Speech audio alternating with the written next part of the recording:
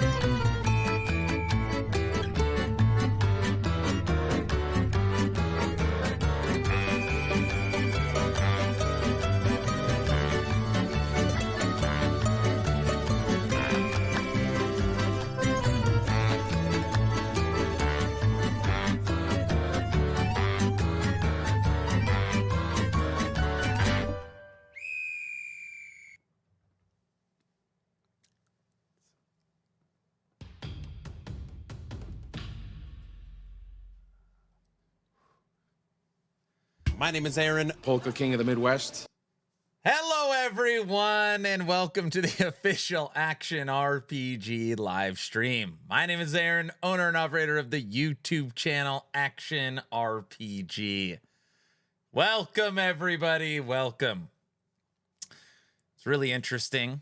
I was sitting here after I recorded and posted the video. I started seeing all the comments, went back, reread it, started thinking about it. I was like, how am I gonna stream today? Like, oh my goodness. Oh, the elephant in the room is awful. Here we go. Oh, we'll just start with hellos. Cajun, Trevor, Plunderer, hello. Weasels, Banana, Scale, Diesel, Tekken, Battle, Bunny, hi. Cajun, Toxic, Navel, Otter, Frosty LaRue, hi. MPK, what up?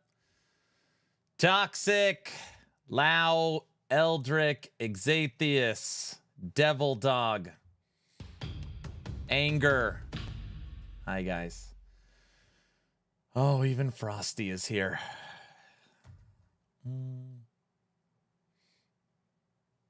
Carnivore. Curtis. Hi. Jergy, what up?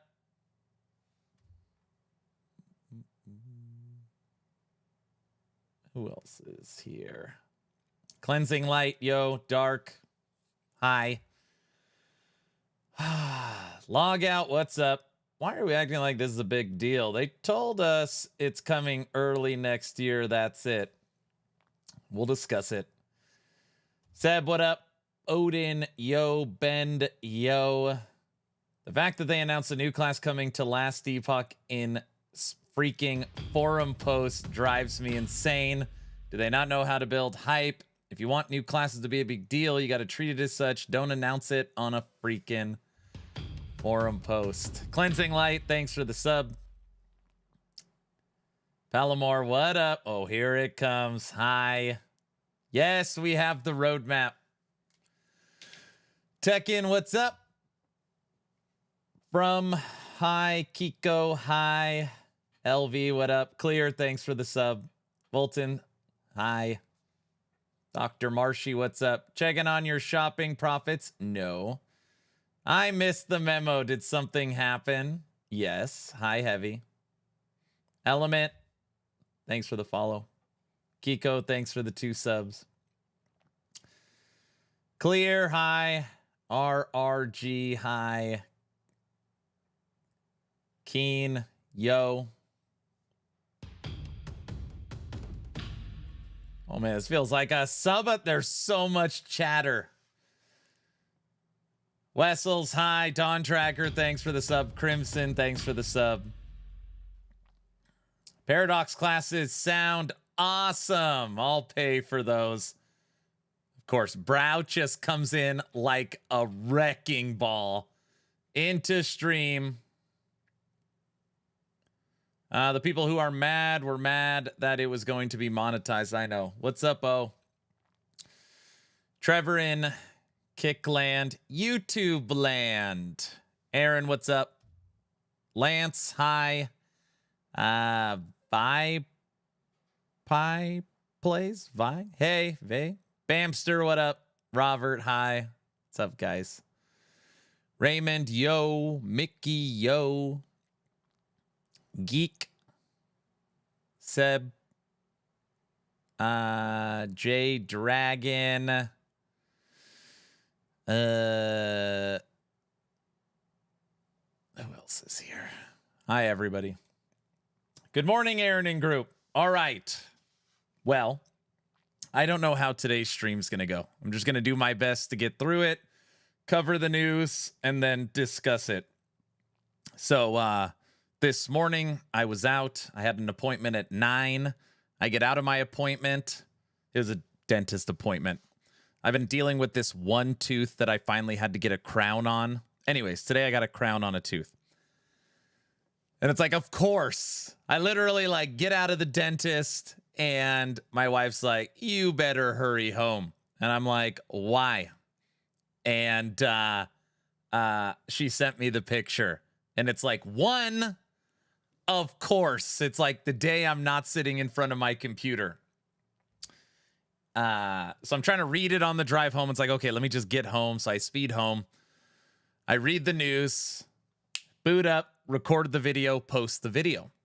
Now, I just want to be like, this is totally on me. Totally on me. I went through this because in the content creation world, like you're either first or you're last. So I read through it really quick and I'm like, okay, record it, one take, post it. I didn't notice this. I literally had to update the title and update the description because somehow, like, you know, I'm reading about the new class and the expansion and the roadmap, and I'm like, what? I don't know. I was taken back. Yeah, I had to put a sticky note. I put a sticky note on my video. I'm excited about the new changes the HG is advertising. I want drama, yo. Wait, there's a new class. Okay, let me cover the news. All right. Today, 3 hours ago, last Epoch Season 4 and Beyond expansion, Paradox classes, and roadmap. Travelers, today we're releasing our updated roadmap leading to the launch of Last Epoch Orbis. And along with answers to several of our biggest questions the community has been asking. Now, this is where I was all excited. I'm not going to lie, if you watch the video that's pinned on Twitch, or if you're watching on YouTube, it's the video I just put out, I'm all excited because it's like, damn, YouTube, Reddit, forum post, they got dragged through the mud, and maybe they changed it because they got dragged from the mud. But either way, you know, everyone was saying copium, we got what we wanted. The expansion is free. The one we've heard the most is simple. Will the Last Epoch Orbis expansion be free for existing players? The answer is yes. If you own Last Epoch, expansion's free. It's free.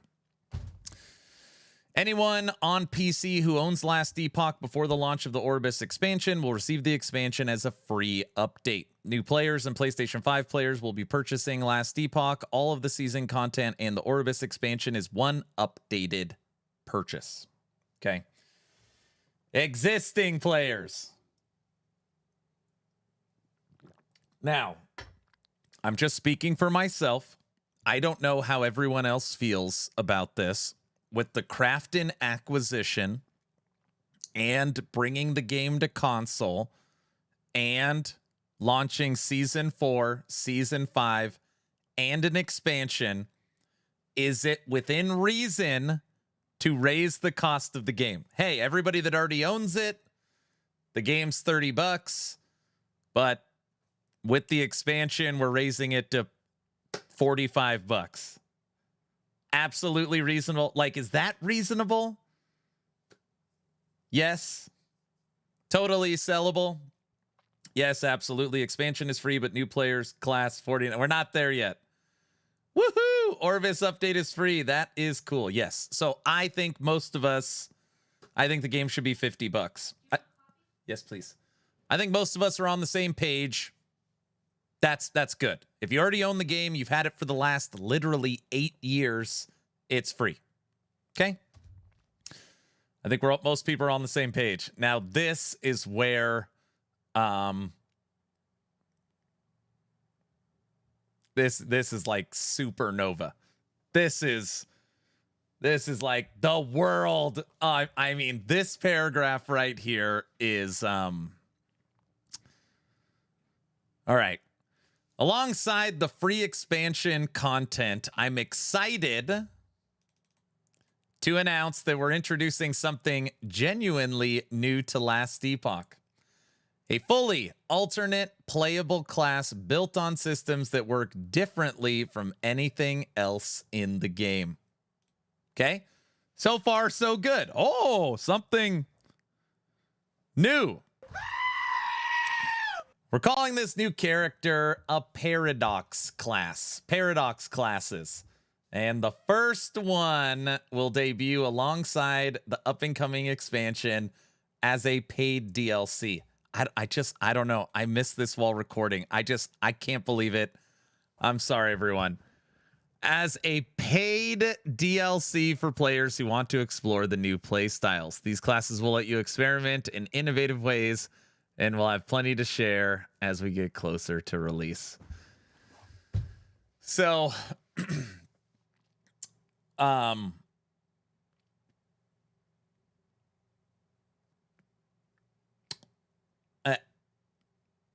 wait. So there's so much chat.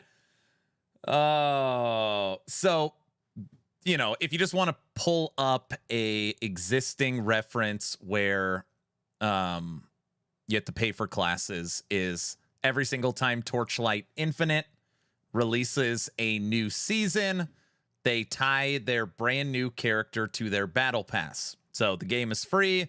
You can play everything you want, but if you want the new class, you have to get the battle pass.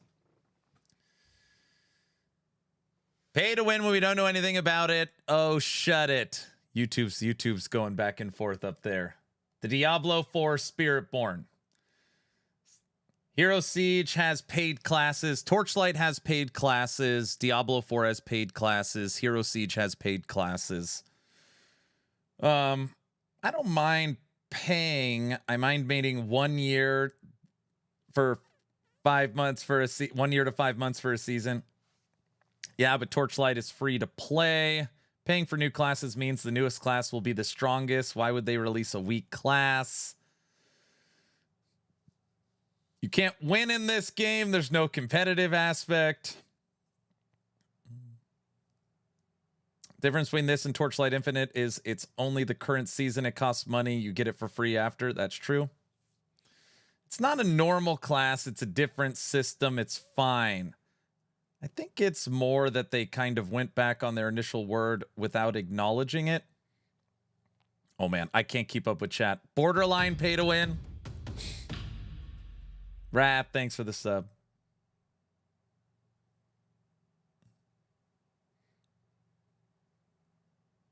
I love this. I like it. Frosty LaRue comes in and says he loves it. I'd rather pay for DLCs with meaningful content than supporter packs with cosmetics. Community failed to sustain EHG. That is why they needed Craftin to help them out in the first place. If they had to, I'd rather pay for the expansion than a class. See why people don't have PoE. They didn't do this, Aaron. It's true. The only major issue I had with this was the horrible roadmap. It's a joke. We'll get to the roadmap. I'm fine with paying for the new class.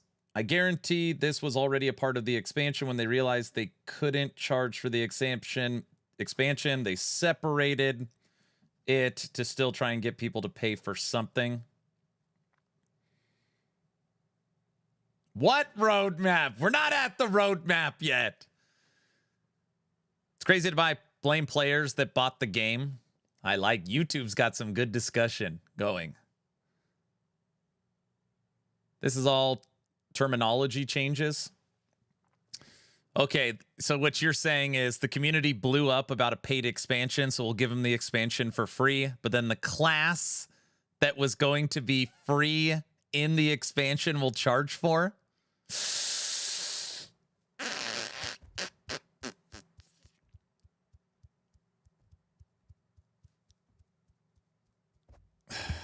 Exactly. I'll still be playing Void Knight, so it doesn't bother me. What pisses me off is the way they announce new classes. They built zero freaking hype. Nailed it. Oh, thank you, honey.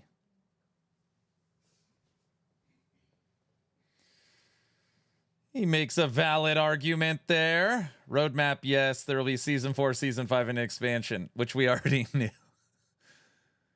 Oh, it's a brutal day. I don't understand when everyone cries about anything that is paid. I want to be supportive, but it's becoming hard.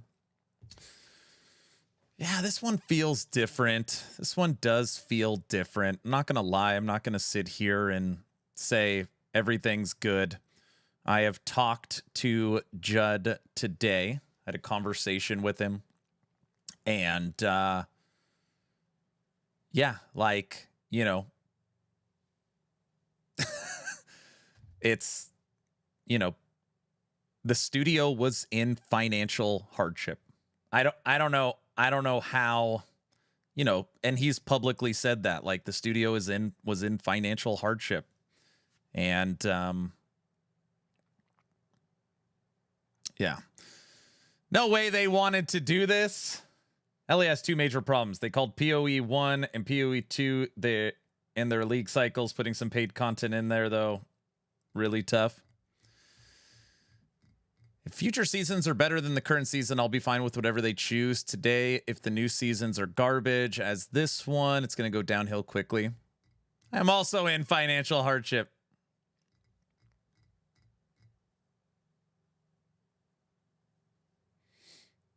Okay, let me just ask this.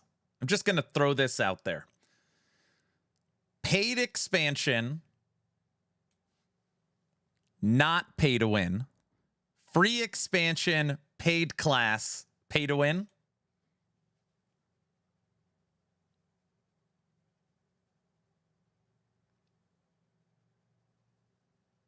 It's not pay to win. Yes. Pay to win. Pay for power, not pay to win. Not pay to win. Why is it pay to win? It's all around balance. Not pay to win. I'd rather have a paid expansion. You're getting a class. Pay to play. Neither are pay to win. What are you winning?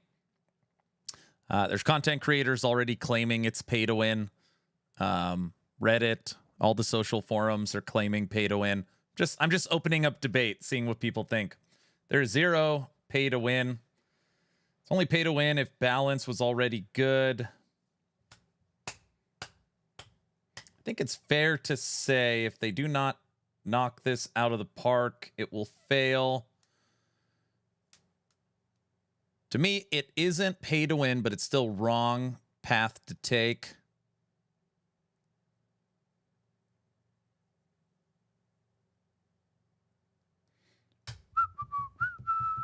Are they calling that a roadmap? They are. Why didn't they just charge $20 for the expansion and call it a day? People were rioting over the expansion cost. Where's the secret lizard level? It's coming. Why did YouTube change my name? I don't know. Again, another pay to win to date. Mods has this on every stream. Not even Diablo 4 has this. Well, Diablo 4, to get the Spiritborn, you got to buy the expansion. So I mean, it's too early to say because we don't have info. All right, I'm going to rephrase the question. If the Paradox class they release on the expansion is not the best class, it plays like a... Now I'm going to offend me. It plays like a Forge Guard. And by the way, I love Forge Guard.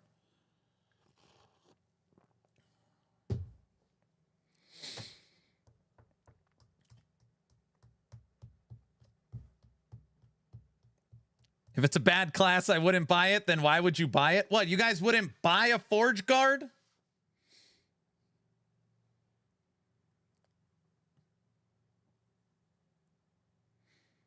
you find it funny that Hero Siege just made the opposite monetization switch? Torchlight charges for classes, D4 charges for classes, Hero Siege charges for classes.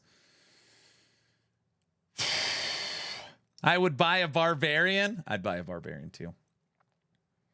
Aaron, are you worried that making the new class a paid DLC, that they'll be incentivized to make a new class OP, therefore making people buy that class?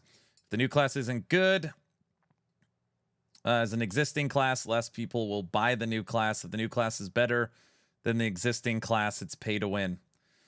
Yeah, no, I'm not arguing. You know, again, I think of Torchlight Infinite because it's a game that I play. And Torchlight Infinite releases a new class every season. It is the first rank on their battle pass. So the game is free. All classes are free. But if you want the new class, you got to spend $15 on the battle pass. And it's normally a really, really, really good class. But again, in that case, Torchlight Infinite, the game is free. So it's monetized literally through the battle pass. Nobody wins in ARPG games. I'd buy that.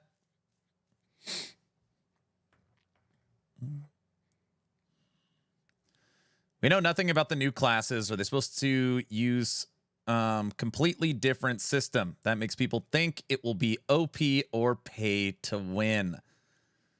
Again, and I know everybody 11th Hour Games is in the chat right now. Hi, everyone. I think this goes back to, and this is something that I say publicly all the time. I think EHG keeps things a little too close to the chest. I think they could give us more information without the community getting mad, or if they had to reel it in because something changes. Because it's like, what does work differently from anything else in the game? Like what will that? So it's completely new, completely different, and opens up play styles, but it's paid. Like what? what exactly, does that mean? Frankly, I'm less worried about the balance of the DLC class, more worried about them putting more interesting systems that would make sense on existing classes and depriving those to hype paid classes. I get it, Matthew. So you're worried that the development goes to the new paid classes and the current 15 masteries fall to the wayside? Okay, that's fair.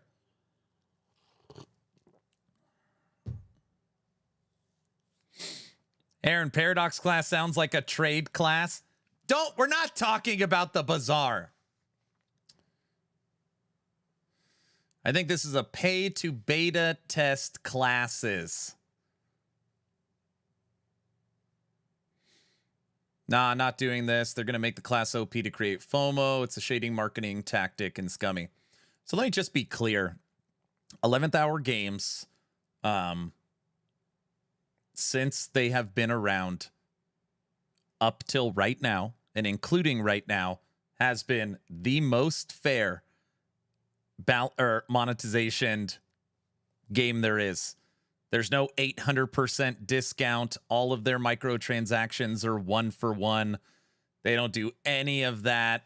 You just have enough to get one, or you don't have enough to get the next one. Like, they don't do any of that stuff. All their seasons have been free. All their expansions have been free. They've had unequivocally the cheapest supporter packs out.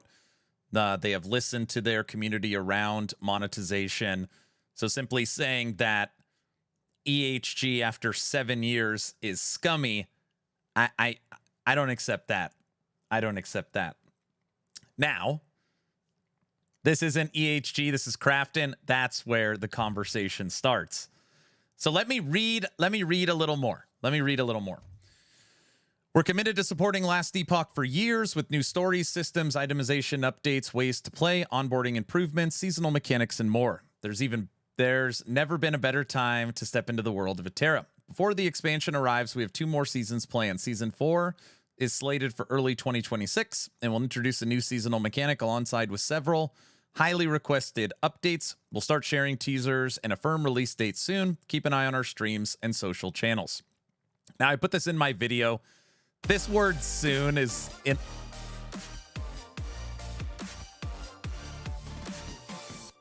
This word soon is a little bit in a rough place right now because obviously we waited for a long time for the roadmap, which is coming soon.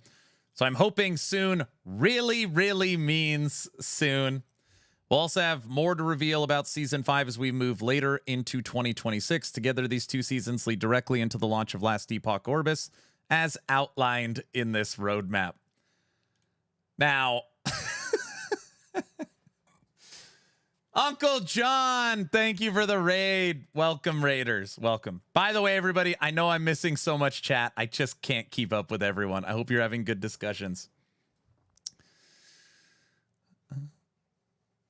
Greatest roadmap ever seen. It's more of a map from my bed to the bathroom, comparing stash space to a whole new class.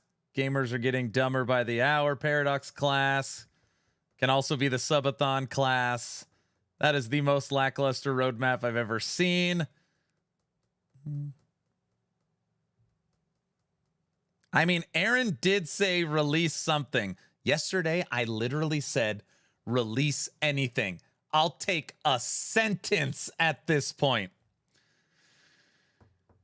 Hey, Aaron, I watch your YouTube. Love your content. Thank you. You're very welcome.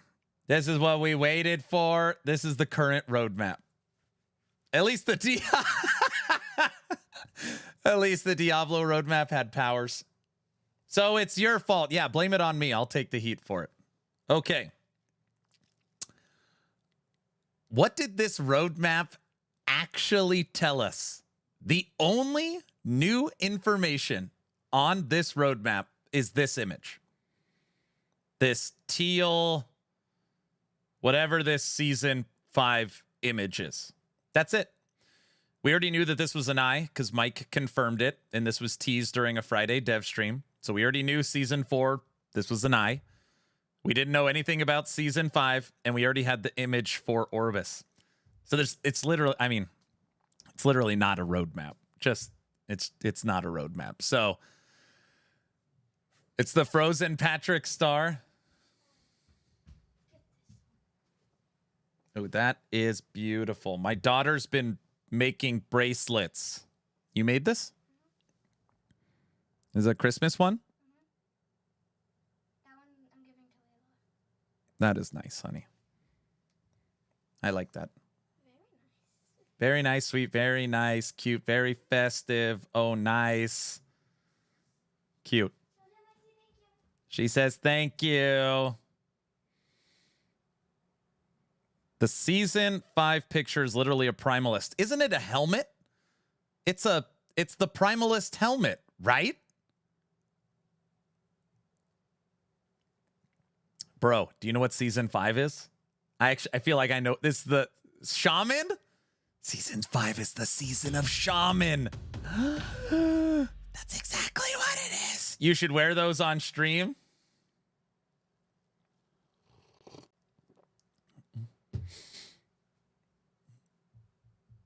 Primalist helmet is broken like the undead Primalist. Stupid ads. Necrotic squirrels confirmed. Okay. Yeah, you know, I don't. If I'm EHG, you have some idea. No, I shouldn't say that. They know what's coming season 4 and season 5. At least the high overarching systems. We already know Blade Dancer's getting an update. You can put a bullet point right here. Blade Dancer update. You already know that Fire Aura's getting an update. Righteous Fire coming, or Fire Aura update. New in-depth end game mechanic. New enemies. New boss. Like, I don't know. I don't know why they hold in so much of that stuff that is like 100% baked already. NDA. Skill sigils is the future.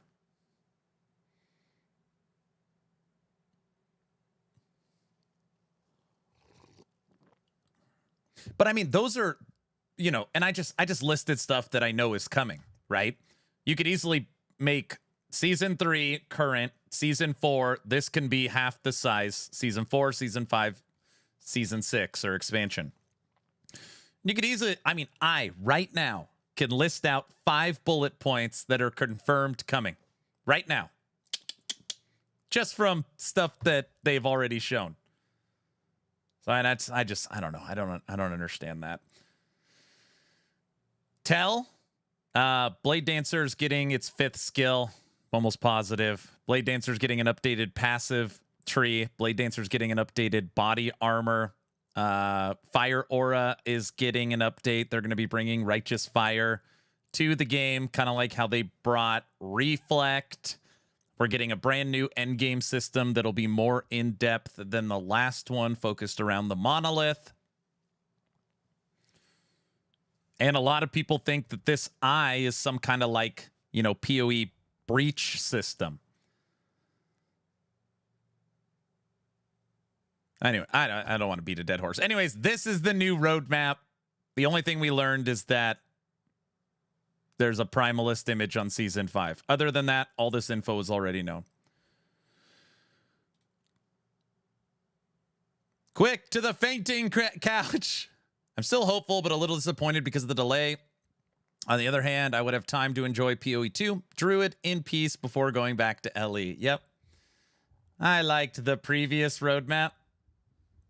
What's the drama? Hold on, we'll cover it. We already covered it, but I'll cover it again. While we want to shorten the time between seasonal releases, it matters more that each season is strong enough to be worthy of inviting players back to play. Right now, we're upgrading internal tools, hiring and onboarding many new team members, and preparing the game for PlayStation 5 while building this seasonal content. Trying to speed up during the period would only sacrifice quality. We'll work towards faster seasonal releases when the studio can support it in a healthy way as the team grows. So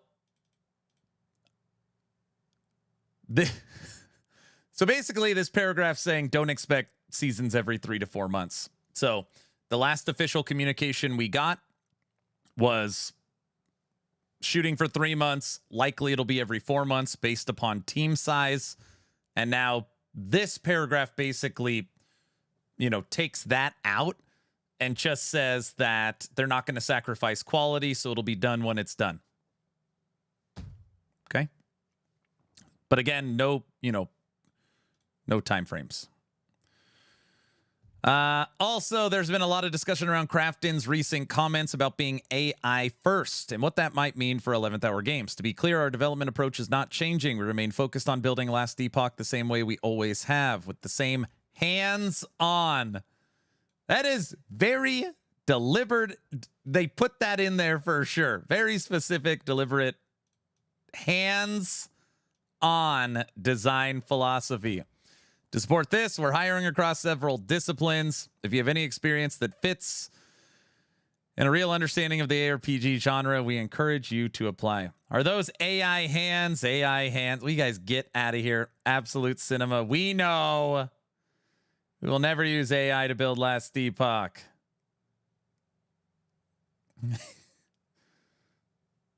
So paid powers? Oh, gosh. Season 3 was nowhere near as bugged as prior season. I can wait months if it's not as bugged as Season 3 start. Dying on 3 characters due to stash tab crash was peak rage. My 10-year-old son could have made a better roadmap for EHG. Hands-on doesn't mean no AI. You can use AI as a tool to lighten the load. It's a BS statement. What's up, Humble? You know what? They addressed it. It's a new parent company. They addressed it. The team is focused on up-and-coming seasons, the expansion, and getting Last Epoch ready for multiple platforms. Multiple platforms. PlayStation. As we continue to grow and upgrade our studio, we appreciate the support and look forward to bringing you more great Last Epoch content soon. My friend, Judd. I added the my friend. Game director, Last Epoch. AI could have wrote that. Oh, brother. I was top 20 leaderboards when my character died. Okay. Let me go through one more time. I'm not going to read it, but just so everybody is aware. The expansion that was already announced will be free if you own Last Epoch. If you already own the game, brand new expansion, Oribus, is free content. You do not have to spend a penny. There will be 2 more seasons prior to the expansion. We will have season 4, season 5, and then the expansion. The roadmap gives no details of any kind what is coming. They also address Crafton and AI, saying that the development approach is not changing. Hands-on philosophy. Okay? I think most people would agree, hey, they addressed Crafton. We now know about the expansion, and even though the roadmap is super weak, at least we have some form of cadence. I think at the most part, people are okay with this. Now, if you're just joining us, this paragraph right here is now what we can really focus on.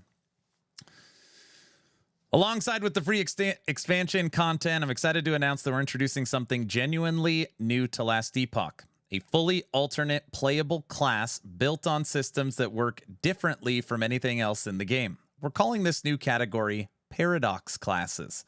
And the first one will debut alongside the up-and-coming expansion as a paid DLC for players who want to explore new playstyles. These classes will let us experiment in new and innovative ways, and we'll have plenty to share as we get closer to the release. Yo, paid, let's go. Loot boxes, gotcha. To each their own. Paradox, can you play as Avaroth and fight players? Paradox class equals pay to win. Let me guess, pay to win classes. Take my money. First, they didn't finish the base classes. Some missing skills there. It's a shame to make paid classes at the moment. Controller play cost you extra. What are you winning? Has paid power if the class are stronger, but who knows? Give us a female waifu paladin skin. More righteous fire. See, last Epoch versus Crossout would be a paradox. Pay per button. Wonder if the expansion will be cross-platform. I don't know. Warframe, Paradox, waiting for all the YouTube content, shouting LE bad, PoE good. This could have gone a lot worse. Crafton went easy on them. Frustration doesn't mean dooming. It's seeing the writing on the wall. It's being realistic about how things work.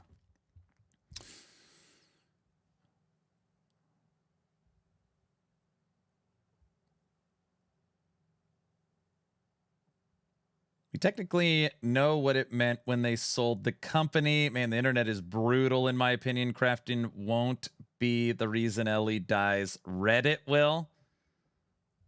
Dude, I try with every... The only time I go to Reddit is when someone sends me there. It is so... Yeah. They should have just charged for a sort button. Mike said they're going to try and make as much of the game cross-platform as they can. Couldn't charge directly for the expansion, so now the expansion is bundled in the base game. Will come with a price rise for sure, and very likely the Paradox class was in the expansion, and now they removed it to sell it separately.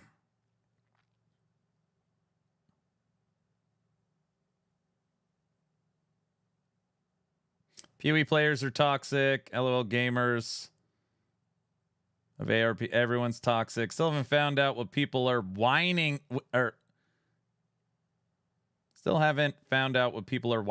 yet. Winning. Reddit is the sewer of the internet. What's up, N64? The review score is mixed because of the announcement. Scorpion, what up? I really wanted a release date that actually went over the info of Season 3. But what is in the expansion? Autumn, they don't tell us anything. There's nothing on the roadmap. There's nothing. There's nothing. We have no we don't know anything. There's nothing. You must know something.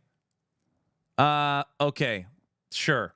I know that last Epoch Oribus, we will likely get a new Pinnacle boss to fight. Oribus. That's a guess. I don't even know that, but it's called Oribus. That's the only thing I know. Leak? I don't even know if that's true.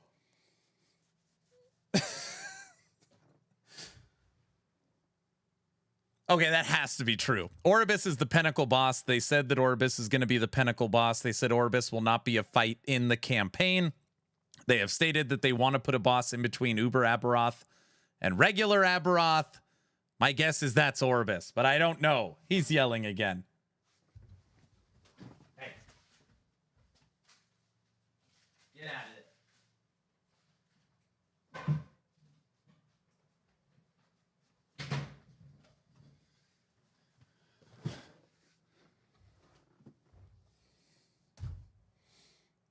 The dog ate the roadmap. My wife got me a chicken bake from Costco, and I threw it in the bath, like I ate it and threw the wrapper in the bathroom trash can. And my dog, I look over and the wrappers, the chicken bake wrappers hanging out of her mouth. She went in the trash can to get it.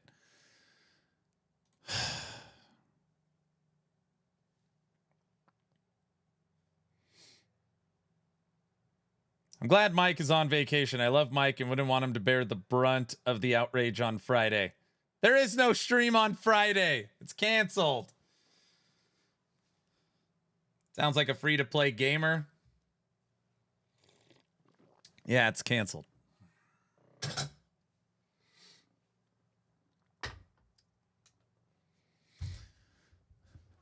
Oribus is the new class. It's a holiday. Canceled again. It's Thanksgiving weekend in the United States. Aaron, can you explain to me why the roadmap was delayed by 4 weeks or more? The roadmap was delayed, I think 6 weeks. I think this roadmap was delayed 6 weeks. The only logical thing I can think of is they actually had a super detailed roadmap with bullet points and info, and they couldn't agree on that info, so they just took it all off. I can't think of anything else. It's only 3 images. They couldn't settle on the graphics. They made 1 more pixel. Derek is lurking. I know he is.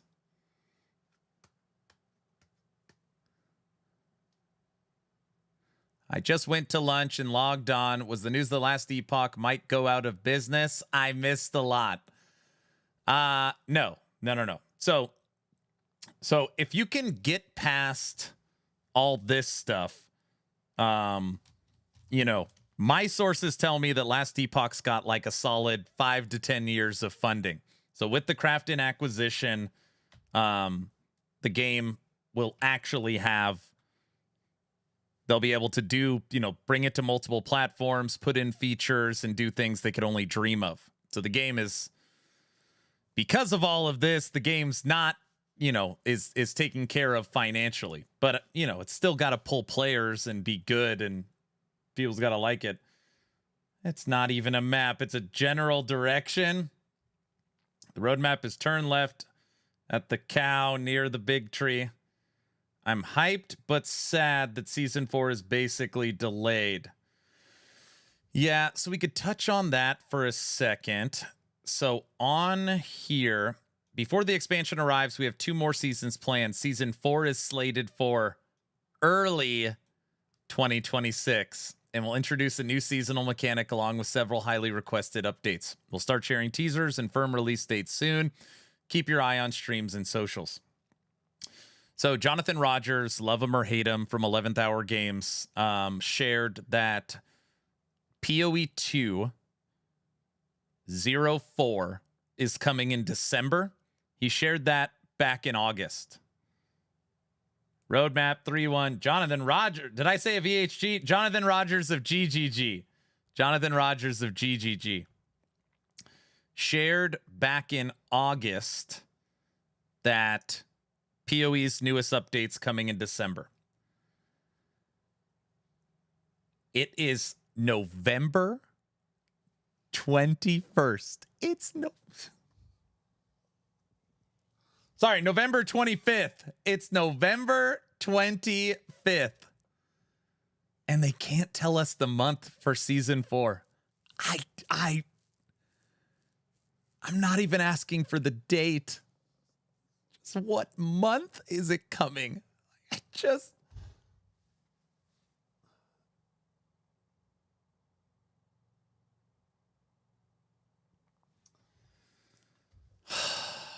Soon? Because they could easily say season 4 is slated for January 2026, and we'll introduce a new seasonal mechanic along with highly requested updates. So this is where it becomes a little worrisome to me that they can't say the month, right? It is, as of today, it is officially 3 months and 4 days since season 3. And if it's not in January, if it's not coming in January, I think it comes in March. And that's what I'm terrified of. I'm terrified it's March. It's my honest opinion. Because they can't launch it in February. Then they'd be launching on top of a PoE 1 league. It's either January or March. It can't be February.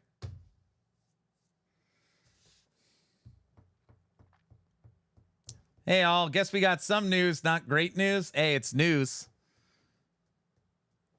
It's going to be March. I have this horrible feeling it's March. The fact that it's November and they can't say January, and then it says season 5 as we move later into 2026. Now, you could just say later means anytime after season 4. But when I read, we'll reveal season 5 as we move later into 2026, to me, that's the back half of 2026. I'm obviously inferring a lot here. To be fair, if they said January, PoE will delay their update like they did before. No, because they've already dropped it. We already know it's coming 12/12. So, Druid update is coming December 12th. They cannot delay it. And we're getting the next update for PoE 1 in February. So, it has to be January. January puts it at 5 months. They did before when they gave a date. No, they would have already delayed it. They would have delayed it. GGG delayed stuff to crush LE. Maybe it comes out in March. I don't know why I've got this horrible feeling it's coming in March. Because think, if it's January, also from a marketing perspective, Season 4 is slated for January 2026. Sweet. Only 6 more weeks, or, people start getting excited. If you put Season 4 is slated for March 2026, now people are pissed off, right? So it's like, okay, we know it's not coming January. Sure as hell can't write March. Just put early 2026. I could be totally looking into this too much. If it said March, it'd be 100% worse. Exactly. Don't be surprised if it doesn't come out till May. There's no way. There's no way. Season 4 on 12/31/2026. Season 5, 12/30. No. No. Why not June? No. Look at the gap between season 1 and 2. But the gap between season 1 and 2, they rebuilt the entire endgame system. Like, people that truly have played Last Epoch for 3, 4, 5 years know that season 2 was a very, very big update. Like, they built the entire back end for the Woven Echoes, and it was a lot. It was a lot. That's not what season 4 is. Season 4 is the Blade Dancer update, new skill, couple new passive trees, and a new endgame system.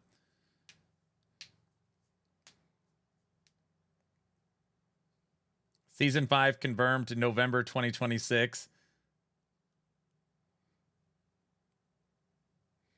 That means we get 2 seasons next year. Okay, if you ask me right now, Aaron, you got $1 million. How many updates do we get next year? I would say 2. So based upon this post and them not saying January 2026, I would guess you get season 4 and 5 for all of 2026. Yeah. At this rate, Last Epoch will have a cow level before D4 does. Ellie needs to get better at making cosmetics. I'm not worried about cosmetics in Last Epoch. And I say that because I own all the supporter packs. And if you look at supporter pack 1, like the early cosmetics to where they are getting better. So each time the cosmetics are getting better. And if you go look at Path of Exile's early cosmetics to where they are now, that's not a big concern. I think most people agree they want them to be better, and they will get better. I bet April next year. They can't do April of next year because then they're on PoE 2. It has to be January, March, May. They have to get away from PoE. They've already said they want to get away from it. If the argument is that stash tabs are cheaper, that doesn't change the fact that it's still pay to win for PoE. Why not February 2026? So right now, Grinding Gear Games, and a lot of people don't think that they could keep this pace, but they have so far, are dropping a league every 2 months. So for perspective, we had the 3rd Edict, then we had Keepers of the Flame, then we had the announcement of the Druid update. That is 3 PoE leagues in the time it took us to get 3 images from 11th Hour Games. 3 full leagues in the time it took us to get 3 images. It's actually unbelievable. It's pretty unbelievable what they're doing over there. You got to give credit where credit is due. It's pretty unbelievable. Senior developer, co-founder of the studio, Mike, has said that they are working on timing to not drop their content on top of other competitors because, one, as a studio, they like playing the games too, and they care about the community who wants to play everything. So they're trying to move away. So that leaves January. So believe it or not, Torchlight Infinite, I know a lot of people don't like Torchlight, is in this, it's in like this like perfect spot right now. Torchlight Infinite currently has the money spot. It's away from all Diablos and all of Path of Exile. They launch mid-January. So they've found like the honey hole. And that's exactly where Last Epoch should start posting, right there. If they post in February, they're on the same cycle as PoE 1. If they post in December, they're with PoE 2. They post in April, it's PoE 2. The new paid classes need to be forced into COF. Let's not forget Grim Dawn's new expansion. That's releasing spring, summer 2026. It's kind of crazy how good Torchlight Infinite is doing now. Paid classes? I will pay you to never say honey hole again. Why? You forgot about Grim Dawn. We don't have a date for Grim Dawn. And Grim Dawn's not a live service game. It's not a hit on Grim Dawn. It's just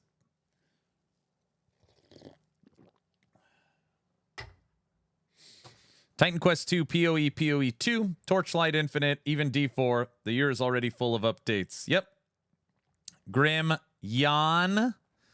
I did send you a DM in Discord related to Paradox classes / content. All right, I'll look at it. Can someone explain the new class system? Yeah, that's what we're here for. I'm going to explain it a lot. So ultimately, today, EHG has finally put out an official statement that the expansion coming will be free. So if you are an existing person that owns Last Epoch, the Orbis expansion will be free. They also updated their timing to Season 4 is slated early 2026, and info on Season 5 will move to later in 2026. They released a roadmap, which showed off 3 images, 2 which we've already seen. So we got 1 new image, which is the Primalist helmet. So if you made me guess, I would say this is going to be a Shaman season, but I have no idea. They talked about how AI first with Crafton and saying they're not updating their development approach. Their development approach is not changing, and they remain focused on hands-on design philosophy. So they talked about AI, they talked about the roadmap, they talked about timing, they talked about the DLC.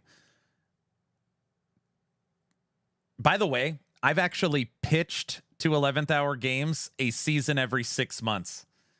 Like 2 huge, and I mean huge updates every year, but they should have some kind of mid-season event. Some fun, every 3 months they do something. I'd actually, if it was marketed that way and pitched that way, I'd be totally fine with that. I think that would be great. Anyways, I would prefer 6-month seasons. Yeah. Now, the question was, sounds like fake outrage. If you don't pay for the Blade Dancer. The outrage comes right here. So we are calling, they're dropping a new class. These new classes are called Paradox classes. The first one will debut alongside the up-and-coming expansion as a paid DLC for players who want to explore the new play styles. So this is something genuinely new to Last Epoch.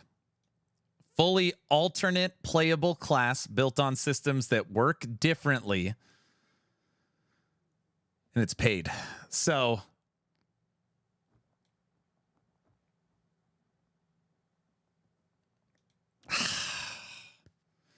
it's going to be cracked. every time I read this, it's like, oh, because partly, if it's like, hey, we're adding a fourth mastery. So we're adding a barbarian. And now the barbarian mastery will come with the DLC for $5 or, $10, whatever.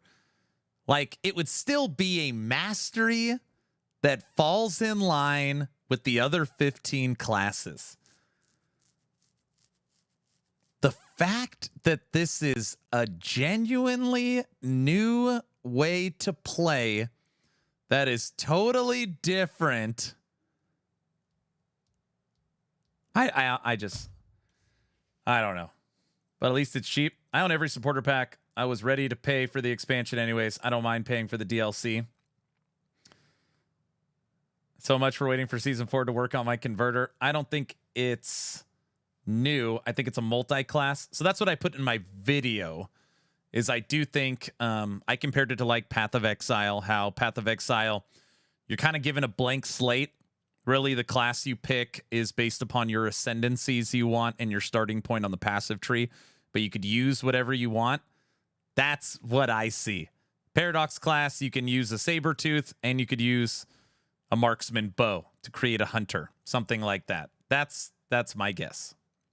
That's my guess. Sounds like EHG wants to become the next No Man's Sky, give away all the updates forever for free.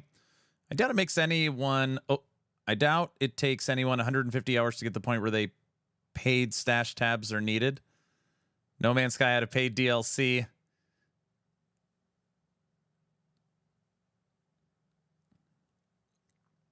YouTube right now is having a discussion about PoE and paid stash tabs. Is it what's worse?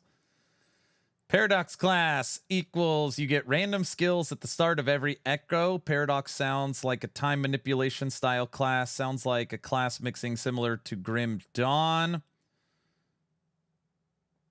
Why not give us a Pandora class full of mystery and surprise? Paid stash tabs are not a solution.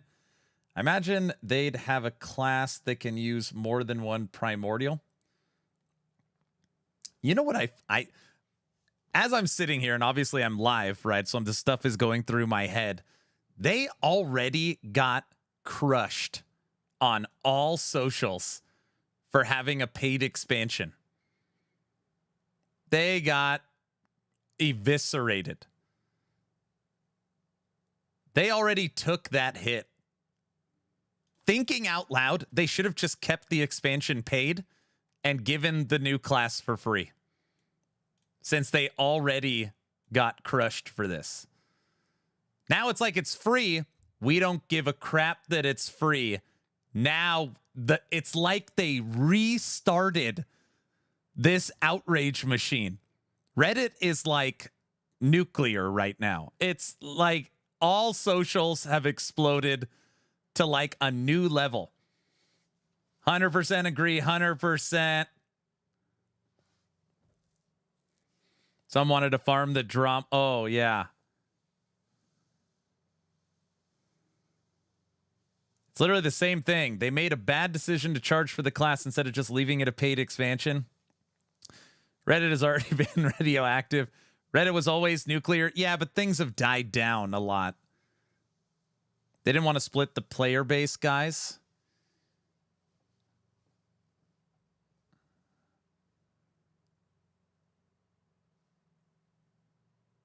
But I mean, again, I'm thinking about Diablo 4, where I don't remember a single, maybe there was. Was there anybody outraged that to play Spiritborn, you had to get the expansion? I don't remember. I don't remember anybody being outraged. Maybe they were. Oh, for sure. Was there? D4 people didn't spit on the player base. I quit. Oh, yes, there was. There was. Not that I remember. Not Spiritborn, but the runes, the crafting, the gear. Oh, yeah, that makes sense. I hated it. Yes.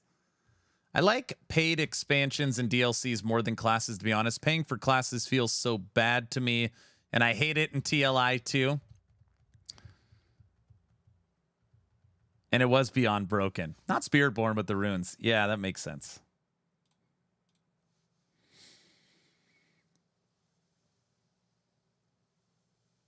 Didn't help the spirit form was completely broken. Yep.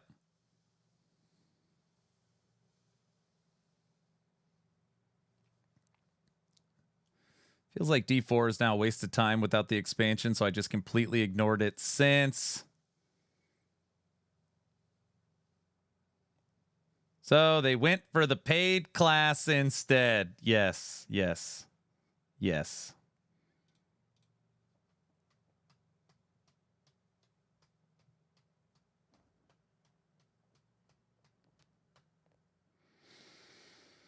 Yeah, so that's the news. Here is the Barbarian. If you want to play it a season early, pay for it. So is Ellie dead yet? Totally serious. No, last Epoch's not dead. Aaron, do you think they will reverse it? No. There is no effing way. No way. This was written out and they thought nobody would care about this. They knew. They knew. This was guys, we have to do it. It's going to be brutal. But we for sure. This wasn't a let's see if anybody notices. This is a requirement. We want to make the expansion free, but there has to be something to financially stabilize the game. So, yeah. If the class is fun, I will buy it. Free expansion if you own the game, but paid class if you want it. I'm okay with that. Just saw your video, and yes, I'm a little worried about them delaying Season 4 into PoE's new season. Yeah.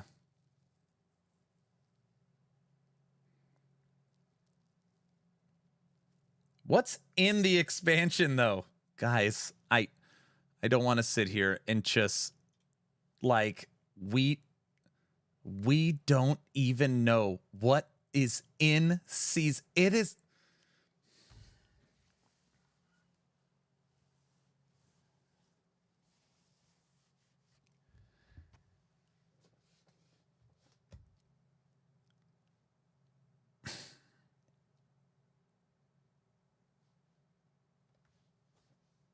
It's been 3 months and 4 days. 3 months and 4 days since season 3. There has not been one official anything on season 4. Nothing. Zero. Literally nothing. You're asking about the expansion? Expansion's probably 2027. And we know Oribus is in it. We're talking season 4.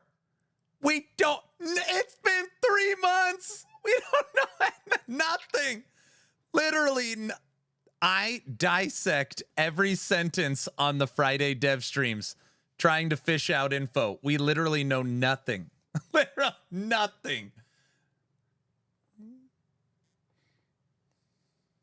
Aaron, it kind of feels like something happened in the acquisition that set everything back.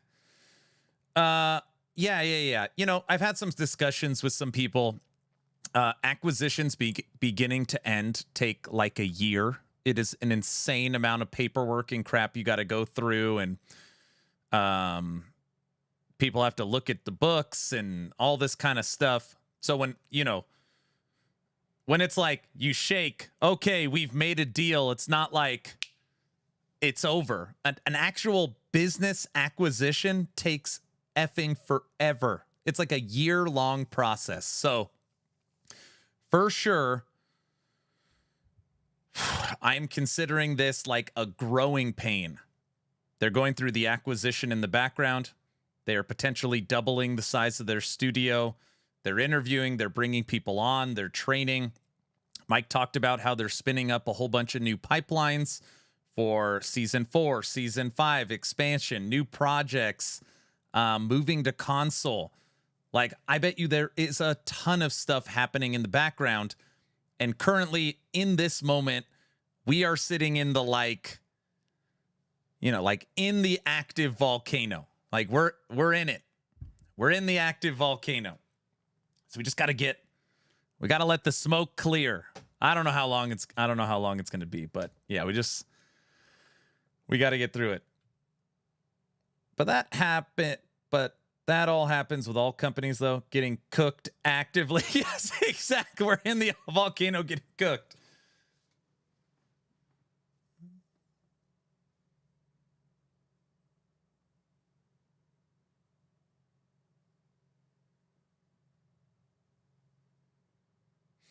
I'm sure GGG hires people. I'm sure Blizzard hires people.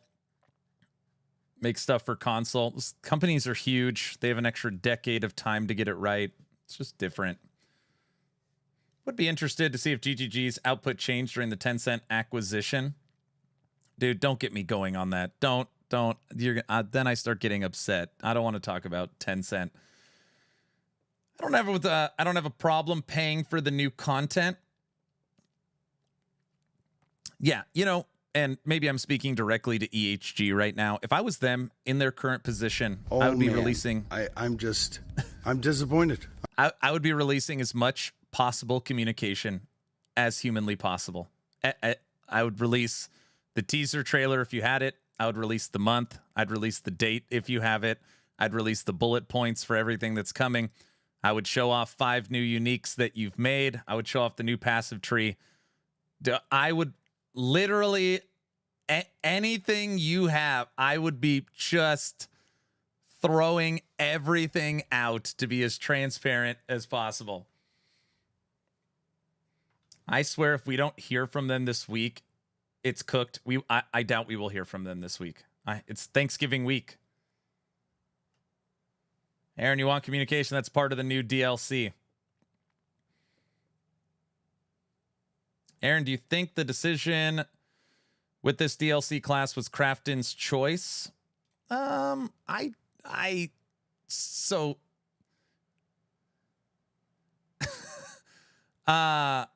want to be clear. I don't know.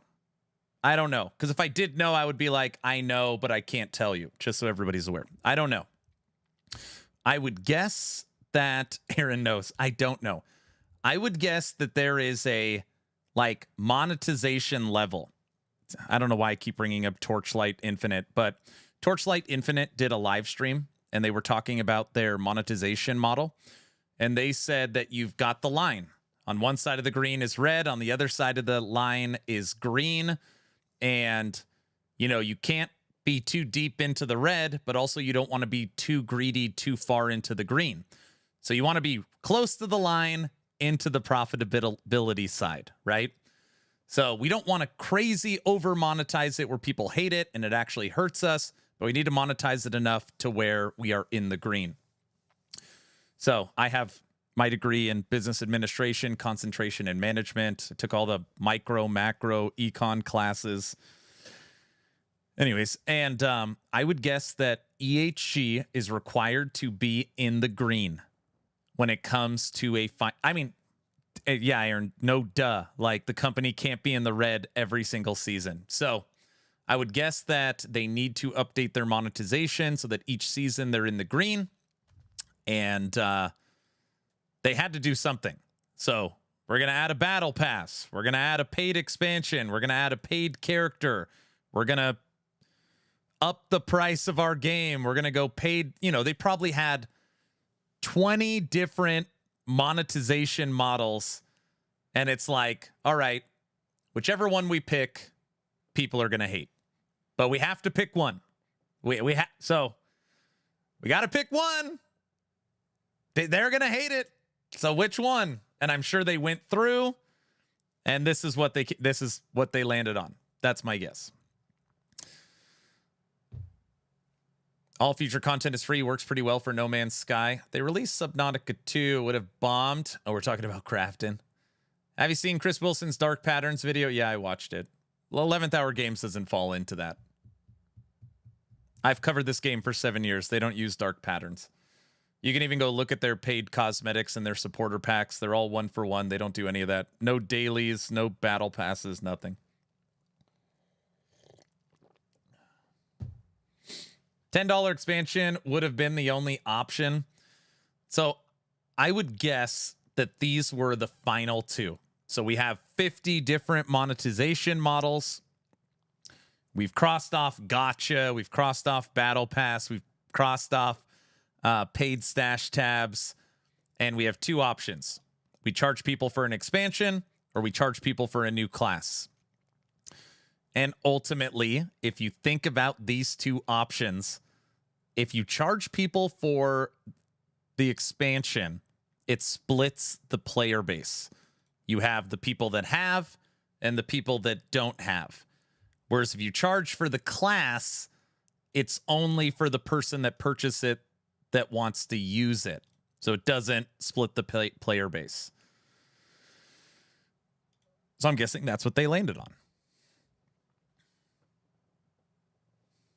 They could still do cosmetic loot boxes. Yeah, but I'm not going to talk about what's going to happen. Definitely more of an industry issue than EHG, the money getting siphoned somewhere.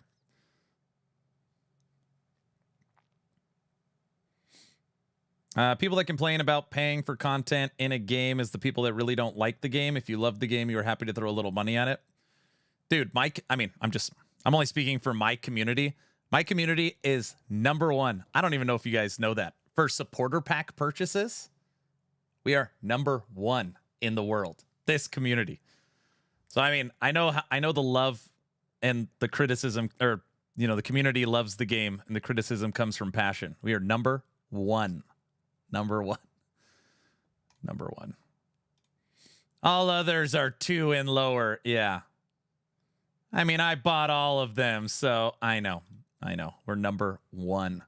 That includes like the big time streamers.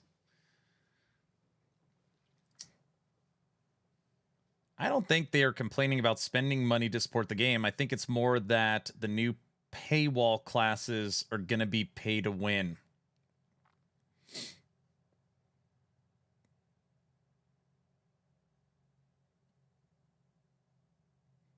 Man, pay to win is such an interesting topic. There's tons of people that are like, pay to win what? There's no PvP and it's not competitive. Other people like, stash tabs and PoE are absolutely pay to win. I don't know. It's just such an interesting debate. There's so many different takes on it. The class could suck. There is races, so it's competitive. Is there races?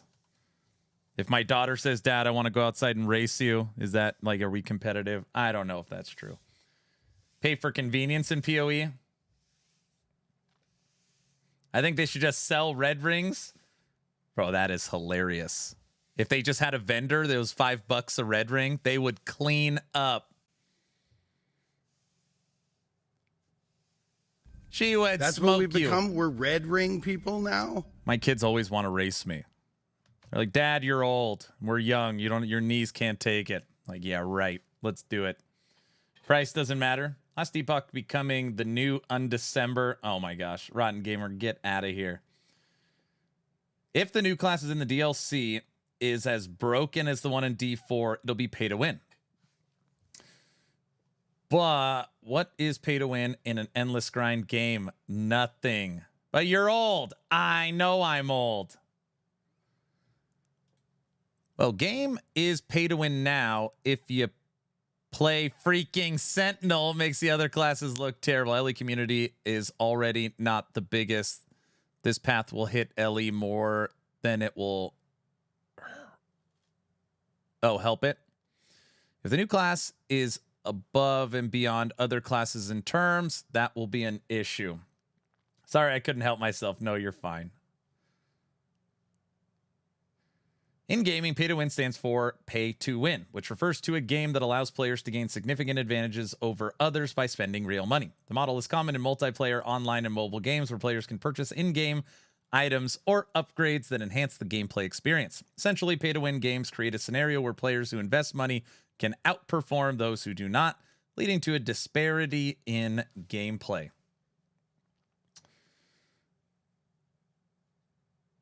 I haven't played LE since the Frostbear Druids. That's still good? Sure. People want LE to die out. Yeah, these are the conversations that are really hard to have. I've been playing Last Epoch for over 6 years. When I started covering this game and streaming it, there was literally double digits. So, there's 50 or 60 of us playing. It's pretty unbelievable. And seeing it grow to where it gets acquired for 96 million, seeing how it sold 3 million copies worldwide, seeing how it is directly compared to Blizzard Entertainment and Grinding Gear Games. Like 11th Hour, like they're already a crazy success story. Whether you want to accept it or not, it's pretty unbelievable what they've turned into.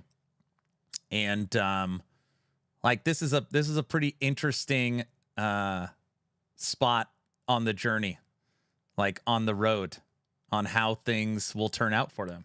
I will say somebody said something that really hit home for me. It's that Crafton won't kill Ellie, 11th Hour Games won't kill Ellie, Reddit will. The last Epoch subreddit is, just in my head, I always think about like the helping or hurting. What does that subreddit do for the game? I'm not talking about censoring anybody or deleting posts, but I just man, it is so crazy over there.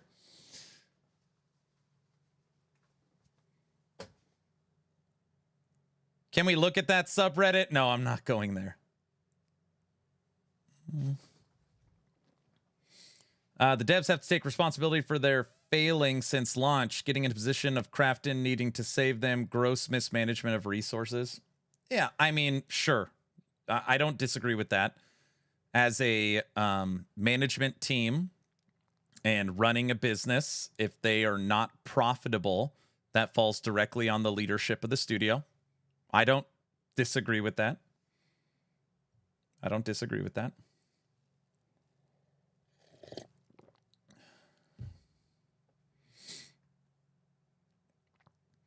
I feel like if there was one thing that EHG did that directly hurt the game, it was taking me out of the CT program.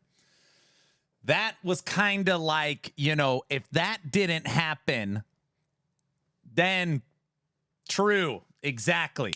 Because I would have golden parachute and all that. That's right. Well, it didn't help. You're right. See? Ghost gets it. I can openly admit that I am a grumpy old man. Sure. That's what it was. How do you mismanage a 200,000 player peak game? 3 million players, over 1 million people showed up. First couple seasons. People complain about Tencent all the time, but Tencent has fingers in everything. Ellie is directly linked to this new management. That's not true. Not yet. I don't even think they're the publisher. Why didn't you apply for the community manager? You think I should? I always put that on Twitter. At least you kept the streamer client. That's very funny.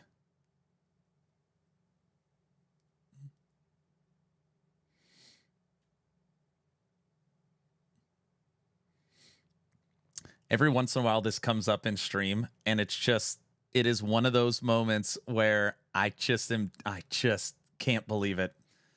It is true. I'm on the streamer client. We are currently at a place in time where people defend and like Tencent. I can't believe it. Tencent is the good guy. I can't. It's like the weirdest timeline right now. It is so all hail Tencent overlords. Bro, when Tencent acquired 20% of 11th Hour Games, it was like the world ended. It was like the most evil. John Spartan, you are fined 1 credit for a violation of the verbal morality statute. It was like the most evil company on the planet acquired 20% of Last Epoch. The company is over. Like they are screwed. It's like saying, bro, Sauron's not as bad as Lord Voldemort, comparing Tencent and Crafton. They are like the worst Anyway, I don't want to go. I'm going to get all upset. No one cares that much because they didn't kill the game yet. Yes, and people freaked out back in 2018 when it happened to GGG. Yep. Voldemort immediately came in and introduced pay to win. So, you know, that's true. That's true. From a freedom standpoint, though, Ellie's Reddit being toxic is good, though. 80% of the criticism has been deleted. Has it? Do they delete posts there? I never go on Reddit. I think I have like 5 posts total in years. It's the reason the PoE 2 beta is not free. And listen, I'm not defending Krafton or Tencent. I'm just saying it seems so interesting to me that Tencent lately has been like this pinnacle of goodness with PoE 1 and PoE 2, and Krafton is like this monster. And you could Google Tencent AI. You will literally find 700 articles talking about how Tencent is using AI, how they have crazy profitability from them. I mean, it's just unbelievable. PoE 2 is pay to win. When it drops free, everyone already did everything. Everyone is using it now. I know. Rax, what's up, sir? Thanks for the raid. Welcome, everyone. Welcome. I've been live for 90 minutes on this post. There's been a lot of chatter. Thanks for the raid, sir.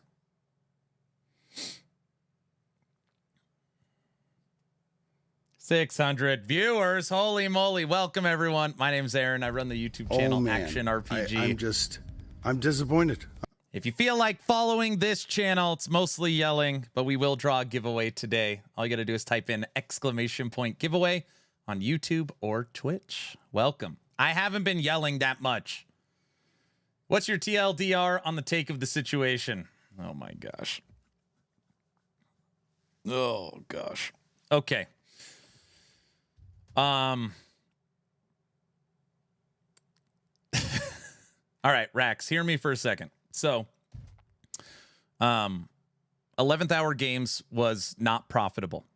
So, game launch, season 1, season 2, season 3, even with selling 3 million copies and pulling back hundreds of thousands of players, the company was in the red.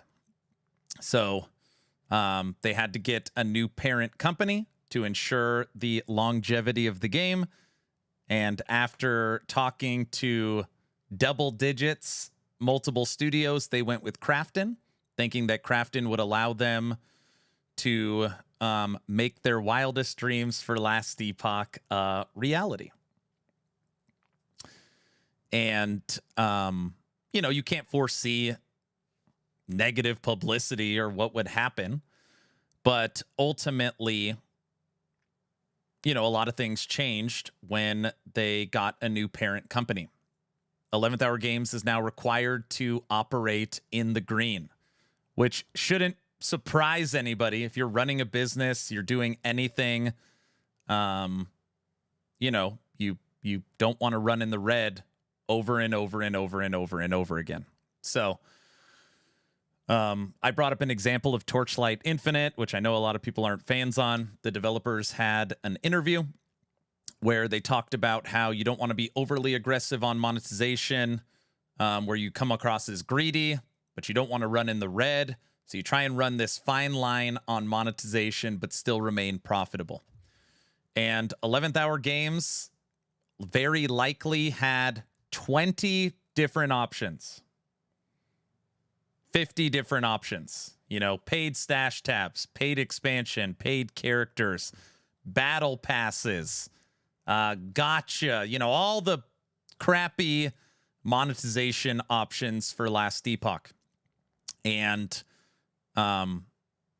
this is just me guessing, by the way. This is just my take. This isn't officially from them.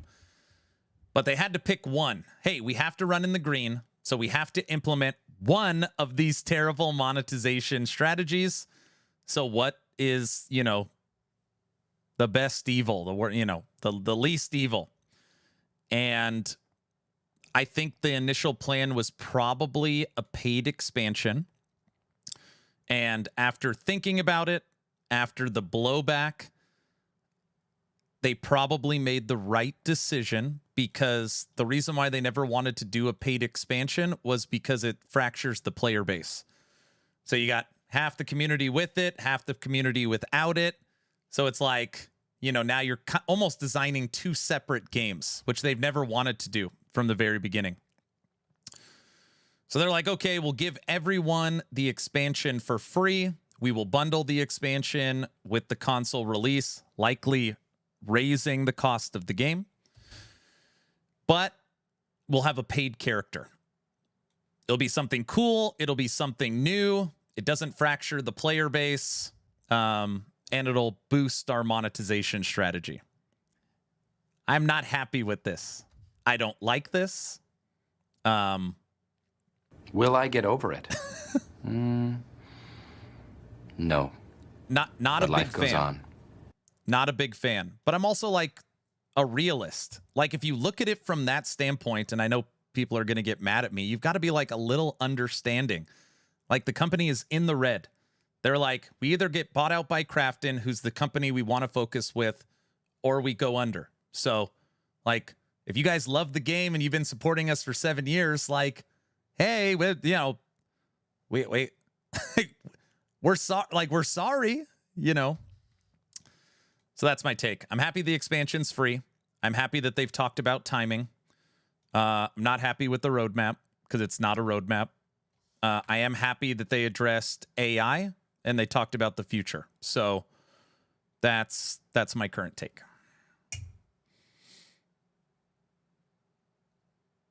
Where I am from, we call that freed. Cave drawing. They need money. I didn't read any of this. Yes, you do. Damn, I checked Reddit. They're furious. Yeah, I wouldn't go there. That was the opposite of the TLDR, right? I wouldn't allow paradox classes on the regular leaderboards. At this point, I'm numb to everything, so it doesn't matter. Roadmap is a joke. Yeah, it's bad. Rax's paint needs to be a roadmap. Yes, that's my take. That's my take. They never listened to us. MTX, how long did we ask for it? Right? I would have loved to pay for visual, good quality content, but there was none. Last month before selling to Krafton. Maybe this is just me, but it's just that the timing of this was bad. I'm perfectly fine with this, but they should have finished other classes before doing it. Frosty needs to make a new video. Oh, gosh. This roadmap is like if I wanted to do the minimum job. There, I made it. What more do you want? I'm sure it won't be a popular opinion here, but I don't believe Judd on the Krafton was the best choice thing anymore. After learning how much they paid for Unknown Worlds, I think Krafton just offered to EHG the most money. I mean, I know Judd. I know Judd's family. I know a lot of people at EHG. I've had a lot of internal conversations that I'm not going to share, but ultimately Krafton, per my knowledge, is going to allow them to make the last Epoch they want and finance them for years and years to come. So I'm not a part of those conversations. I have no idea. I think the whole AI thing is when Rax raided, we were just having a conversation about Tencent, how Tencent is now considered the good guy, which feels like backwards world. You could Google Tencent AI. Tencent uses AI literally everywhere. They just announced some record-breaking quarter of profit by using AI. Like, you never hear about it in the PoE world because, people love PoE. But in here, it's like, I don't know. I don't like those types of double standards. I'm in wait and see. I'm in truly wait and see. If things go off the rails and we get gotcha systems and battle passes and all that kind of crap and timelines get thrown off and the game turns into crap, I will call them out. I will call them out. So we'll see how it goes. Time will tell. That's right. GGG developed PoE 1 in a garage with their own money. Grinding Gear Games was created. 11th Hour Games was created off a Reddit post from Judd. They were 2 years basically with no funding, working as an after-hours passion project, not even being able to sell the game before they launched their Kickstarter. Yeah, it's one of the very, yeah. I mean, if you're trying to compare the the story of 11th Hour Games. They Last Epoch was a nothing. They had a Kickstarter. GGG didn't. Let's be fair. I mean, I'm just saying, like, they both come from very humble beginnings. Like, you know. I'm going to play 2 seasons and the expansion. I get why they're not a fan of the roadmap, but I really like the game, and I'll buy the MTX too. Rather give EHG my money than GGG, quite frankly. I don't care about the leaderboards, but it's been a regular topic in LE for some time now. Just bringing up an issue.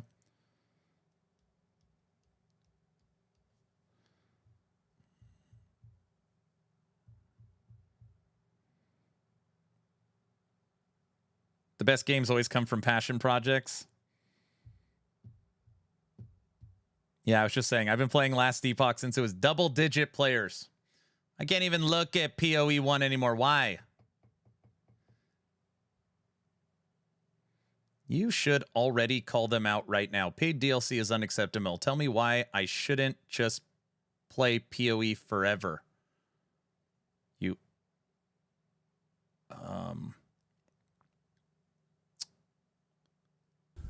Oh man, I'm disappointed. I think, wait a second, what did he say? I think you're a little too hesitant to say the truth because it could backfire on your channel if the game succeeds. Just say what's on your mind, dude. No, I am saying what's on my mind. I am saying what's on my mind. I'm not a doom and gloom person. I got a wife, I got 4 kids, go to church every Sunday. I've always been a glass half full kind of guy. You know, if things are bad, I'll say it's bad. What am I missing? What drama has unfolded? You can go ahead. John Spartan, you are fined 1 credit for a violation of The the sky verbal is morality falling. statute. You can go play PoE forever if you want. PoE is a great game. LE's a great game. Let's play both and have a great trip on the roadmap. Yeah, I don't understand the you could play PoE forever. No, I want to address this because I think people just, it's so easy to look at the surface level. Watch a couple content creators, farming drama, read some posts, get all worked up, and like, I'm done with Last Epoch. They were going out of business. Like this, every once in a while, it's like, they're going out of business. They're whether you agree or not. I need more coffee and a straight jacket. Like, they're going out of business. They can't afford the game, whether it's mismanagement or what. You could say whatever you want. So it's like they either update their monetization policy or they go out of business. So, you know, like, try and just self-reflect for a second. Put yourself in their shoes and try and, like, what would you do? I don't know. It's so easy to be like, point the finger. Like, you should have already called him out. You should have just let him go bankrupt. Like, what are you talking about? Like, what are you talking about?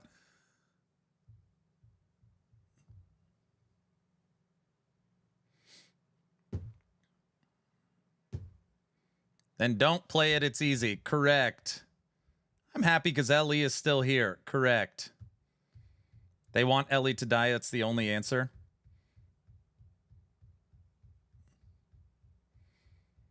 I would have monetized everything to stay afloat, which is why I'm not mad at EHG.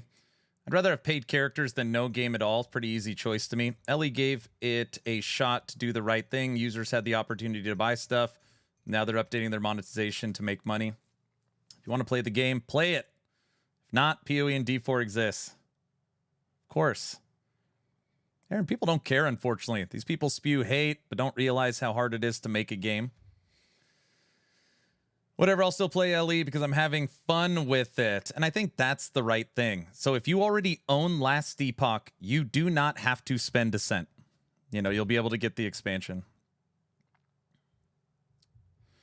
I would literally release a poll and be like, do you want paid expansions or microtransactions? Pick one. Now, this is where I do agree with a lot of the community. I think 11th Hour Games, speaking my mind, has failed on the communication front. They need to be way more transparent. Communication needs to come out quicker. and we need to know what's actually going on. And you're right, polling the community, bringing in the people that have, gotten 3 million copies, like sold 3 million copies. Like they probably could have done a lot more to ease this pain. Definitely. John Spartan, you are fined 1 credit for a violation of the verbal morality statute. If you own Ellie, you don't have to pay a 10 cent. Very funny. But I want new OP class that isn't going to be OP never. It's completely different than any other class. Polling the community would have been great. Yeah.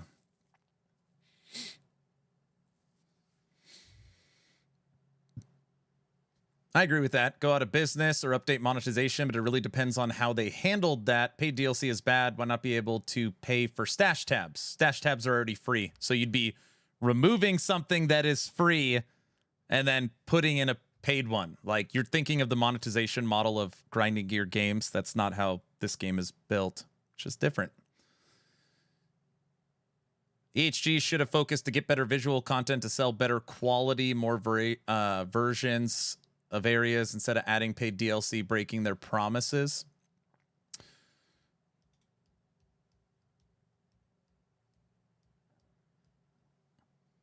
I would add battle passes. Everyone breaks promises.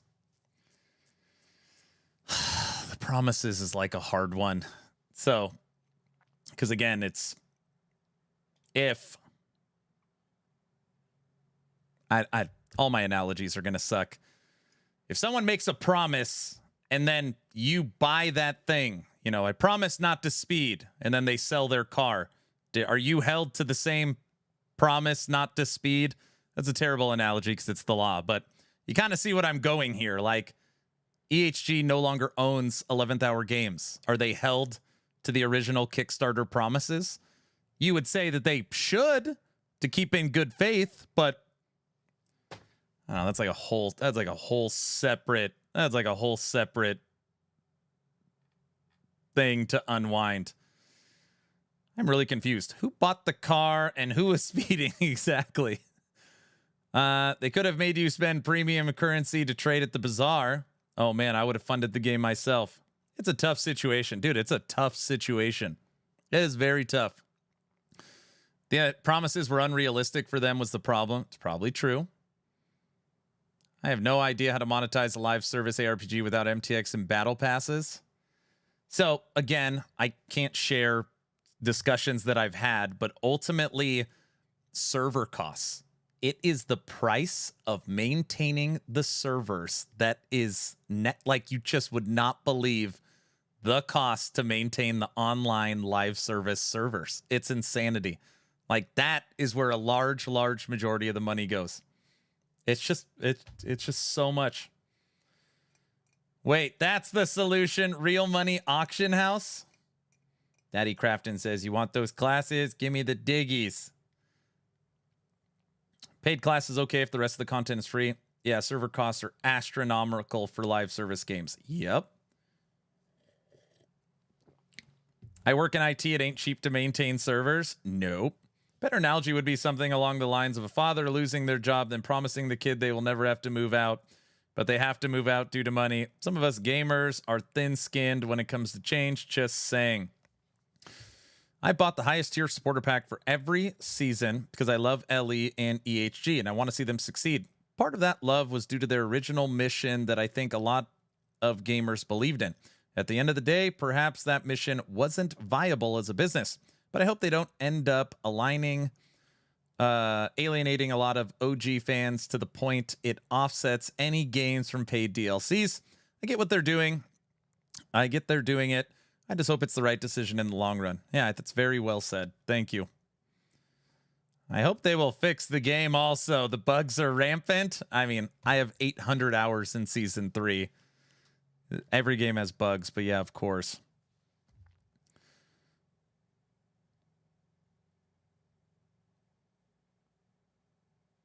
Why is it okay that people watch a movie at the cinema for 2 hours, but gamers pay the same? F is a DLC in a game, possibly hundreds of hours. It's a scam. Because one is art. I don't know. The portion of those server costs may be contributed to cloud services. I think the sentiment, at least for me, was that I want to support an underdog game who is doing it the right way, but the reality it looks to be no matter how many MTX packs I bought, all through your affiliate link, thank you, it still falls to the standard game studio pitfalls anyways. Still like the game, kind of feel slightly betrayed, even if it's not intentionally their fault. Still rooting for EHG. I believe they made a very large amount of cosmetics and improved the design quality. They could make a lot of money. I would guess that Crafton, again, this is just me inferring, Crafton looked at the game. Okay, they can pull about 250,000 people back with a good season. 250,000 concurrent, which is probably 500 to 1 million people overall. They have 3 million copies sold.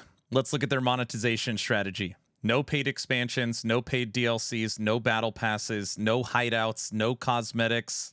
Like literally missing 90% of the skills, no hideouts, no console release.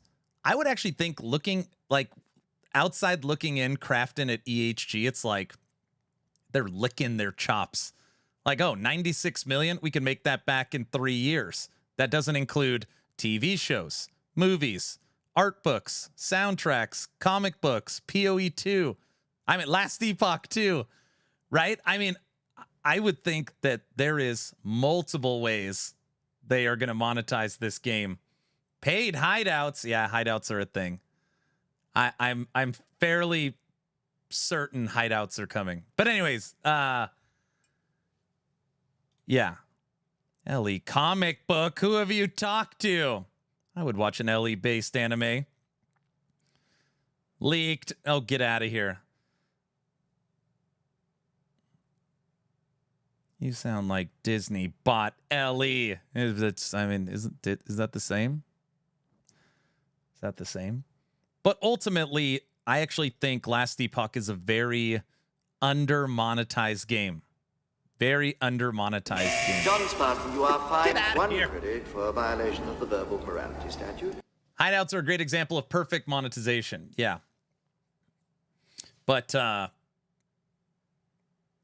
awesome. To your point, you should go look at like the original Grinding Gear games, supporter packs and cosmetics. That's a team that's working and getting better, and took a long time for Grinding Gear games to get those very, very cool cosmetics. And if you are being fair, if you look at the original cosmetics for Last Epoch to now, you can see improvements, including skill cosmetics. So I'm not as worried about that because I know they're only going to get better.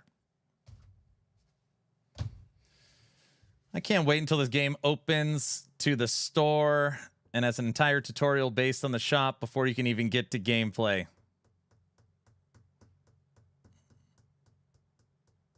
Okay, I agree. EHG needs to do a podcast or something to talk to the players rather than posting on the website. I have made that offer today, just FYI.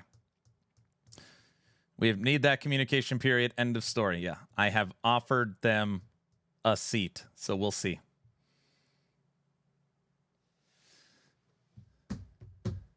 I know what they should sell. More character slots. I need more character slots too. All people complain, but the game is pay to win regardless because you can't play it without buying it. I mean, if anyone should do a tutorial on the shop, it would be Aaron. He's at the bazaar more than every... We are not talking about the bazaar. I've got over 800 hours in the 3rd season of LE. At Awesome was off sick for a few weeks, put in extra hours. That's not funny. He's thinking about shopping now. My question is, why are people so mad at this? Did anyone really think the game would cost nothing forever? That's just not practical. Dude, people are so mad. Like, today, I'm thinking about drama. Multiplayer released literally for 2 years. The selling to Tencent 20% of the company because they didn't have any money to continue. The delaying of season 2 for 9 months. The announcement of the acquisition with Crafton. the announcement of a potentially paid expansion. Today is like, I think, number one. People are just furious. They're so upset. They should have just said free updates as long as we can. People are furious.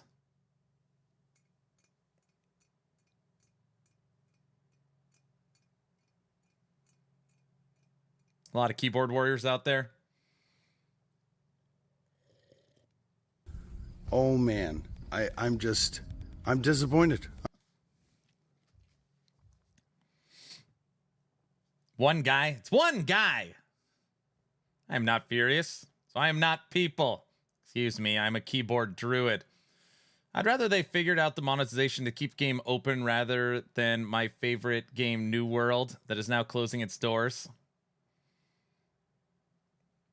Gamers can never be happy at good news. I accept this.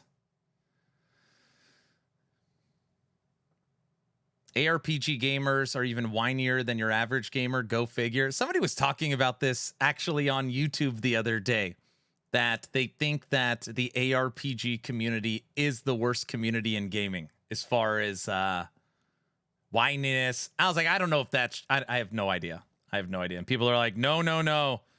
Go watch League. Oh God, no. Entitlement? No. 100% agree with that. First person shooters. First person shooter. MOBA is ruthless. This is what people are saying. MOBA is the worst. League is the worst. You should have seen what happened to PoE 2's second league. Oh no, I was fully enthralled with PoE 2's second league, Dawn of the Hunt. They want to move to an expansion model. That's great news. They're giving the new expansion to existing players for free. Imagine that. You have to pay for the game to be expanded. MMO community seems worse.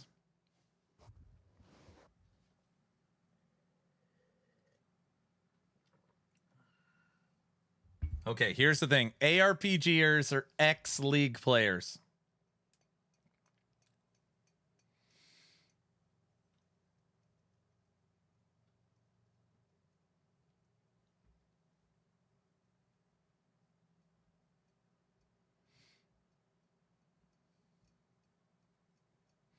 There is no MMO community anymore since there are no MMOs worth playing.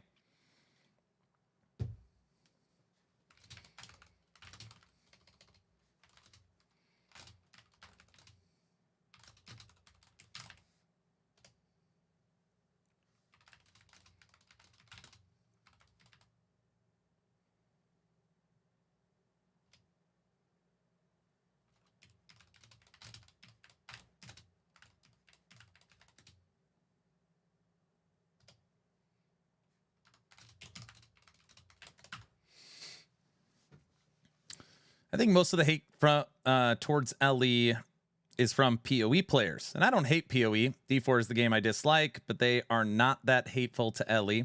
Lord of the Rings has great communities, depending on the server you pick. Guild Wars 2 is okay.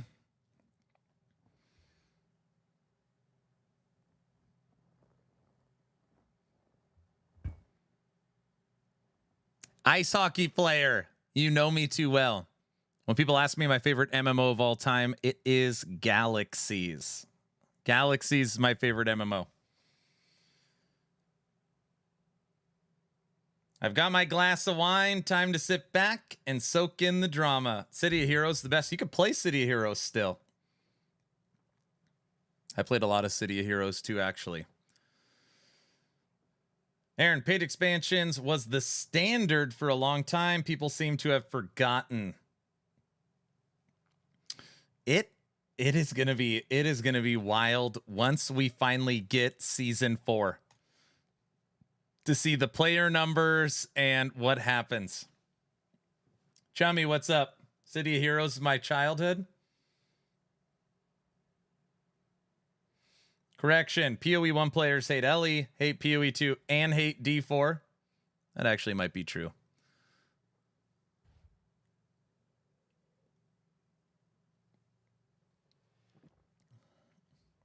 We just played a lot of PoE 1.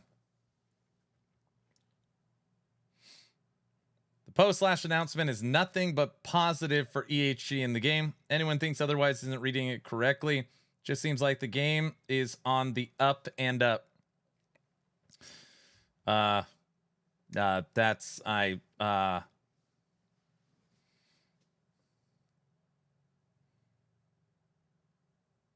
I think if they get an actual date for season 4 and some actual content info, it wouldn't have hit as bad. So again, I'm not a marketing major. I was a business major, but I did have to take a bunch of marketing classes. And there's always ways to soften bad news, right? And they kind of do that here. It's like, really, really good news. Expansion's free. Oh, really bad news. Paid characters. Really, really good news. Actually, this is still bad news. Timing, we're delayed. Roadmap's bad news too. Good news, we're not using AI. But you could soften this blow by up here having a 15-second teaser trailer for season 4 that shows the theme and something awesome. Like they for sure could have, it wouldn't totally subside the conversation, but it would counter some of it.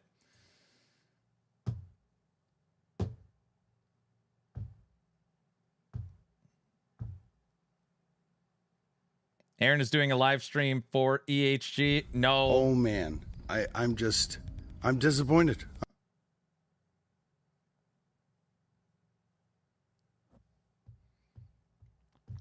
Oh, Odin, you're saying that I right now am the face of 11th Hour Games trying to subside everybody? I hope that's not the case. I really hope that's right. Yep. No, no. You are the best, Aaron. Thank you. It is. What's the new paid class? All right. We've been live for 2 hours. You doomed Doocy to be driving in front of the bullet. What? You're saying I'm out here taking all the bullets?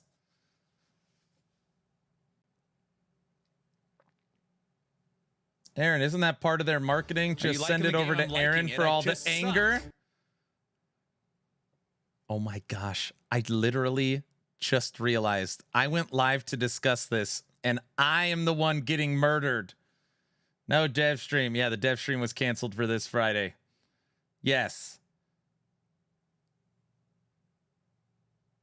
Mike sipping cocktails and Aaron's taking bullets. I'm disappointed. Kill the messenger. What? You need a hammer for these discussions. This is the dev stream.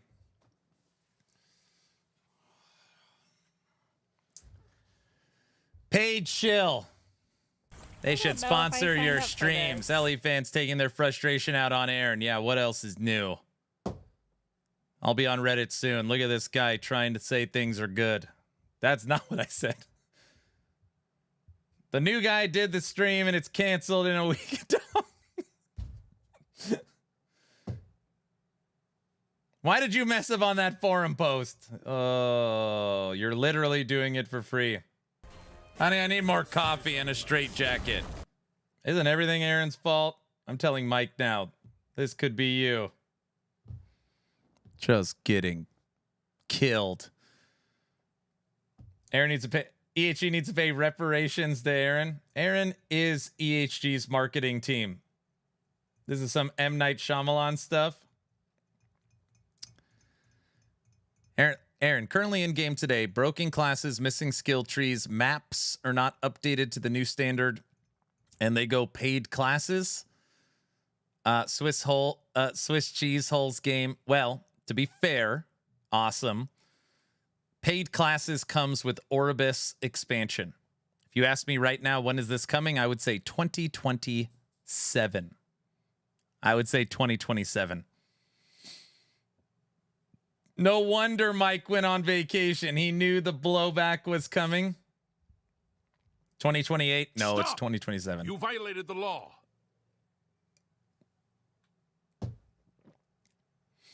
That should have been detailed. Yeah.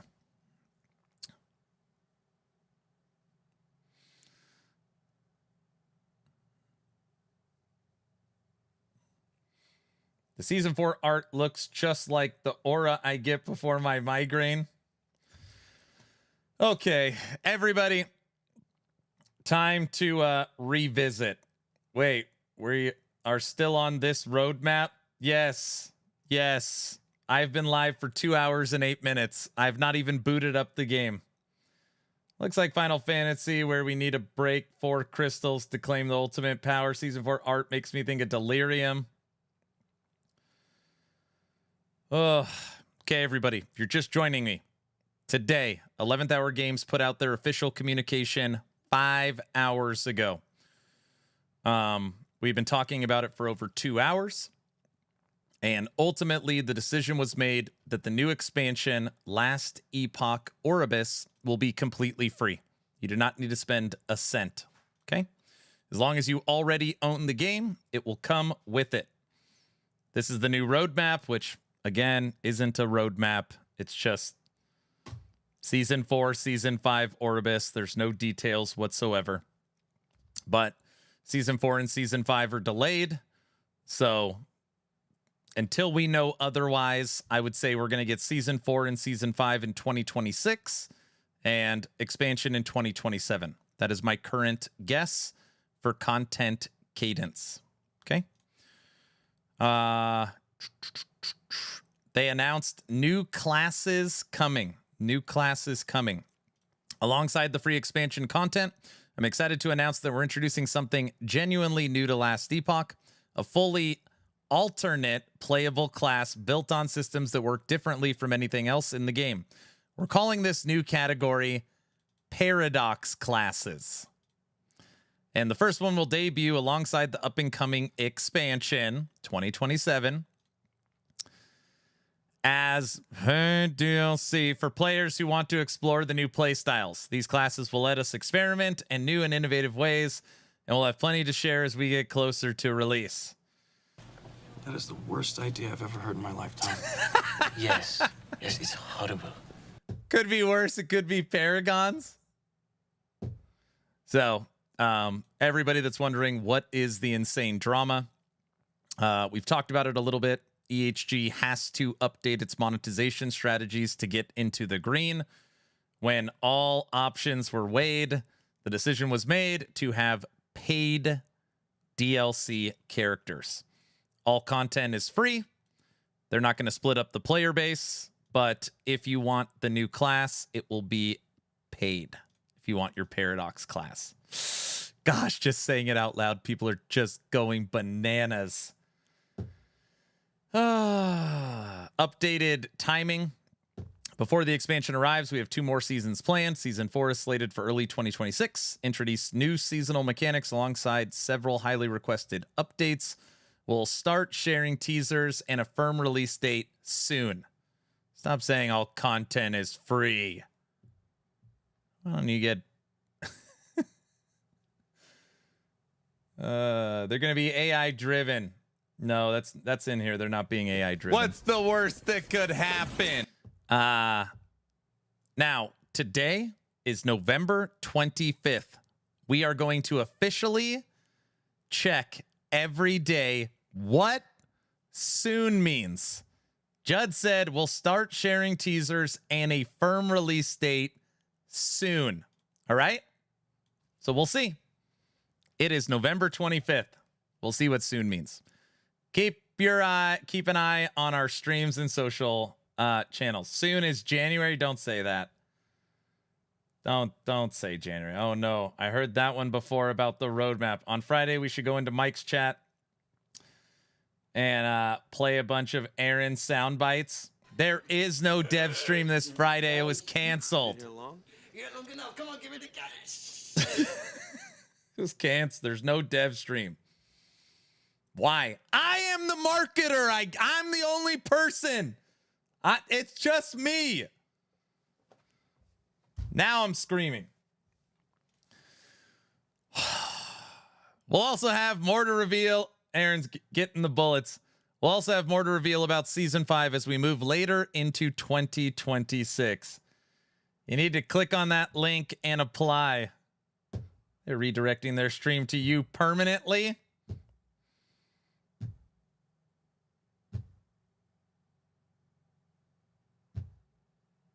Aaron, Action Marketing. Crafton CEO said they'll be pushing AI, and he's in deep water in court trying to dodge a payout. You guys. Oh my gosh. Go Google Tencent and AI and then come back.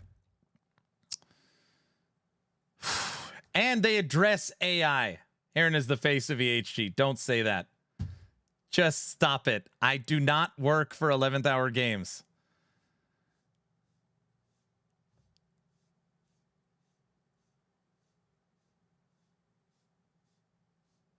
For now, you guys, if Tencent was watching, you know, I would say the same. Is Tencent here? Because, you know, never mind. We'll also have more to reveal about season 5 as we move later into 2026. Mike is here lurking. You know he is. Tencent is always watching. They have AI. Aaron, blink if you are the marketer for 11th Hour Games.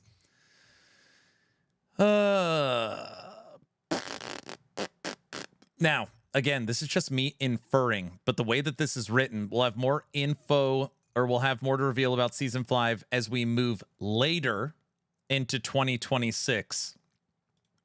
Later could just mean after season 4. I take this as the back half. We'll also have more to reveal about season 5 as we move later, back half of 2026. This is why I think season 4 and season 5 is all we get next year. Clip the blinking as we need it for later. He blinked. That means no new info until July at least. Yeah, I agreed. I think season 5 will be closer to the end of 2026. So my big concern right now is, as of today, this second, it is 3 months and 4 days since we had season 3. We are currently in the old window for when we get the new season. And the fact that this says early 2026 and not January 2026 makes me think it's coming in March. They can't launch it in February because that puts them back on PoE's time frame. They'd be launching into PoE 1. So in my mind, it's January or March. But if you ask me right now, I'm leaning March, which makes me so sad. I don't like this. Someone hold me. Yeah, they can't launch in February. Nope. Early 2026, either January 1st or March 30th. Correct. March was my guess to meet the quarterly earnings reports. I don't know. March will be so bad for me. I know. I agree with you, Aaron. If the season 4 is not out in January 2026, then it's March 2026, which would suck. Yep. It's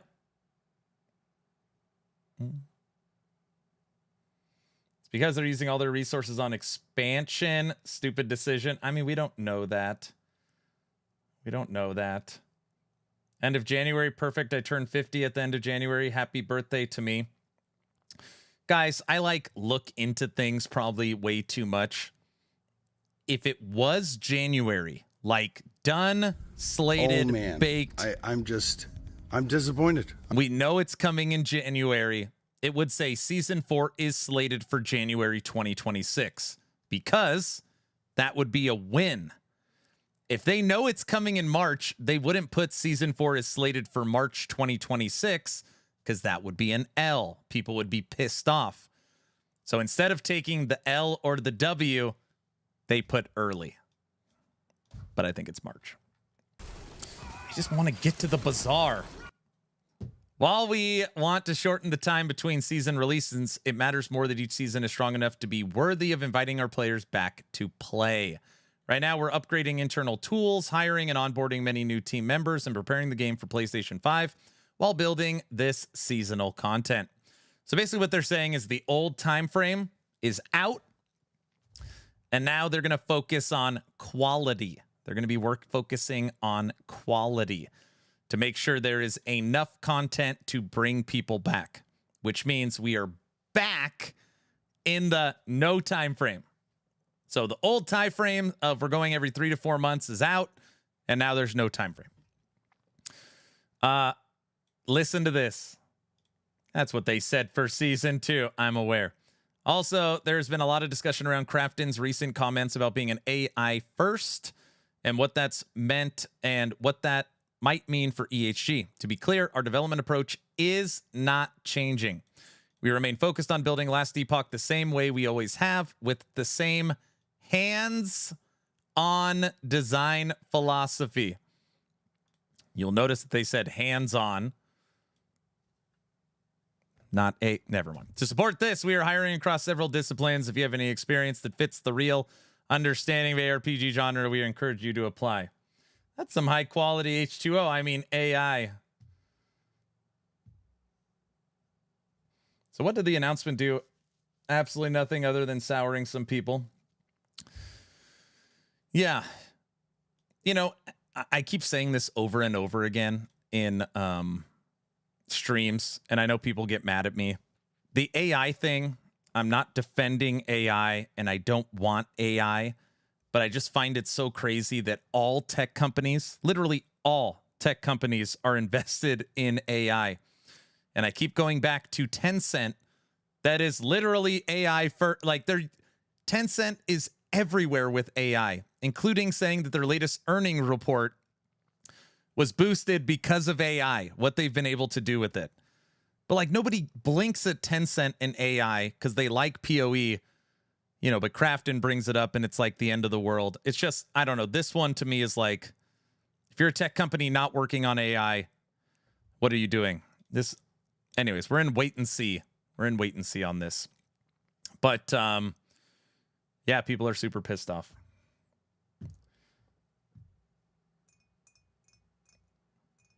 There's no stopping it. AI is going to be everywhere. AI is just the current buzzword, and companies bought into it, so they kind of need to justify their investments.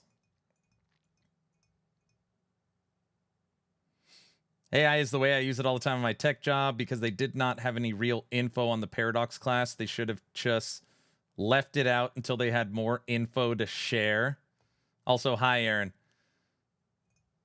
I just rolled out AI tools to 500 people last week. It's not going anywhere. And again, I'm not defending Crafton. I'm not defending Tencent, and I'm not defending AI. It just seems so disingenuous to directly point to AI and EHG because of its new parent company and then say it's over for them. It's just this one is so silly. Like, Last Ebonk, hear me out. Maybe AI means awesome individuals. Am I right? You're right. You're right. People just selling AI as a concept. EHG is dropping all their plus points in order to fill Crafton's new to-do list. Lost their sauce. You're just making stuff up. Judd's announcement is probably AI generated. Oh, brother. So yeah, yeah, that's the announcement. I will say today feels like the most outrage I have ever seen from the current gaming community in the ARPG space. There's a lot of people that are like, I don't understand. Why are people so mad? There's other people furious saying I'm uninstalling, never playing it again. So you just got to decide where you're at. Dawn of the Hunt was worse. Why are we mad again? It's overblown. Season 4 and Season 5. Man. Then the expansion all free. I'm disappointed. Over a year of free stuff to enjoy. Cool coffee mug. I'm drinking out of Santa's brain.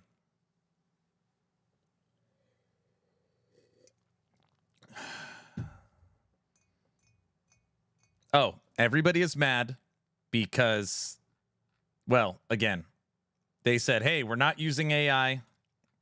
Here's the roadmap. Here's kind of some timetables. The expansion is free. That, for the most part, is the good news. The bad news is right here. This literally is the world has just ended. Skynet went live 5 hours. It became self-aware. Skynet became self-aware 5 hours ago. MoxJet started it, and it is no. The bad news is the roadmap and the timetables. When is your recap video coming? It's already out. It's all. Go read the comments. It is. Look at the pinned comment. It's already there. Oh, it's already there. Sorry, I didn't even say it. We're calling the new category Paradox classes, and the first one will debut It's like alongside. we get it, and once it clicks, it clicks. The up-and-coming expansion is paid DLC for players who want to explore new play styles. So, I mean, there's literally no way to sugarcoat this. EHG's charging for classes. The video is longer than the roadmap. I know.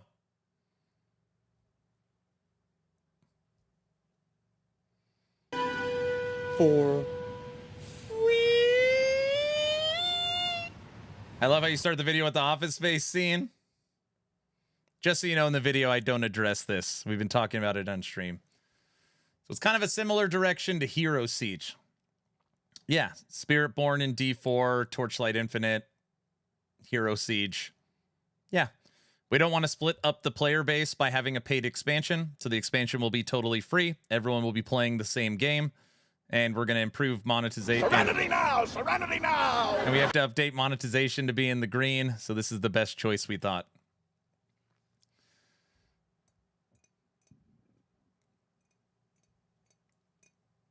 Now, they're not even done with all the classes, and they're already charging for new classes. Sorry, let me reel it in. I do not know this for sure, but if you made me guess, Season 4 and Season 5 is all of 2026, and Season 7, or Last Epoch expansion, is 2027. So 2026, 2027.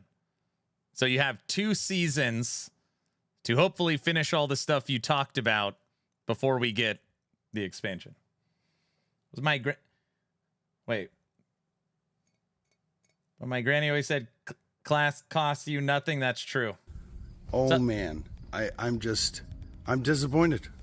By the way, I love 11th hour games. My favorite game. It's my main. Such a stupid thing to say. This is the worst roadmap potentially in the history of roadmaps. This might be. I have made fun of the Diablo 4 Fire roadmap 1,000 times. This might be the worst roadmap ever produced by a game studio. Oh man, I'm keep disappointed. looking at it. I keep looking at it. Why is it so bad? It's so bad. There's not one bullet point on this. It is so bad.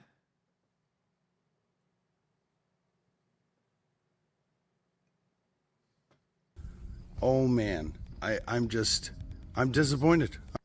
I know. This is the funniest thing. It says subject to change. There's nothing on it. Change what? The number? What are you talking about?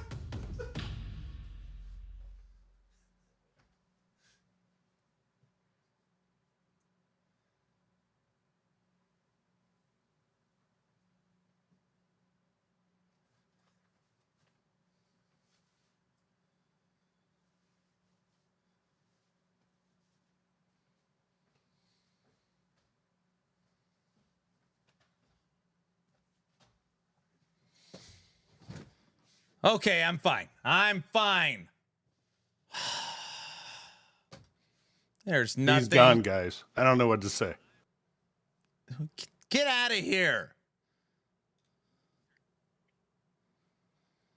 I hate it when tech joins the audio call. What happened? I was in a commercial. They killed Aaron. I love it when tech joins the call. Oh my gosh. Sorry, friends. We lost him. Aaron is gone. We got a great clip. What? You don't clip that. What's the drama? Blaster, get out of here. I can openly admit that I am a grumpy old man.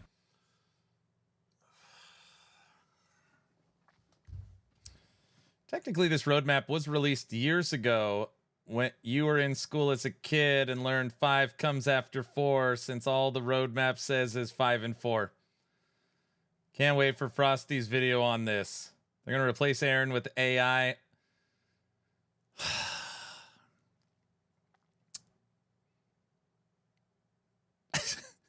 I said this once already. This is the last time I'm going to say it, and then we're going to move on. They have already said we're getting an update for Blade Dancer. That has already been confirmed. Blade Dancer's getting an update. You could write bullet point, Blade Dancer rework. Bullet point, new end game system. New in-depth end game system. New end game mechanic. Full update to the monolith end game system. New enemies. New boss. New uniques. New quality of life, right? Because in marketing, you can just put the crap. There's always new uniques. There's always new quality of life. There's always new visuals. You could bullet point out update to Fire Aura, right? You could just put 10 bullet points that we could...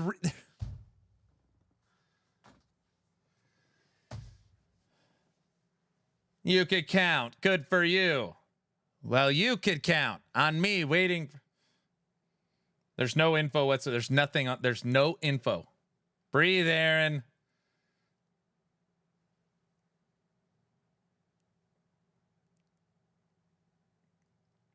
You could always use AI to do it for you. What seems to be your boggle? So I was like, oh, fun, a new roadmap. Like, I'll make that the background of my desktop. And I'm staring at it, and I was like, I literally am getting pissed off. I'm looking at this on my desktop, thinking that, yeah, we finally got it.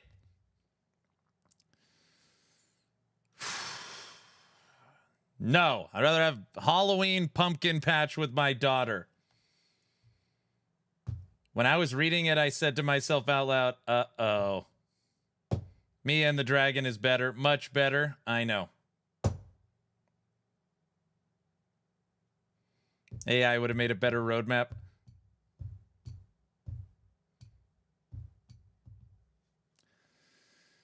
It's fine.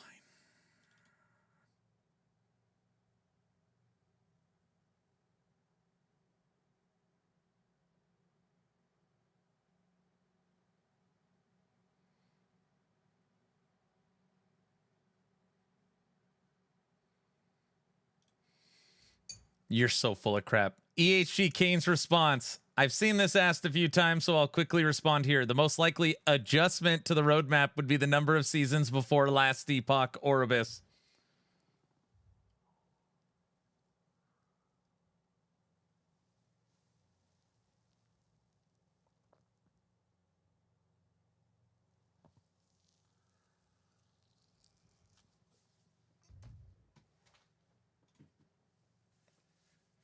Oh no! We suck again!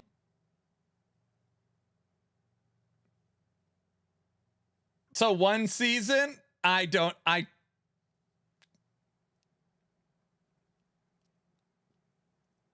What seems to be your boggle? seriously though, What are the people in charge of communication doing at EHG? Oh man, I'm disappointed.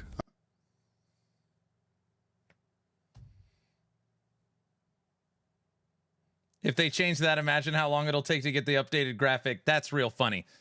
That's funny. Honey, I need more coffee and a straight jacket. That's funny. What does that even mean? It's a joke. That people are pissed off saying, why does it say subject to change? You can't change anything. And EHG said officially the subject to change means there might be a season 6 before Orvis. That's why it's on there. They can add a number.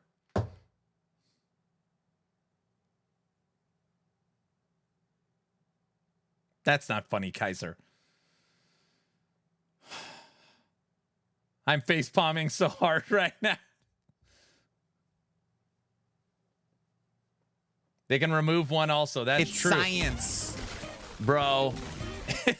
Science, bro. Don't tell my son 6, 7. That's the worst roadmap ever.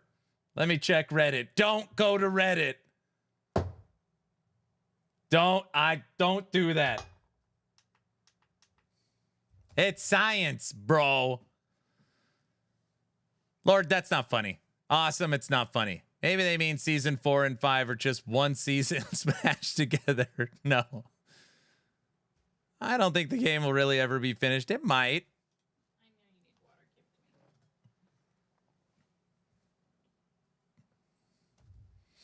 Well, PoE 2 is looking good, though. Gosh. Just keep in mind, Greg, remember PoE 2, Dawn of the Hunt. It shows anybody can... It's science, bro. Will you stop dropping It's science, bro?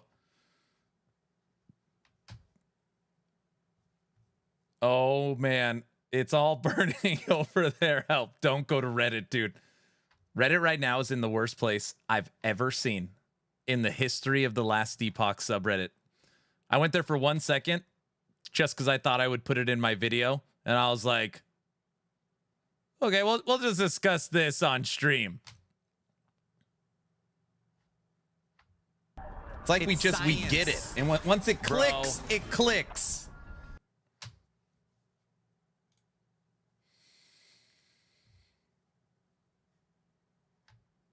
Well, now I have to go take a look. Let's not go there. Hit the silly place. Oh, we're back in the bazaar. Oh, yes. Enhance your calm.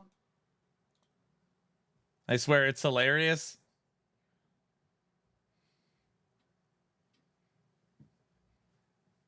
It's like a train wreck. You don't want to look, but you can't turn away. Thank you, honey. Of course, Aaron is in the bazaar. It loaded me into the bazaar RPG. It's not my fault.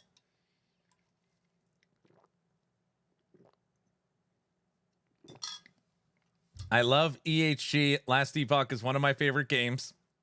Same. But this is definitely one of the worst roadmaps I've seen. It tells us nothing. I mean, it legitimately tells you nothing. Zero. I knew this.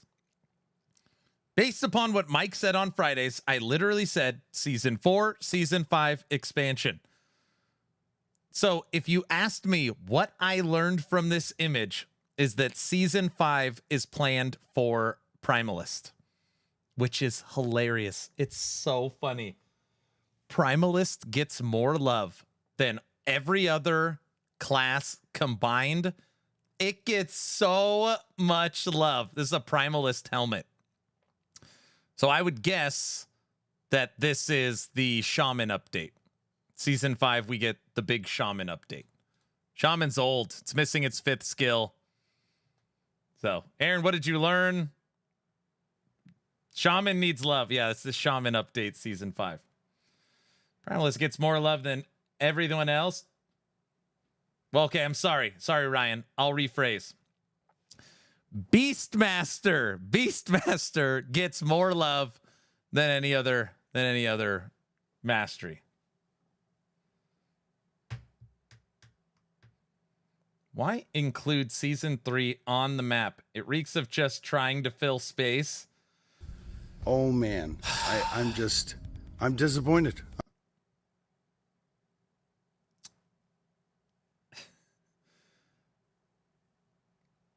Yeah, I don't want to be mean. Like, I don't want to sit here and just rip it to shreds. That, like, the visuals on this roadmap are just, there's so many different ways you could have laid out. Not only does it not say anything, but it's like the current At this season, point, I'm numb to everything, so the it doesn't current matter. season gets a full block, and the expansion coming in 2027 gets a full block. But what's actually coming next gets not. It's just.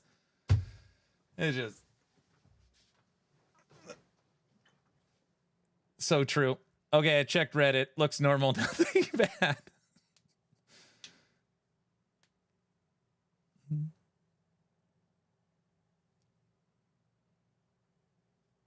What? Aaron, have you seen the teaser on the bottom right side corner with season?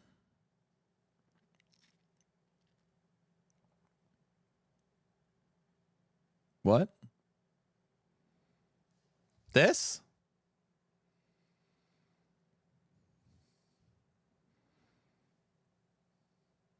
Oh, are you making a joke?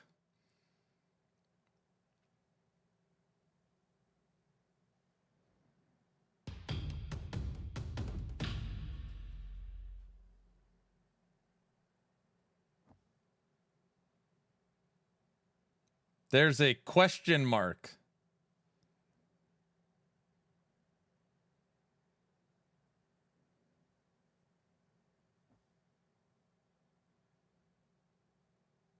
It's a picture of a picture confirmed.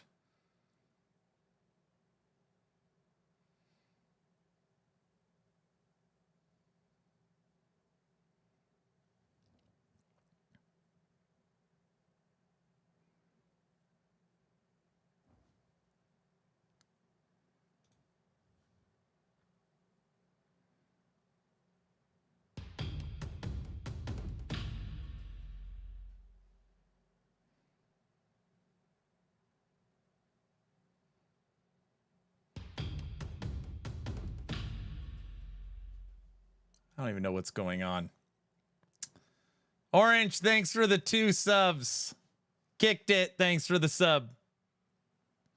Wookie, thanks for the sub.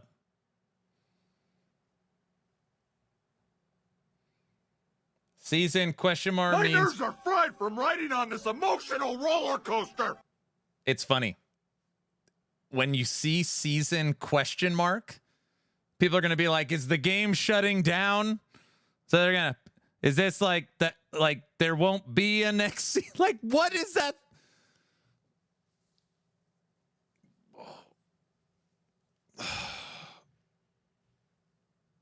Yep, exactly.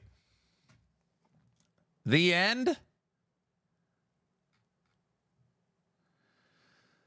Unicycle, thank you for the $20 super chat. I like Crash Out Aaron, you know, just to mix it up a little. I wonder if each Paradox class will be more or less than this super chat. Where is the polka? All right, good. I need a break. Here at Action RPG, if there's ever a level 2 hype train, the polka will flow till the hype train is over. Enjoy. Gosh. Why is there question mark? Crash out, Aaron. That's not funny.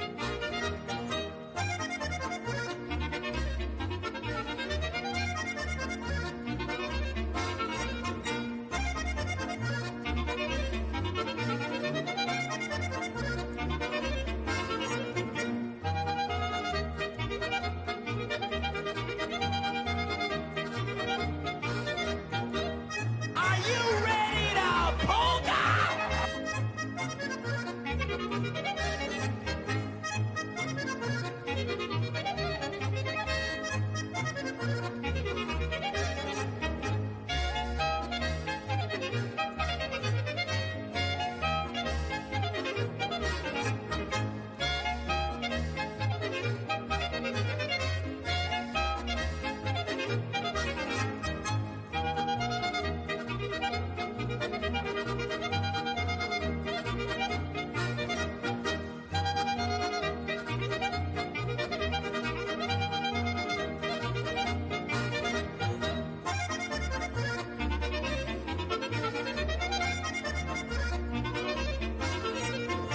Enhance your comm.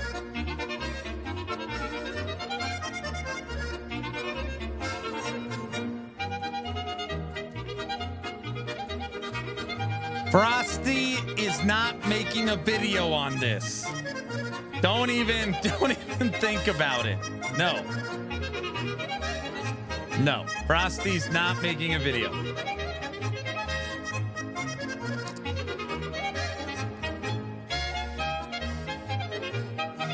Frosty does not need a video. I just started putting this together this morning. I'm rebuilding Fire Aura for season 4, if we ever get one. I'm preemptively building Fire Aura. What's up, VC? Oh man, I'm disappointed.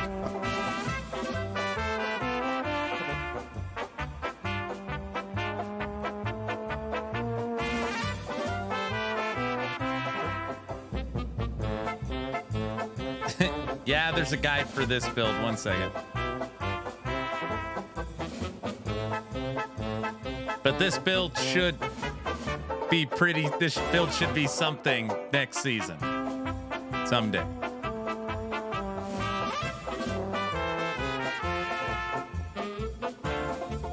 Today feels like I have been transported 25 years in the past.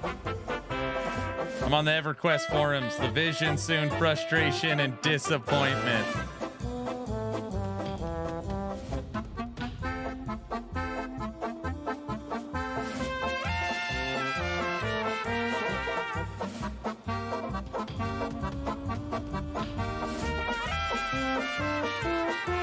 Frosty's a new subscriber.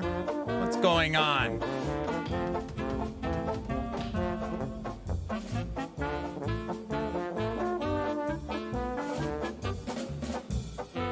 Oh, the polka's so nice. Oh, it's so relaxing.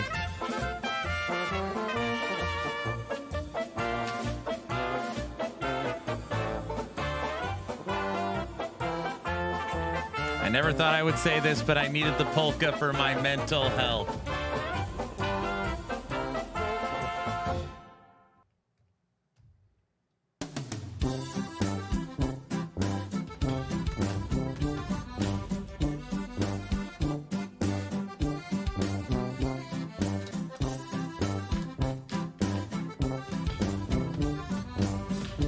All right, here's the link to the build, !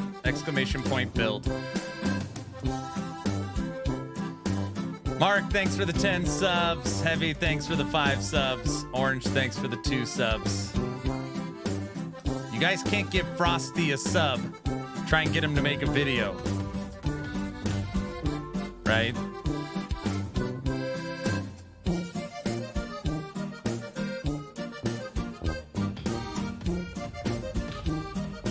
You're welcome.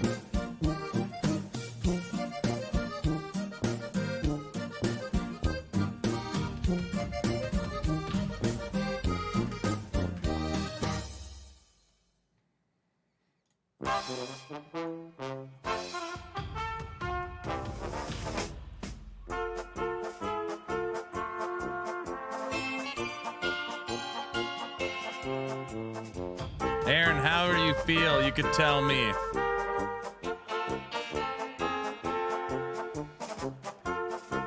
This feels like I've been streaming for 20 hours straight.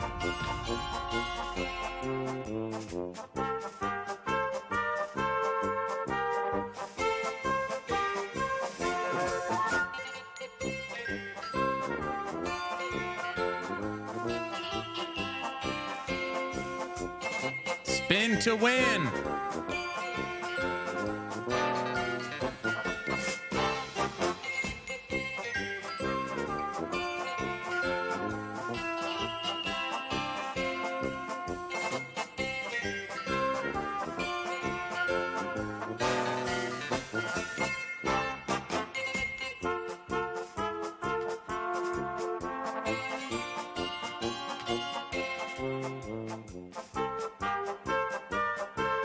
This is my RF for last Epoch that should actually be something next season.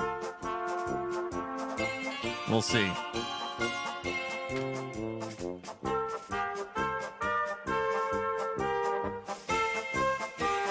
Aaron, as a community, we just wanted to thank you for pushing so hard that they published the roadmap. That's very funny. Of course, I come back and there's Polka. Duh.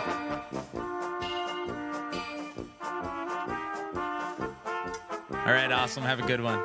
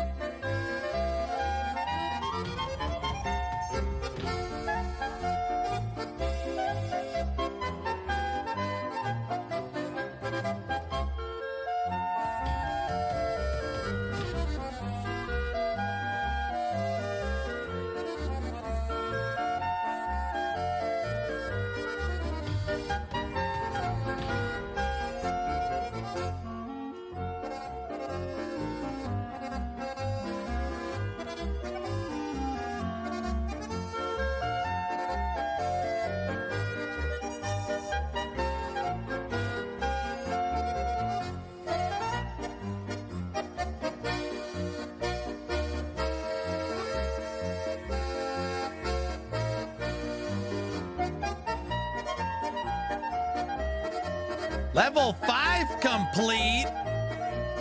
Heavy thanks.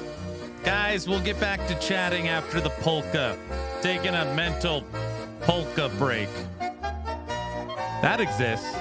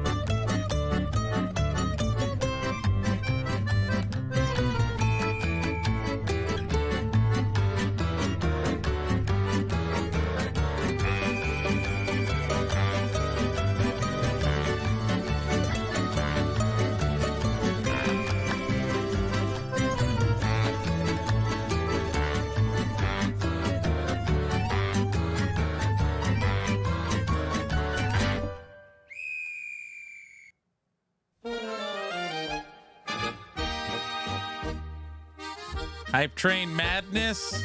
Yes.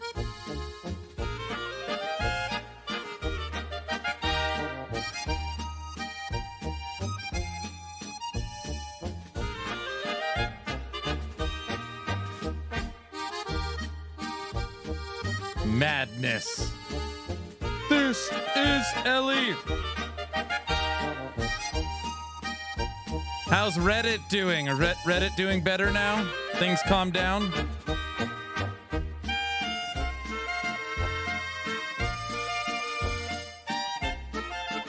Nope.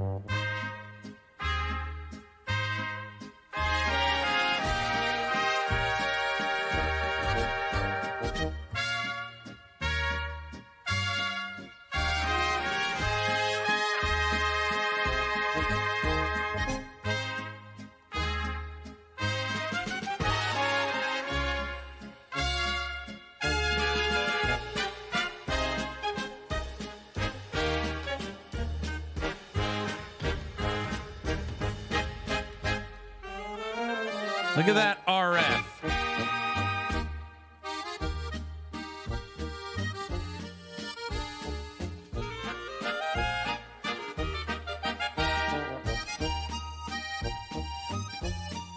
Myself.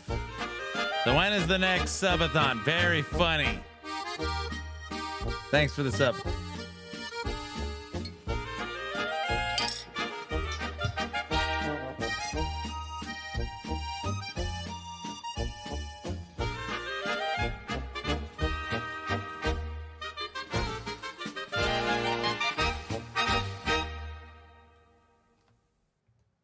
Thank you guys for the level 6 hype train. Thank you so much.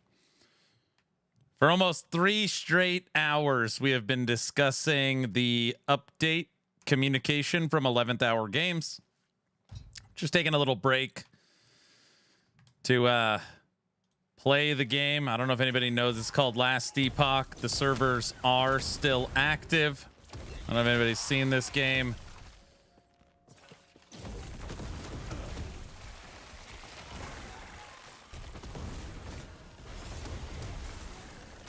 Where's the subathon clock? No. You mean craft pock? Oh, brother. Would you like to know more? It's science, bro. Everybody is doing their part. We have the weapons. We need soldiers. Aaron said subathon again. No. Guys, the build I plan on playing is my updated Righteous Fire Rune Master. Fire Aura is getting a big buff for Season 4. John Spartan, you are fined 1 credit for a violation of the verbal morality statute. So I'm putting together a Season 4 build now. Aaron, that doesn't make any sense. Correct. But you can't stop me. The build he plans on playing for the subathon. Oh, we're finally off the announcement. Subathon when?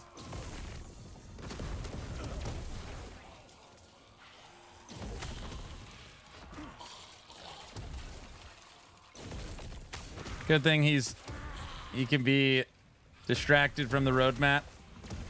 The Reflect nerfs next season? Yes.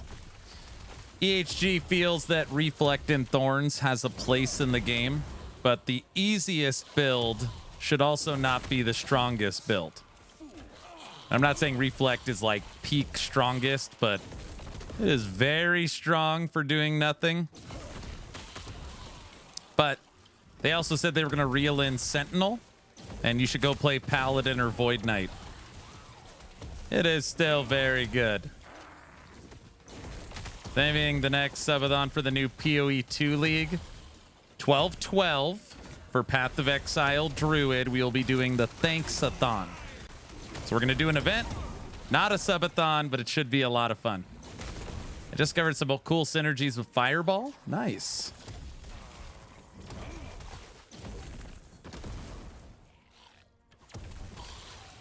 The announcement of the announcement. That's everybody's favorite.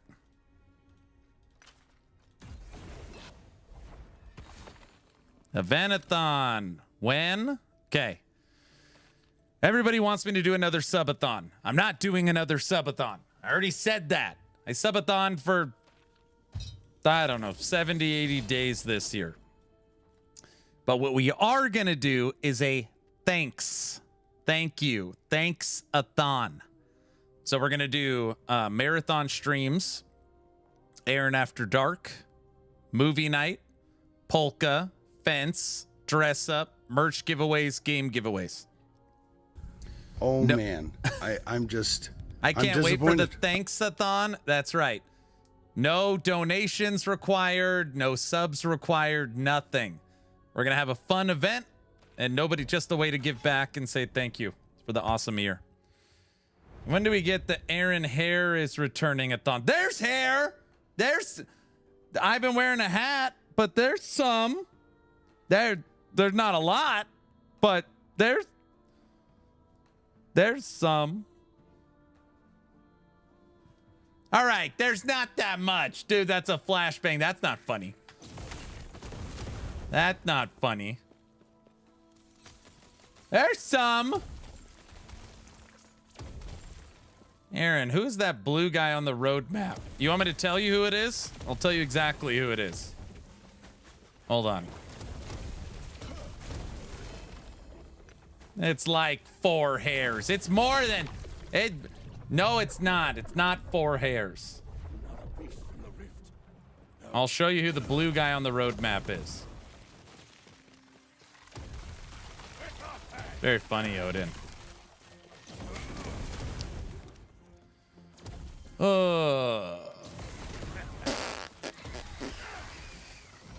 What a day. There's a couple clips. It would take me forever to find, so it's like not worth it.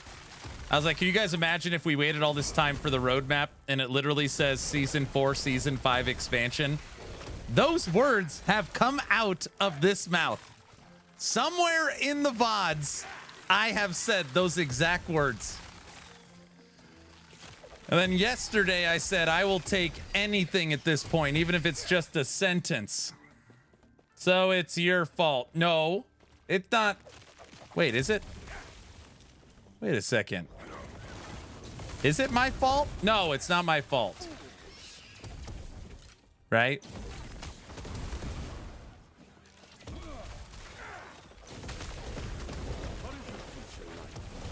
I blame Aaron. What?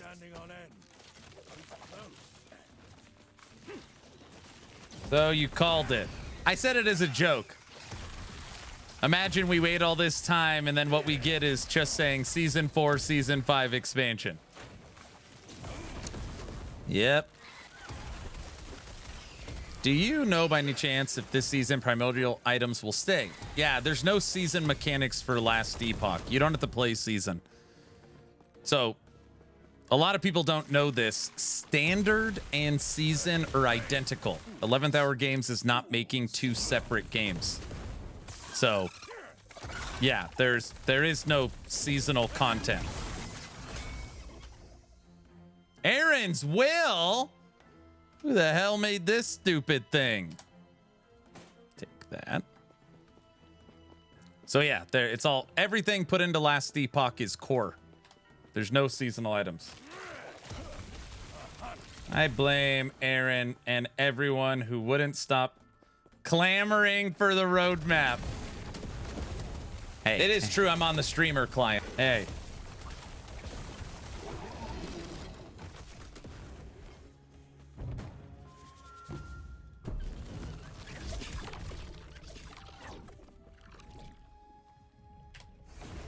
Oh, I'm going to need a primordial for this. We blame him. What?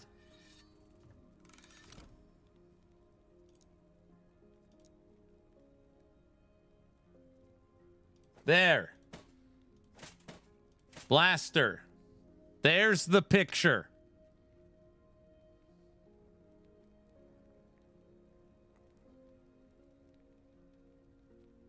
DMs. Do we have to wait maybe another week for any answers from Derek? I don't know. I don't know, guys. Blaster? I think you were the one that asked. No, it isn't. Isn't that it?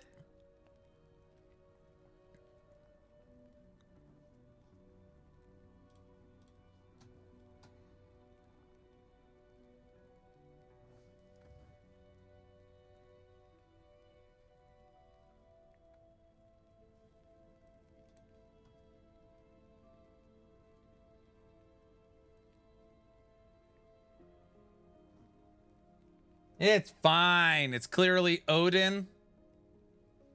It looks like this helmet.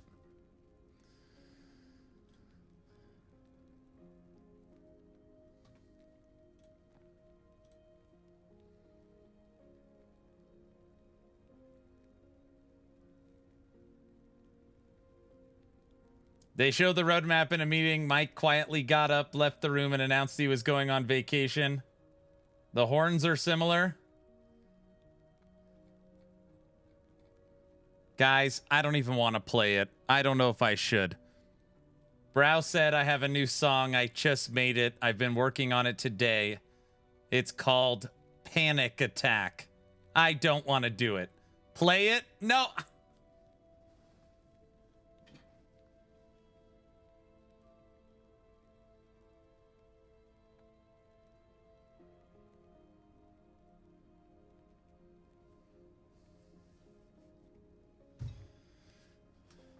All right, everybody, I have no idea what it says, so blame Brow.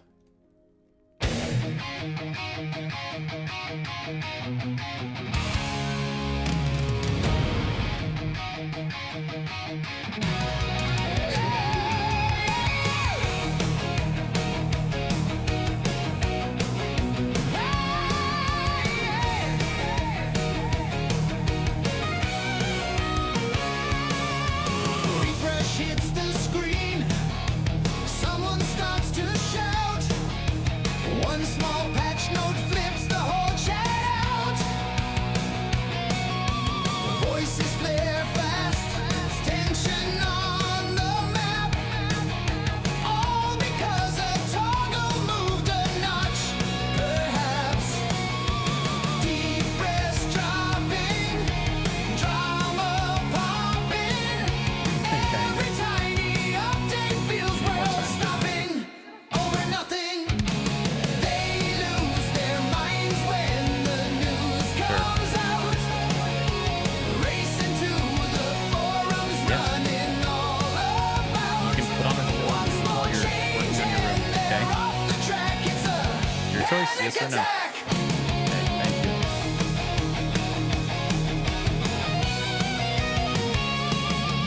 A rumor drops at noon, and chaos floods the feed. One word about pricing sparks another stampede. A minor game delay, they treat it like a curse. You'd think the devs had set the world in reverse. Hot takes burning, threads keep turning. Every little whisper sends them shunning. So dramatic, they lose their minds when the news comes out. Racing to the forums, running all about. One small change and they're off the track. It's a panic attack. Oh no, it's happening again. A new microtransaction made it in. The sky is falling, collapse is near. Quick, sound the alarms, spread the fear.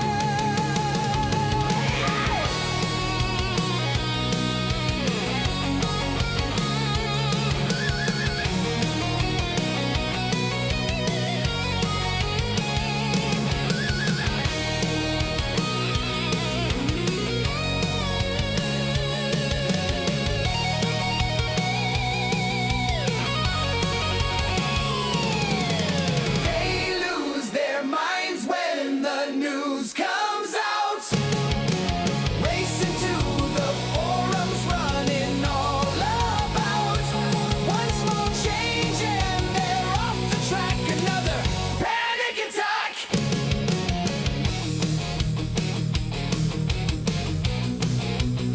Panic attack.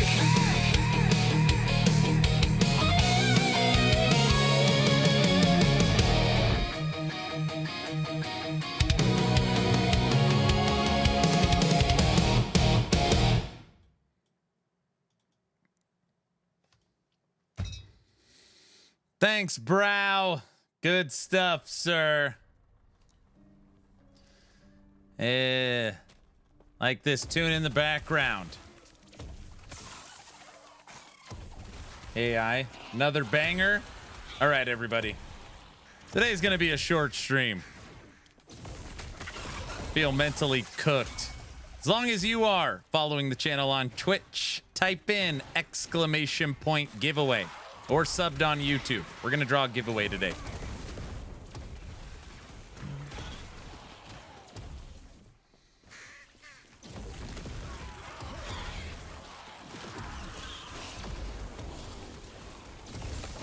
You guys, I don't know if they will do it.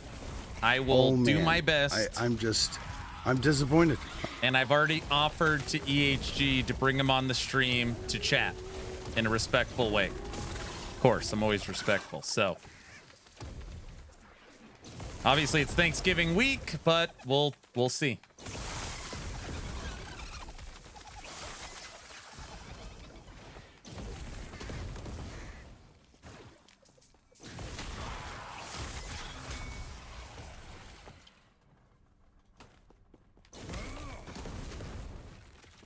Gonna have to mute chat. No.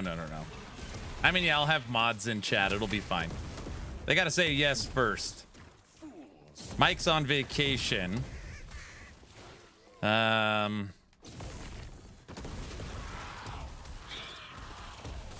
don't know. I feel like it would have to be Judd. I don't know who else would come on that people would like.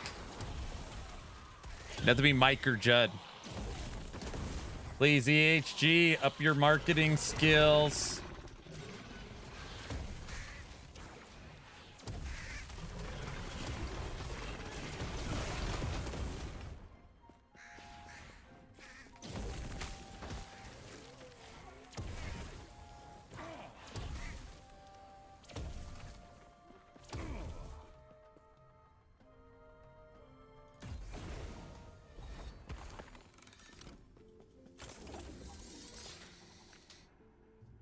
The news wore out everyone that was waiting for news. Disintegrate build. So, this build I have made a few times. It is my Righteous Fire Rune Master. It is focused around the skill Fire Aura. Now, historically, Fire Aura has always been terrible, and that is true. EHG updated Fire Aura with these two nodes, where you can now get Fire Shred chance per Fire Aura, and you can get base Fire spell, or base, yes, Fire Aura base spell damage per intelligence. So they gave ways to boost your Fire Aura. Well, we're going to be getting more base and multiplicative damage for Fire Aura for Season 4. So I'm basically building out my Righteous Fire Rune Master, knowing what is coming for Season 4 now. Exclamation point, drama! Then we're going to get record low player count next season. It's always the same thing. Depends on their marketing, depends what they bring. We will see.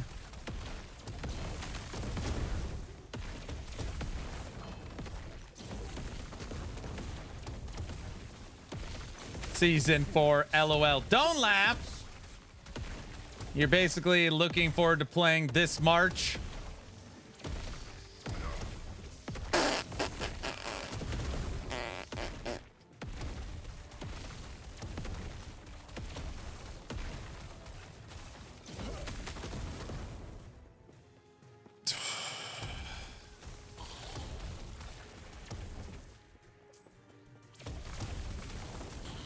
What makes me mad is knowing that Aaron knows everything and he's still not telling us.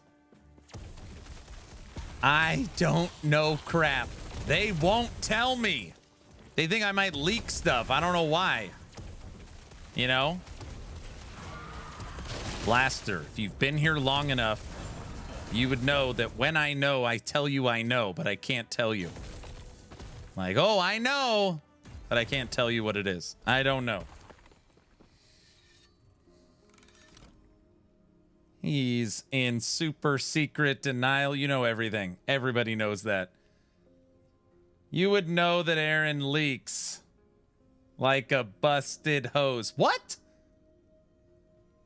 Leaky Aaron is known for leaks. Goji, come on. It's me. It's me. It's me. Right?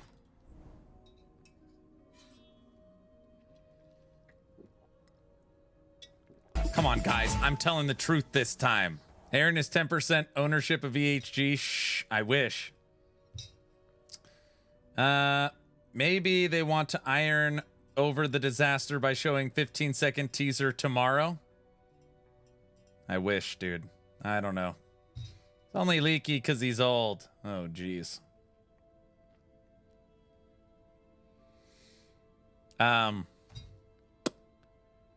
Also, just in case anybody's curious, the last Epoch dev stream for this week is canceled as well. So,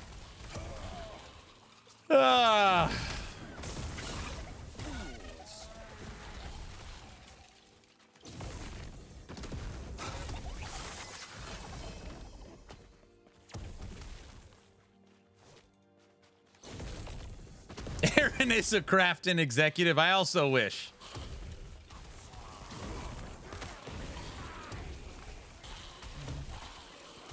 I'm shocked. Yeah, it's canceled. That's okay. They only ever say we have no new info. Yeah, you're not wrong. I'm watching college football. Go ahead and cancel it.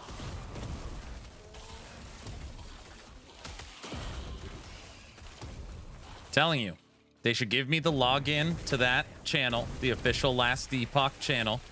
Give me 3 or 4 leaks. Say, we'll filter the questions for you and show these items. I could totally do it. I literally know everything that they've shown. Not everything, but you know. I could totally do it.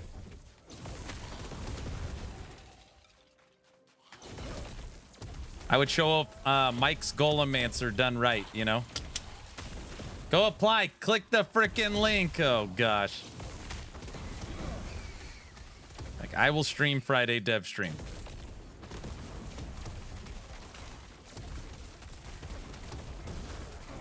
And they'll be like, are you a developer? No, I'm an affiliate. See? I can say I'm an affiliate. Bought and paid by oh, nothing. Never mind. All right.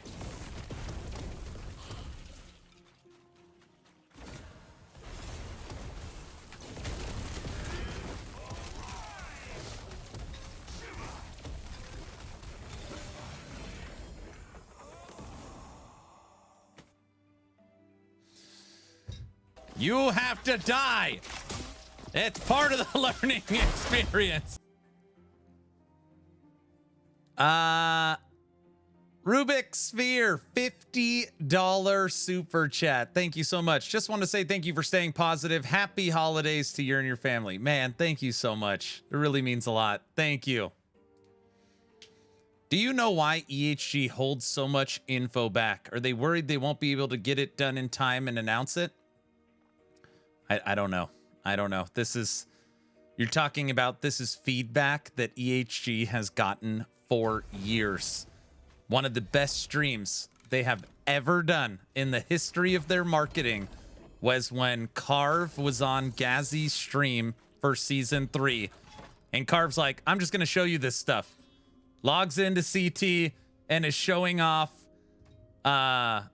Heartseeker. Oh, Discord, forums, Reddit. Damn, that looks sick. Rax is like, well, I now know what I'm playing.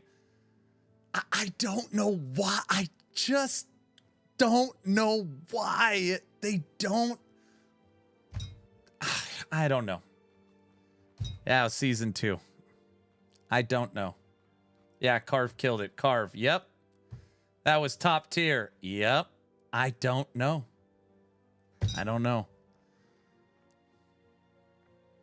Again, Jonathan Rogers, love him or hate him for Grinding Gear Games, literally said, hey, everybody, just so you know, in August, the next update, 04 for PoE 2 is coming in December. We knew in August, before 03, that 04 was coming in December. We knew it. It is November 25th. Last Epoch Season 3 has been out for 3 months and 4 days. We don't even have a month. We don't even have a month. I don't know, everyone. I don't know what to say. It is coming in December. Yeah, I don't know.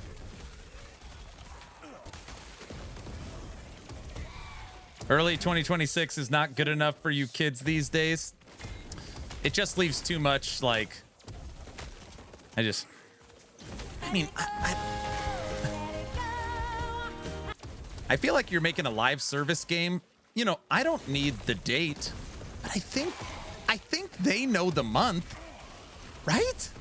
You're literally planning season 4, season 5, and expansion. Oh man, I would think they know the month. I'm disappointed. They gotta know the month. New Rax video just dropped. Oh man.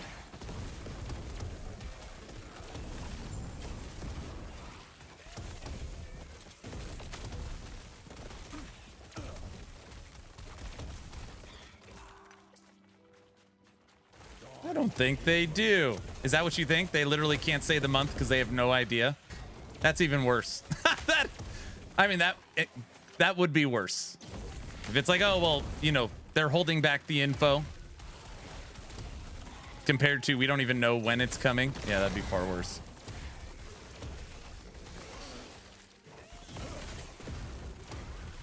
All right. Hold on. I'm logging out of the game.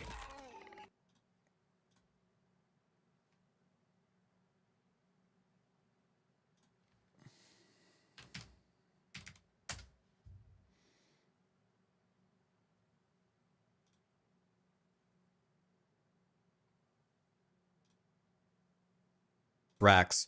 We got some huge news about EA. Hi everyone, it's Rax.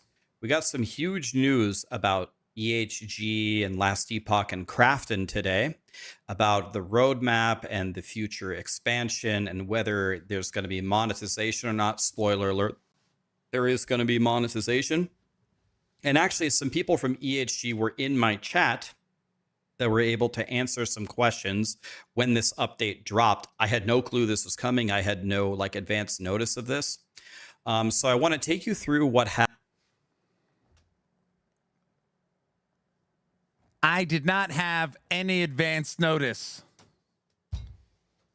either. I was at the dentist. Sorry. Happened and explain to you the situation, and some people on the internet are kind of mad about it, so at the end I'd be extremely interested to know what your feelings are on this, and of course I'll share mine with you as well. We'll get everything started right after a quick word. Were they in our chat? Yes, the official Last Epoch account and Derek were in our chat, and I'm sure other people were lurking. We were the only person never from this video's sponsor. Guys, today's video is brought to you by Displate. They make the absolute best metallic posters in the industry with the glossy finish. And as you're doing your Black Friday and Cyber Monday shopping, it could be the perfect gift for you to pick up for yourself or for others. They have a brand new amazing feature where you can upload a custom image and turn it into a Displate if you don't want to go with one of their thousands of characters or artworks that they already have. You can turn that photo into a memory for your friends or family. Like, for example, if you want to highlight the family pet that everybody loves or celebrate a certain memory, it could make an unforgettable Christmas gift. Right now, they have This ad read is so long. I'm not going to skip their ads when I'm watching their videos. Sorry, guys. some amazing deals going on where, depending upon the number of Displates that you buy, you can get up to 46% off. So check the link down below. Go to displate.com/@Rax or use code. Dude, I would never take a Displate sponsorship. Displate would look really good right here, though. Right? Huh? No, right here. You know. Or what?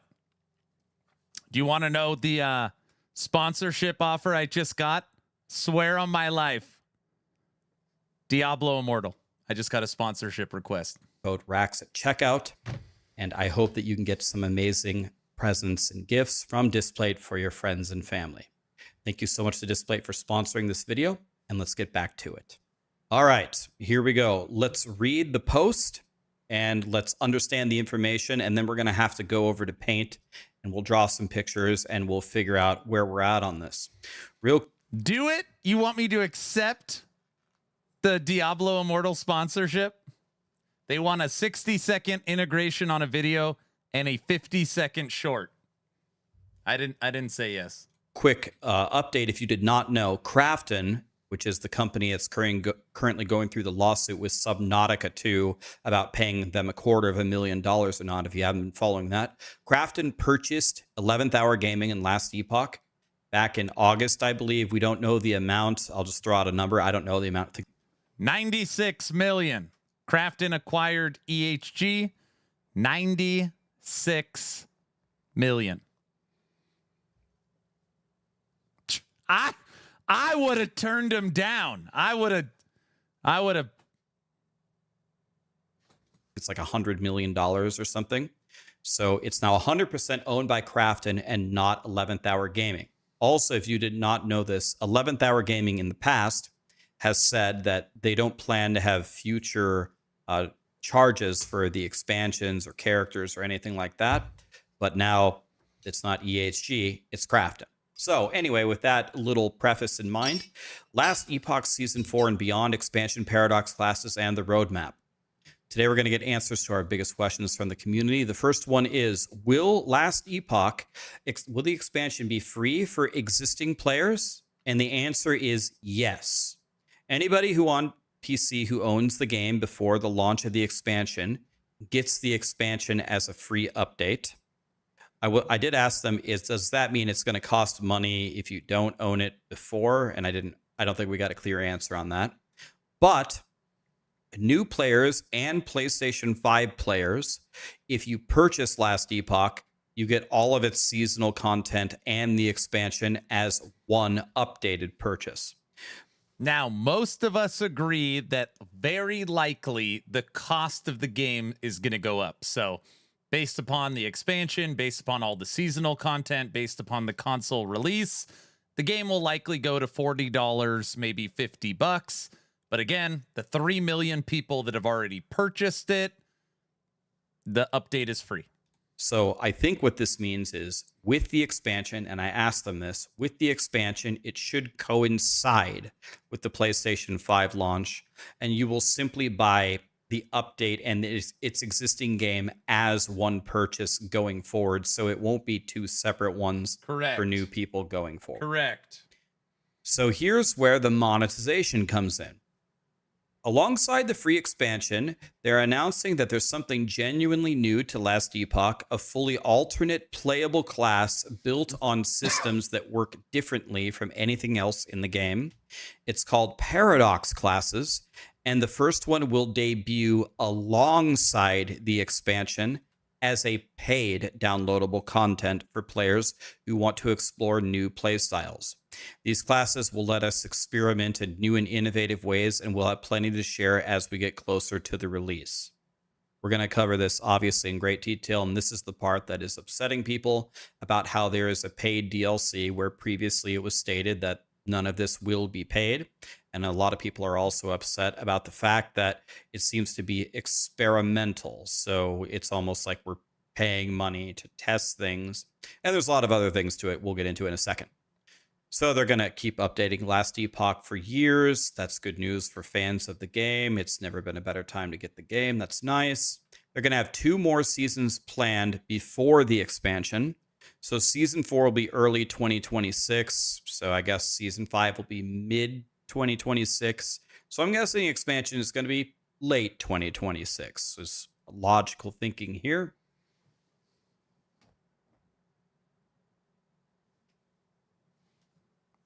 No. And we're going to have highly requested updates and new seasonal mechanics. And there's going to be teasers and a release date soon. So we can see the graphics here. Then they want to he skipped the graphic. Why didn't he show us the graphic? Come on. It's right here.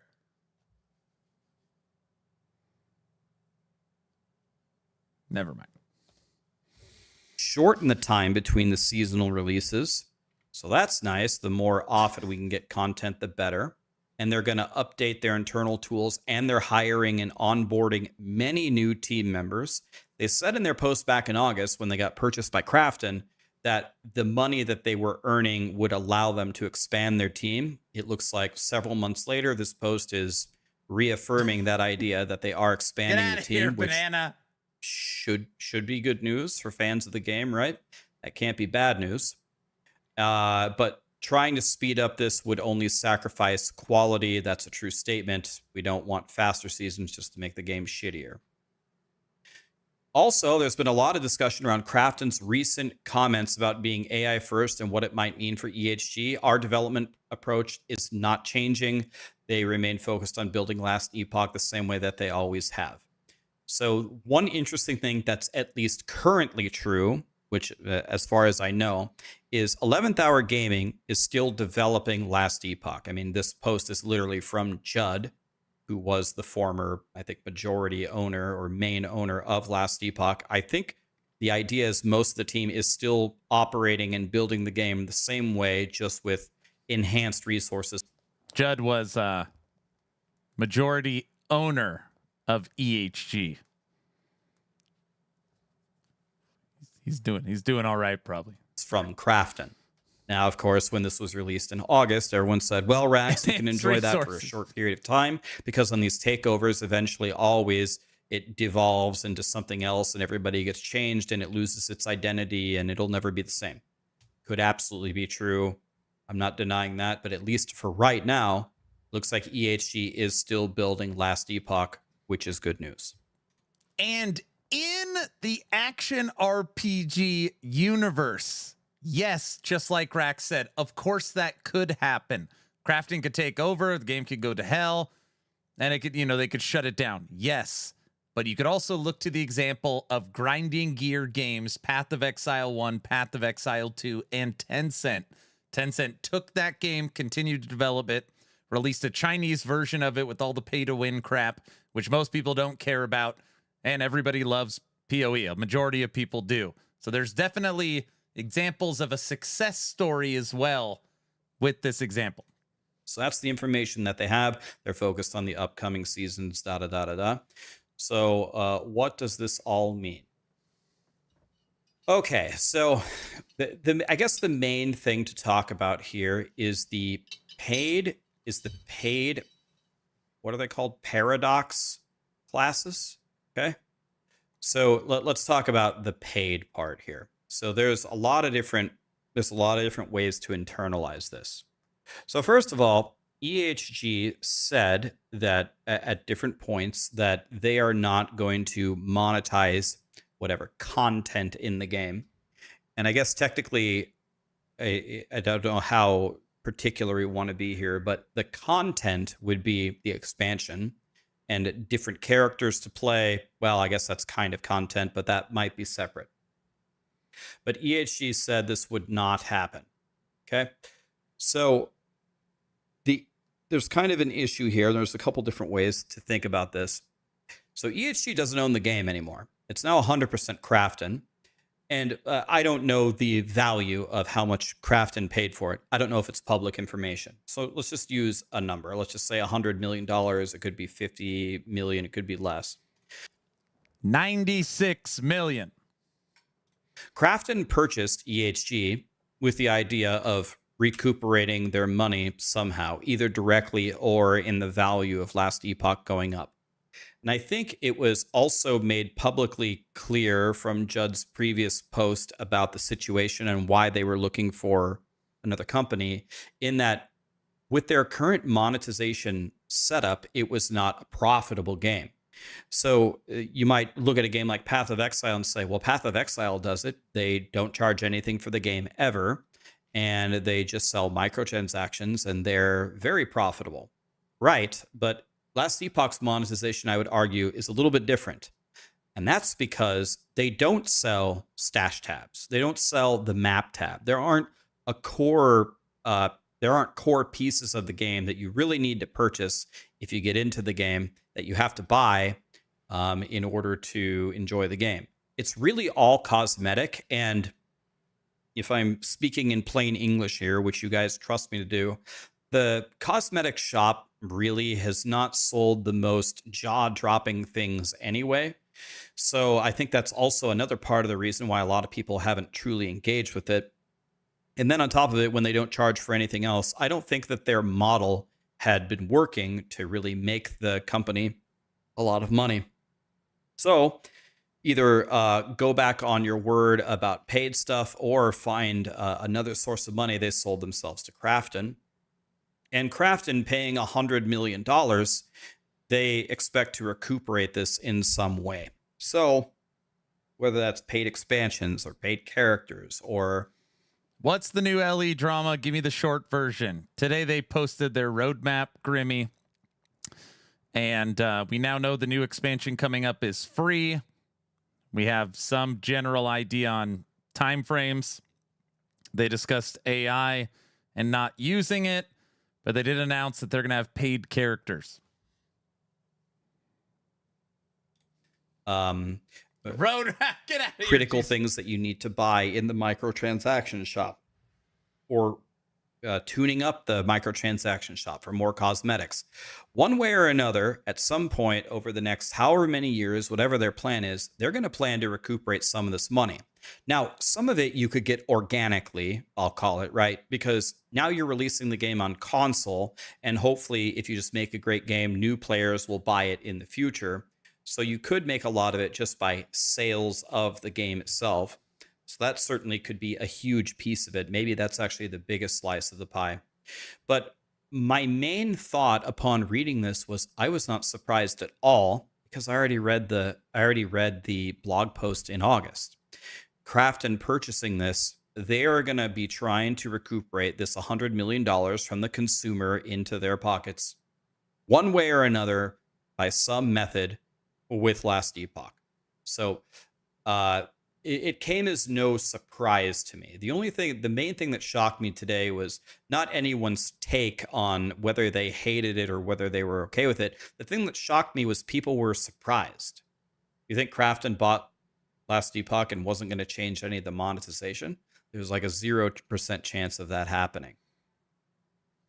Then there's the other part about the paradox classes, which was listed there, and maybe we're thinking too far into it, but we got to go with what we read, and they said it was experimental is one thing that we can talk about. Another thing we can talk about is the power level. So let's talk about the power level first. Let's talk about the power level first. Do you remember when the Diablo 4 expansion came out, how the Spiritborn was just light years better than every other class? Now, I'm 100% sure that the way that played out was certainly not Blizzard's intent. A lot of the power level came from bugs, right? Like evade just triggering, 100 times a second. They had to actually change it, hotfix it in the middle of the season. Because it was actually crashing the servers. So it's not like it was intentional, but a lot of people today have expressed concerns that whatever these paradox classes happen to be, what if they're just straight up a lot better than the other classes? And what if it's done, let's just assume the worst, maliciously, as a way to incentivize people to buy it if they're just meta and they're a lot better than the other classes? Well, again, maybe I'm going to pause really quick because I'm getting a lot of questions. We'll go right back to Rax's video, and I will link it. Everybody, this is the roadmap that was launched today. You guys know I'm a Last Epoch shill. This is the worst roadmap maybe I've ever seen in the history of roadmaps. It just says Season 4, Season 5, and expansion. There's no bullet points. There's no dates. There's literally nothing. There's nothing on it. There's literally nothing. Okay. Rax, who read the whole post, didn't even show the image. He didn't even show the image. There's nothing on it. There's nothing on it. It's like they drew it in sand in the wind. Skoji, what you're saying is like Torchlight Infinite. I would say kind of. They don't want to split the player base. So the expansion will be free. So if you own the game, Last Epoch Orbis, the expansion will be free. You don't have to spend any money. Oh So man, I'm So- disappointed. Only 1920 wasn't worth the 4K. So they'll still be developing one singular game. But when it comes to monetization, alongside the free expansion, I'm excited to announce we're introducing something genuinely new to Last Epoch, a fully alternate playable class built on systems that work differently from anything else in game. We're calling this new category Paradox classes. And the first one will debut alongside the up-and-coming expansion as paid DLC for players who want to explore new playstyles. These classes will allow us to experiment in new and innovative ways. So what Rax is saying is that pay for classes and experiment. So it's like we're testing it.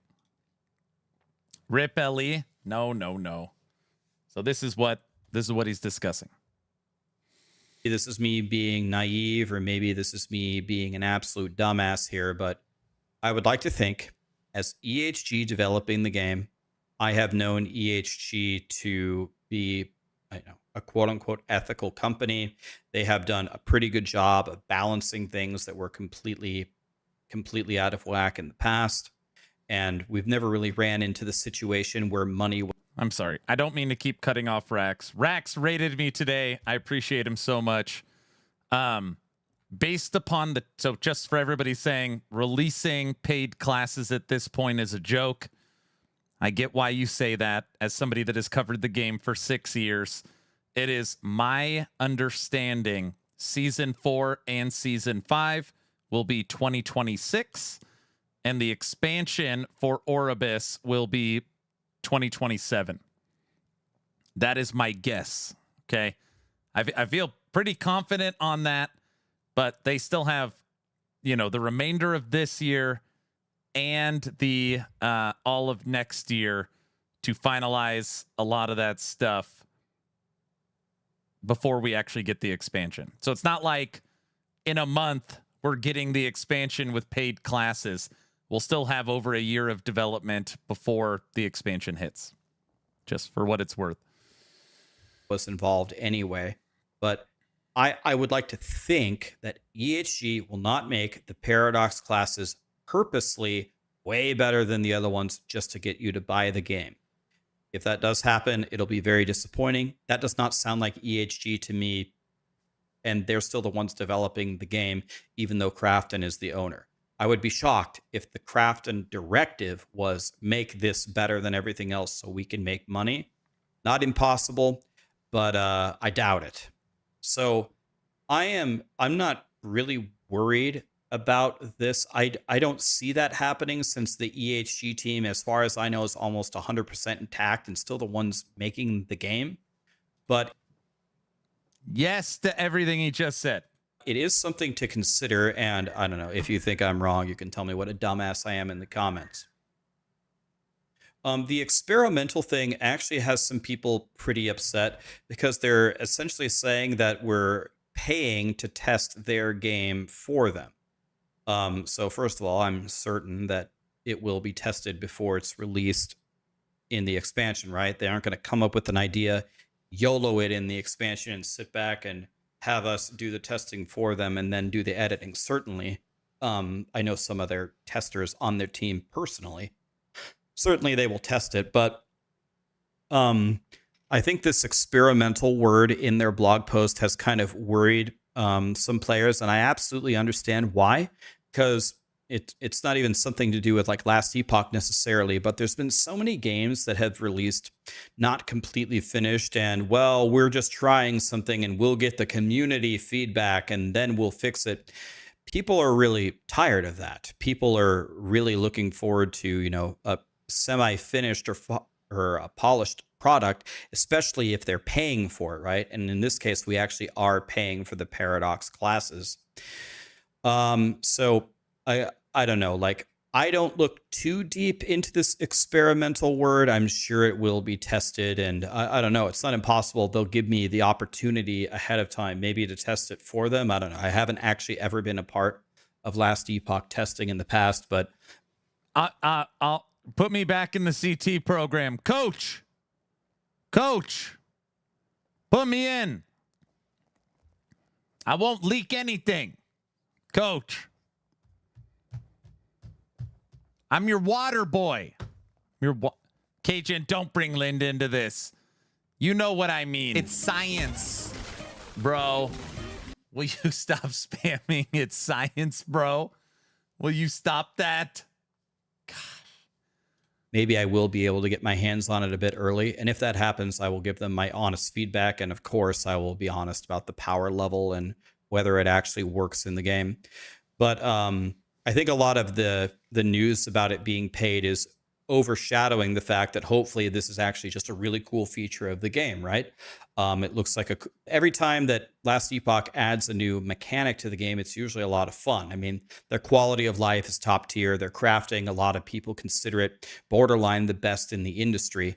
They're pretty good at implementing new ideas. I mean, all their skills have entire skill trees attached to them. So when they say they have a cool new experimental thing called Paradox Classes, I'm personally pretty excited to see what it is that they're cooking up. But of course, Oh, Rax is gonna get destroyed in the comment section. My comment section on my video is brutal. I like this video. The sour part of it is the fact that it's paid when they said that it wouldn't be. I don't think the roadmap is too surprising. I think they're finally, by the way, I believe the next season they said is in January. So it's finally not landing directly on top of, I think, any of the major game releases. So we can play Last Epoch a lot more. I personally appreciate that. Yes, of course, as a streamer, but also just as a gamer, man, when they're spread out, man, I can have a lot more fun playing them. I guess people are going to be wondering my overall thoughts on this. The first thing I'll say, is a repeat of the first thing I said when we brought this up. I'm not surprised by this, man. Krafton bought the game and they want to make their money back. They're going to do something. So if you're the kind of person that's going to be very, very upset, which you absolutely have the right to be, about how any of this is going to be paid, it's not going to be good news for you going forward, right?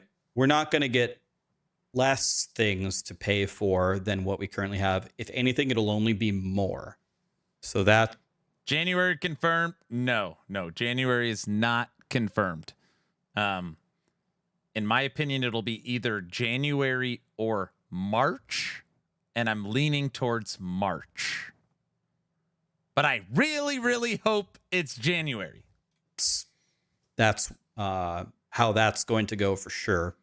No, I did not say March but confirmed. For me, it's really just, for me, they can't launch in February because PoE 1 will be launching its new league. They can't launch on top of PoE. PoE owns every other month. Yeah.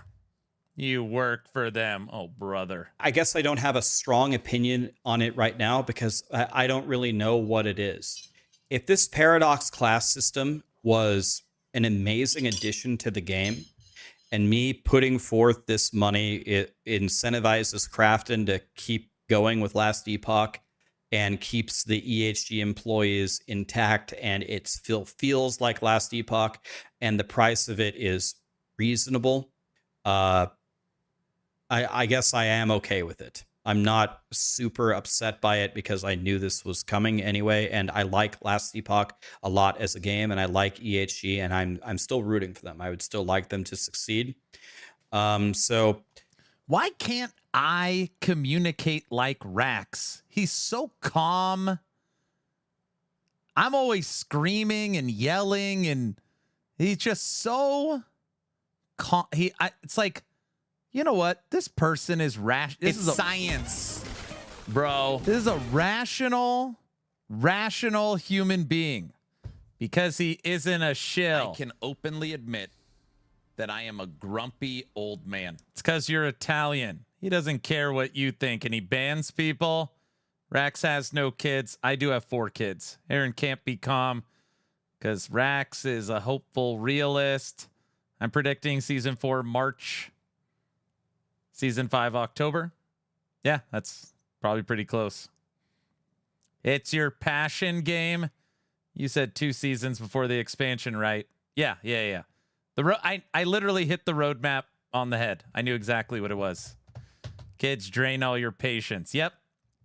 I have a wife and 4 kids. Is Rax married with kids? No kids? Because he's wearing a hoodie. You'd struggle to keep the tiger caged. I'm listening to Rax and it's like, man, that's just like, man, it's like anti-Reddit. He's married to the hoodie.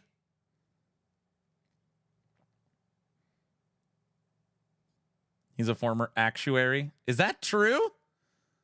I also have a wife and 4 kids. Ellie is a family man's game. Oh, brother. Try this. All right. It'll really depend. If this ends up being a pretty pricey feature, and if it's pretty lame and it's pretty buggy, and if it's way better than every other class, that's going to really start to piss me off, because that's not really anything about what EHG was originally doing with Last Epoch. It just doesn't remind me of anything Last Epoch-esque, if that's how it turns out. So I guess my main answer would be I'm reserving my judgment. I really don't know, but I'm not surprised. And so I guess that's just my main opinion on it. I would genuinely love to know what you think. How do you really feel about this? I will read the comments. I'll read them. I read a lot of the comments on my videos usually, but I'll definitely read what you have to say on this one. A lot of people are pretty damn pissed off about it. Do you think this will be fine?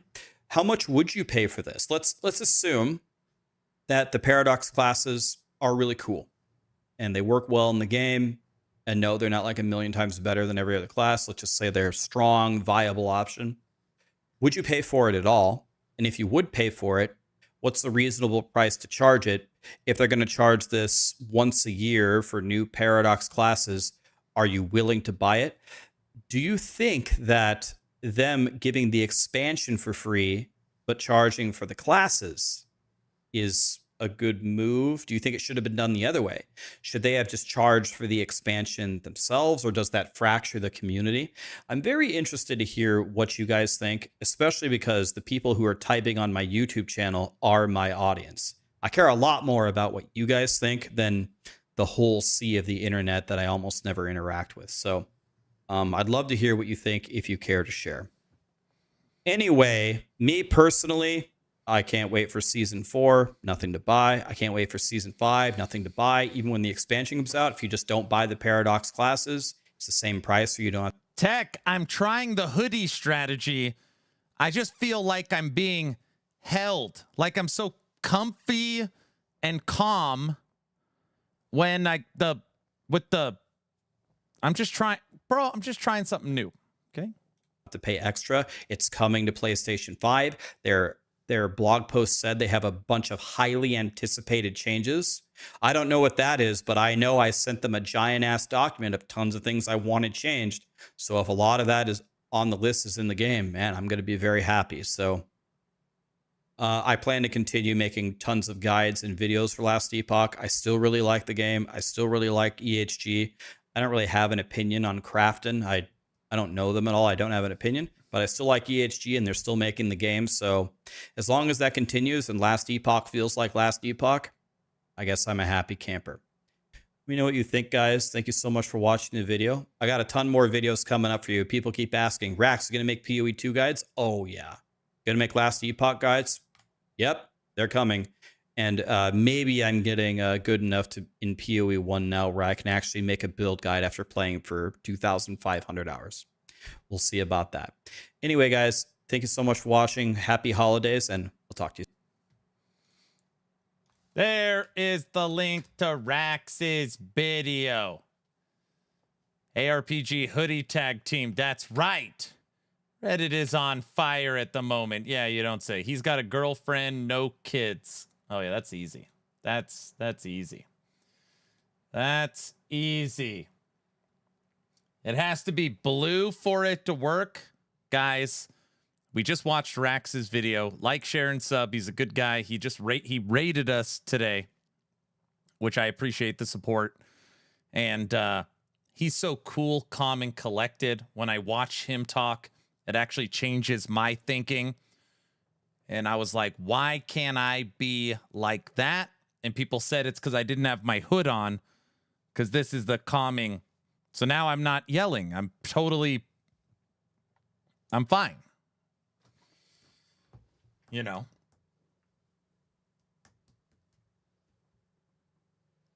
Cajun, what? He's not yelling. Can you tell me what's subject to change? Yes. They have already said that the number of seasons until Oribus is subject to change. I'm fine, Aaron said calmly. You're still yelling in your mind. No, I'm not. Paradox class uses skill sigils so they could pull skills from different classes. Don't say that. Don't.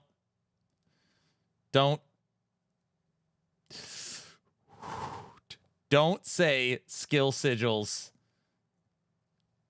No, that's not it.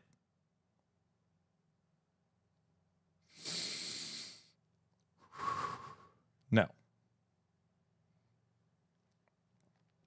Uh-oh. It probably is. Hey, guys, what's going on?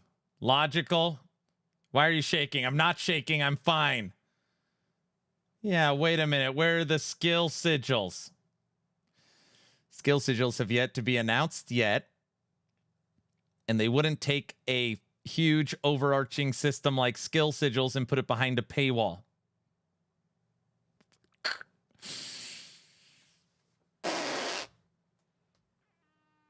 Stop complaining. The roadmap has a lot of details. Or would they? Crafton would. Yes, they would. Happy place. Daddy Crafton would know. Skill sigils are the paradox. I do feel like they're going to try and multi-class. That is my take. They're going to try and multi-class.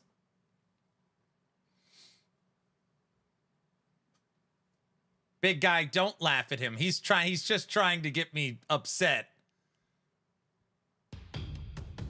All right, thanks for the sub. 9 months. If you pay $2 per sigil, you unlock mastery skills. Make him angry. I'm fine. I'm fine, Kaiser. Multi-class is going to kill the game's heart. There is no try. There's do or do not. I'm not angry. Except when you keep repeating, you're angry. Wouldn't they? No, Brady. Stay calm. Embrace the hoodie. I'm fine. All these new ARPGs don't even have classes anymore. It's all Zoom pop builds. Correct. Will you be able to test drive the classes before purchase? I don't know. Paradox streamer. I don't think it's multi-class at all. Why does everyone think this? Mike talks about all the time. Okay, Mike talks about all the time how he would love to be able to bring a hunter to the game.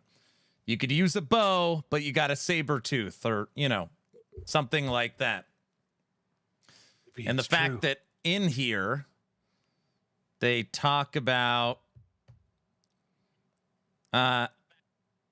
genuinely new to last Epoch, fully alternate playable class, different systems than anything you've ever seen, new category, experiment. I don't know. When I read that, I see blank slate. Yeah, shaman with the bow, something like that. I want a Rune Master Cocaine Bear. It's not skill sigils. Why did somebody bring up skill sigils? Maybe it's true. No, get out of here, Tech. He's yelling again. Ah! He's losing his mind. And I'm reaping all the benefits. That's not funny, guys. That's not funny. Tech made me do it. I was calm. You gotta buy the battle pass for the skill sigils. Go, Tech. Man, I'm disappointed. That made me laugh. Guild Wars 2 has lots of gimmicks to make things spicy. Where are you? I'm in a glass case of emotion. I don't drink much anymore, but today I need a beer. Now he blames tech like the red rings. There is no red rings. I can openly admit that I am a grumpy old man.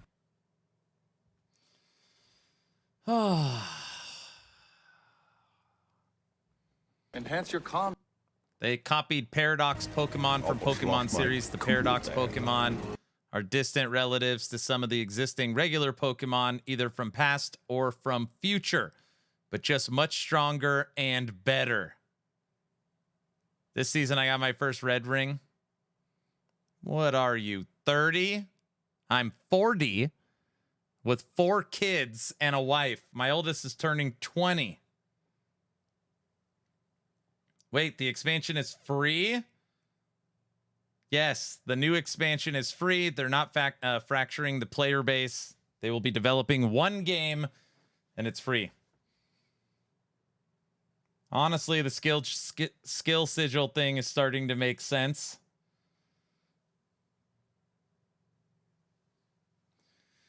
Apparently not free enough. I'll trade you. My youngest is turning 19. Still a youngin'. You must be my age then. Around I'm 40. Besides the mention of Paradox classes, am I the only one that still feels that this isn't any new information? We already knew season 4 was coming out before the DLC. Feels like this is just trying to smooth over the negative feedback from their absence. Okay, yeah, we could talk about this again. What did we learn? Actually, I could just speak for myself. What did I learn from this? I learned the expansion will be free. I learned about new classes coming that'll be paid. I learned about the delay of season 4. Roadmap was nothing. I learned nothing. I knew this exactly. So the roadmap was nothing.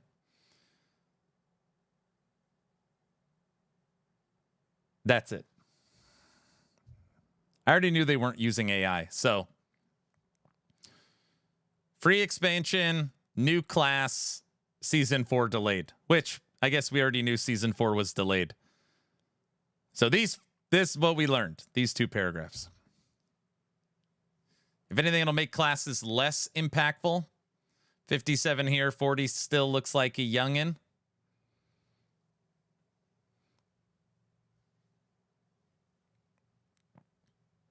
AI would have given a better roadmap. Polka, bro. Polka. Oh, brother.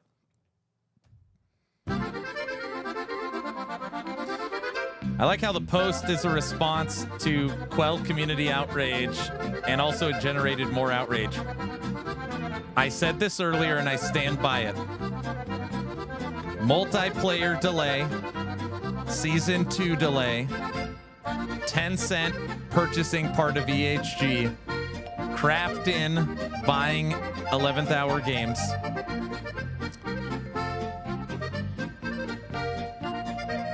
AI first, paid expansion. All the negative stuff over the years. Today is the worst day. I think today is the most outrage I've ever seen. People are literally like, Skynet went live 7 hours ago. Skynet became self-aware from this. People are effing furious. They are furious. This is why Mike's on vacation. They are furious. I've never seen so much rage in any game ever. Dude. Furious. I am not people. People got the pitchforks and torches out. Yep. I like Rax's video.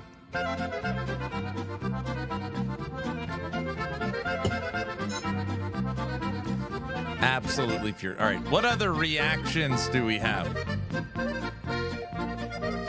What's this one? Frozen Sentinel. Uh-oh.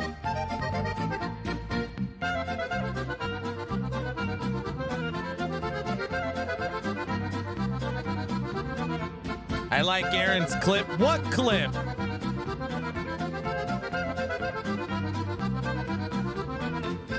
Shut up, Polka. Get back to it.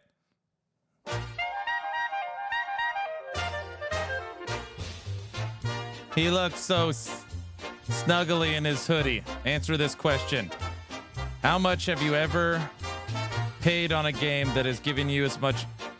Oh. Yeah, I mean, Last Epoch's #1. Bad gamer.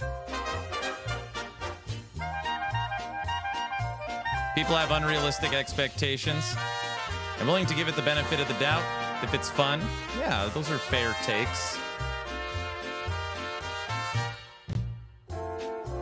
Great. Now I can't connect to LE. I was just playing it.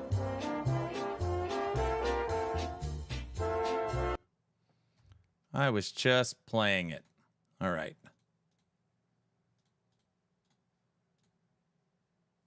I was going to end the stream, but we could watch a couple of videos. I'm going to watch them anyways. Might as well see. Frozen Sentinel, friend.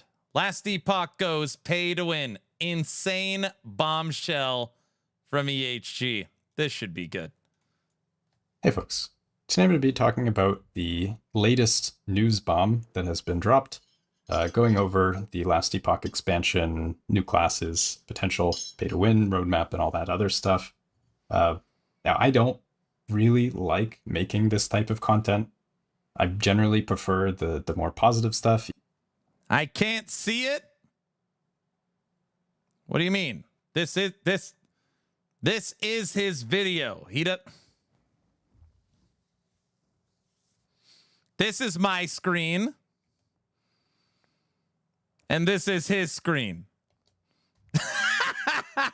Sorry. I gotta match the creator.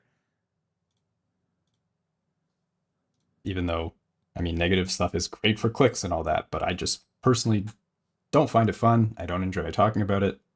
I would rather just do something else. But anyway, I do think that this is important, so that's why I'm here. If you agree, if you want to help spread the visibility on this sentiment, please do consider leaving a like on the video. I hate to ask for likes on content like this, but anyway, yeah, let's jump into it. So first... Wow, suddenly Aaron did look good. That's funny, Kaiser. That's real funny. So I'm going to go over some of the information we have, then we're going to try and break it down a bit. I'll provide some theories and insight on what I think it could mean, and we'll go from there. So the first thing we have is the forum post from MoxJet. So this is EHG Judd, one of the founders of Last Epoch, if you're not aware.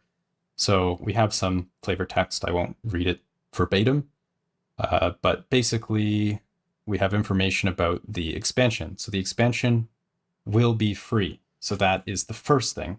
Now, I want to provide a little bit of context on the free expansion thing and why the community has been so vocal. If you're not aware, historically, EHG has always been very vocal that expansions, if there are any, will always be free. This is something that they've communicated since the beginning. EHG doesn't own the game anymore. Sorry. And I think that this has been a bit of a thorn in the side of EHG because, I mean, ultimately, if you have a company and, I mean, you need money to continue operating, you could argue about mistakes being made that led us to this point, but that doesn't really matter. We're here now. And unfortunately, I think promises were made that couldn't really be kept. So now this is where we're at. But yeah, that's the context. In the past, EHG has been very adamant about no paid expansions. So I think that this is why it ended up being this way. So we have no paid expansion. But Toxic, I was going to end the stream already. Feels like these 4 hours have been 20 hours long, but we've got some reactions from some other creators. So I'm going to watch them anyways. So if anybody wants to hang out, we just watched Rax's reaction And now we're watching the spreadsheet master Frozen Sentinel's reaction. I'll link you the video at the end. There's a huge asterisk there. And that is, there's going to be paid DLC classes. Now, one of the points that they wanted to make in the Q&A about this is, will the new classes be pay to win? So EHG says here, no, they will not be pay to win. They will leverage all new features last epoch, but will be balance tested the same way and against all available classes. So that's what they say. We don't really know much else. It's still like pretty black box, but I have a lot of concerns about this.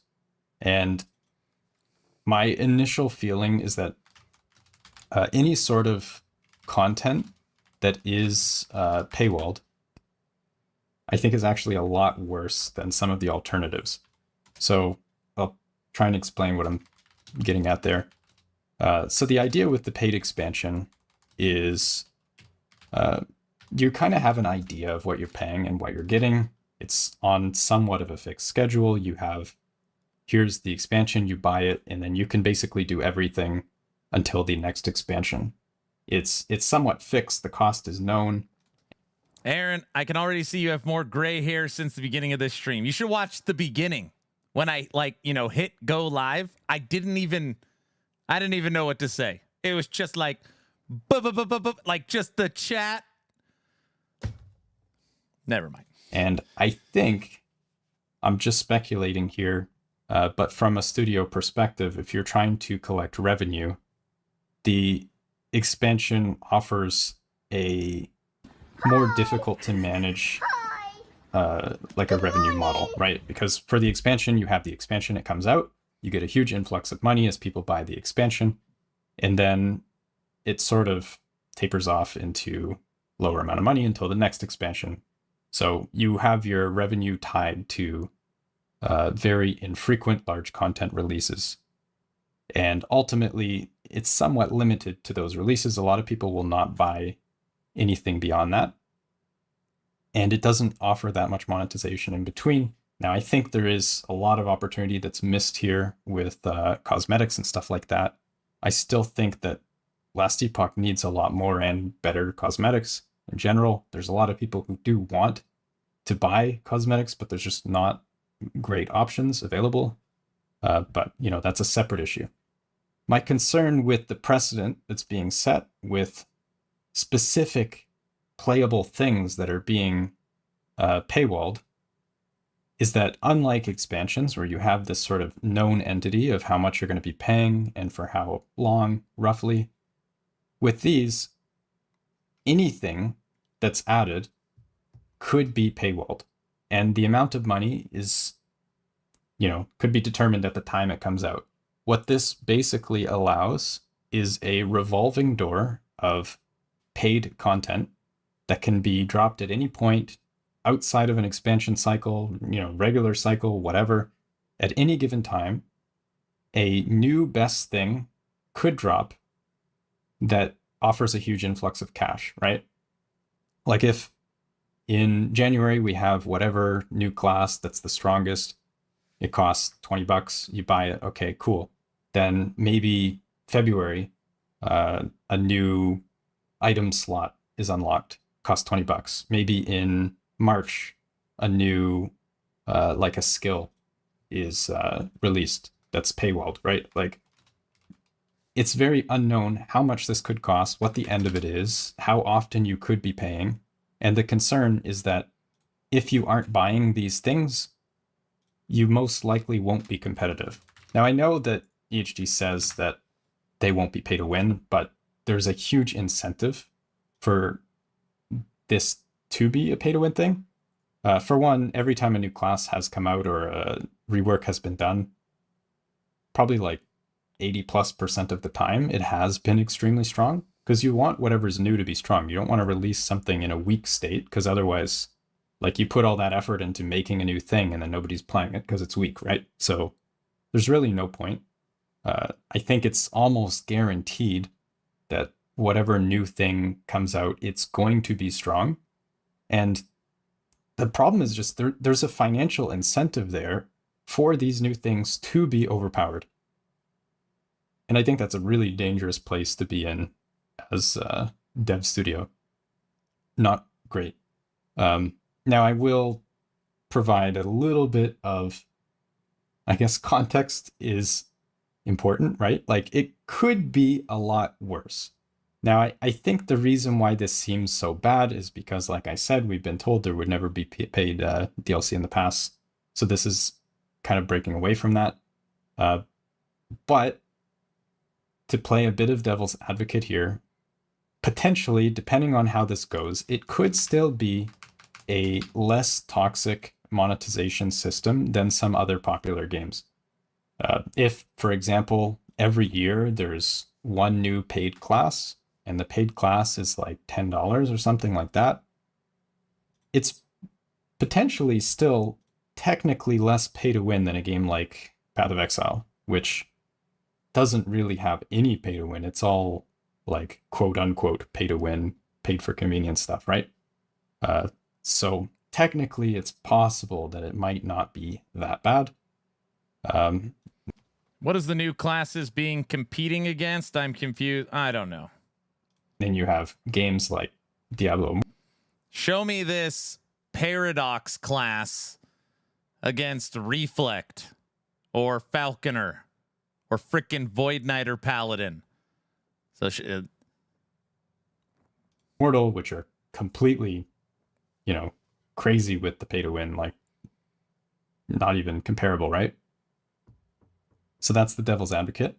The pessimistic outlook, like I really hope that this isn't the case, but my most pessimistic speculative outlook here is maybe the direction is to not care about existing players. Everybody who's already bought the game, their money has already gone to EHG. They've already collected our money for the base game. They won't get that much more money, especially if everybody's upset. So maybe this represents a separation from the existing player base, saying that we don't care anymore. We're going to be seeking a new player base that is okay with such monetization.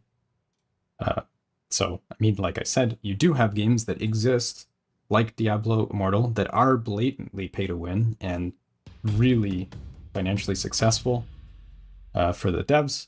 So it's not beyond reason thanks that for the sub. Such a fate could happen to Last Epoch. I really hope that's not the case, and I know there's going to be a lot of people pushing against that. But yeah, that's my fear right now. That's what I really hope doesn't happen. And as always, it's really important for you guys to always vote with your wallet. If you don't want to play the game, if you're not happy with the game, don't play the game. Voice your opinions, do all this stuff, give your feedback in the appropriate channels. We're not talking about rage bait Reddit posts here. Submit your suggestions and your feedback and all that stuff. Try to be somewhat constructive and offer advice. These things are important. And yeah, vote with your wallet. If you don't agree, don't buy the expansion, don't buy the classes or whatever. Don't buy the cosmetics and all that stuff. Let them know when you're happy with them and not happy. That's how these things work. That's totally fine. Don't look orange. So the next thing is the roadmap. So this is what we have for the roadmap, and I'll be honest, this is not a roadmap. I think in the past, the problem is that EHG gave a outlook on probably too far in advance in their dev cycle that here's the things that we want to do, sort of optimistic. And then as they started working on these things, it ends up being a huge technical lift to actually make it work. So it ends up being more prudent to release something that's actually, realistically deliverable rather than going for what they initially promised. And this is really standard dev stuff, not just game developers, but software in general, is as you get into a project, you start building something, you really don't know how difficult it's going to be until you you're in the weeds, right? That's why these roadmaps are really hard. And I think that all the backlash EHG has gotten is kind of led to this, where I feel like they're afraid to give too much information and then end up being forced to backtrack later. So that's why we have super bare bones. You have a little bit of like visual stuff. These are probably assets that are already designed and created. But in the past, we had like, oh, we'll be working on skill sigils, or we'll be working on new class, or rework of this, or dungeon rework. There's none of that. It's just, here's what we currently have. We have season 4 and 5, subject to change, content updates, and then expansion. So yeah, this is, in my mind, not really a roadmap. And yeah, that's pretty much where we're at. Yeah, there's a lot of stuff if you want to read through. I'm not going to go through all of it, but yeah. Frozen Sentinel. Here's a link to his video.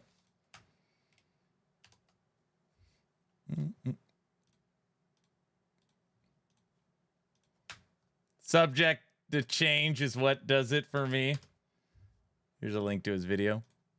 We already watched Rax's video. This point is kind of valid, but for me, it depends on whether or not you could test drive the new class before purchase. It's all about play style for me. Even if it's OP, but not fun to play, I will not.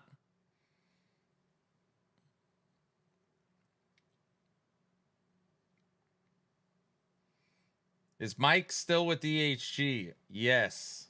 What would make you think he's not with the EHG? Where in the world did you hear that? Class will be $10. LOL in your dreams. Mike is on parental leave. No. Is he? Paternity leave? Mike's, I mean, I don't know why. He's on vacation until in Reddit official. Oh, I don't look at Reddit. He's Mike's back January 9th, 7th, something like that. Dude, you guys are all in Reddit, man. Yeah, no. Mike is still with 11th Hour Games. Anybody that told you otherwise is a liar.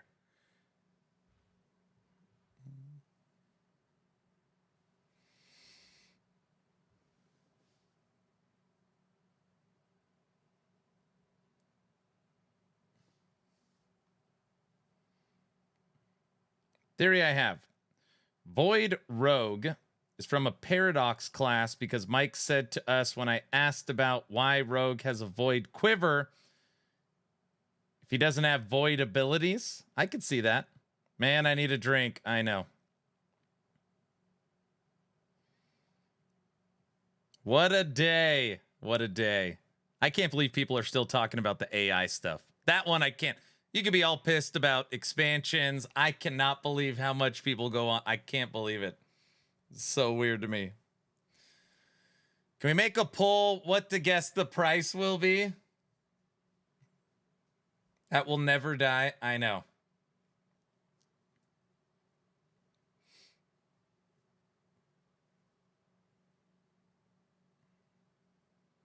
Reddit, I'm coming back. I'm just on paternity leave. There you go. You guys, just in case anybody has missed the news, this is our new roadmap. So at least now we know what's coming in the future and when and the details on it.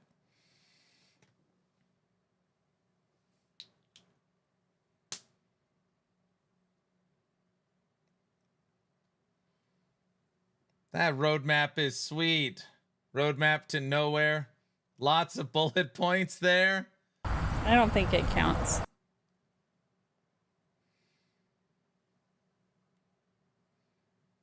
You guys, listen, I'm not trying to make anybody mad. I'm really not. Like, I'm not trying to be disrespectful. Every single major tech company is investing in AI, all right? If anybody wants to go ahead and Google 10 cent and AI, you will get flooded with 1,000 articles of how Tencent is using AI.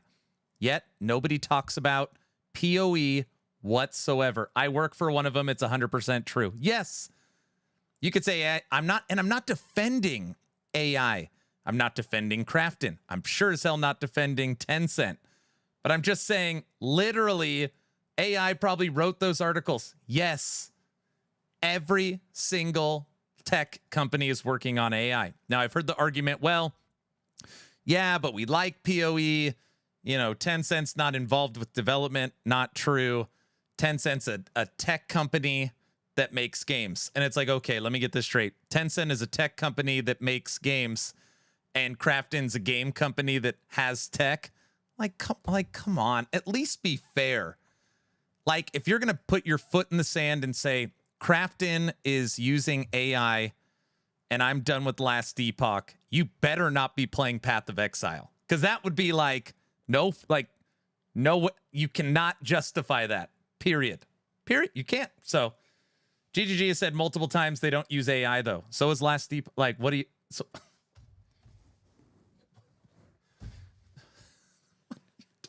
do you honestly think anybody cares about AI as long as it gives them a discount on the game? It's okay. I'm just saying it's just so disingenuous.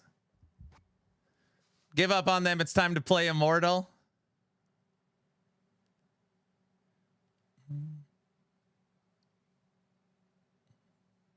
It's science, bro. There is no tech or game company that is not using AI somewhere. And in less than a year, it will be a pipeline. I just cannot believe how many people are still going on about the Krafton AI stuff. The fact that they're literally, it had to go in this post. Aaron, quit chill. I'm just saying, you got to do a little self-reflecting. I don't know. I would argue anything online is using AI. Most of the time when you Google, you're using AI. Do you have a Samsung or Apple phone? I don't know, just ridiculous. It's ridiculous. Isn't every algorithm AI? I think all of them. Yeah, I think all of them. But Krafton says they're using AI. Studio's done. Tencent says literally they had record-breaking profits because of AI. No problem.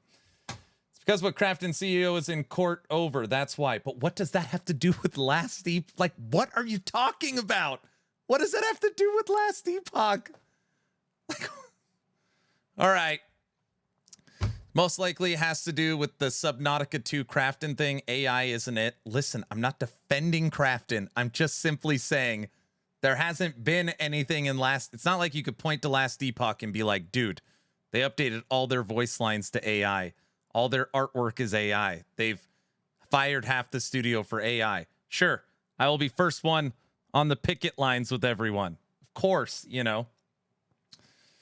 The AI isn't a deal break for me. I really hope they are cooking, and for these seasons and expansions will be amazing. Exactly.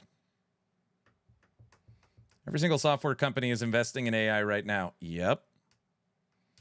They just literally activated the Terminator for you, Aaron. I get messages every day with people asking me why Last Epoch's using AI, and I can't believe it. I don't know. We need more AI. Just make the final product. AI is not a think nowadays. It's a marketing shiz. The only thing the common population machine learning. Okay, I'll jump in here. I'm in construction. We use AI for making layouts and design planners because human designers cost a few $1,000s per job.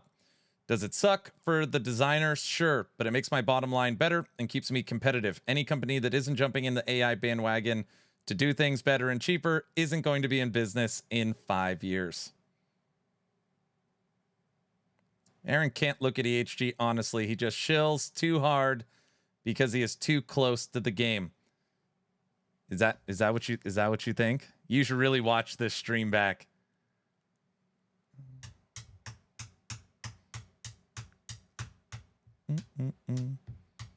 Aaron, did you buy your torch already? Yeah. I'll have my 4 kids too. I'll give them torches. Aaron, Life tip. Don't go to bed angry. This is all just cope. Last Epoch within 2 seasons will have ridiculous predatory microtransactions. The game will end up exactly like PUBG. Where did you read that?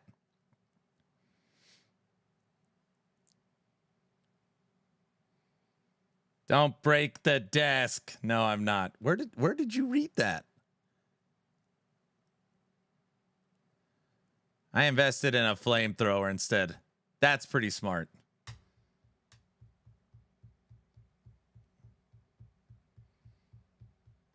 That's pretty smart. All right. All right.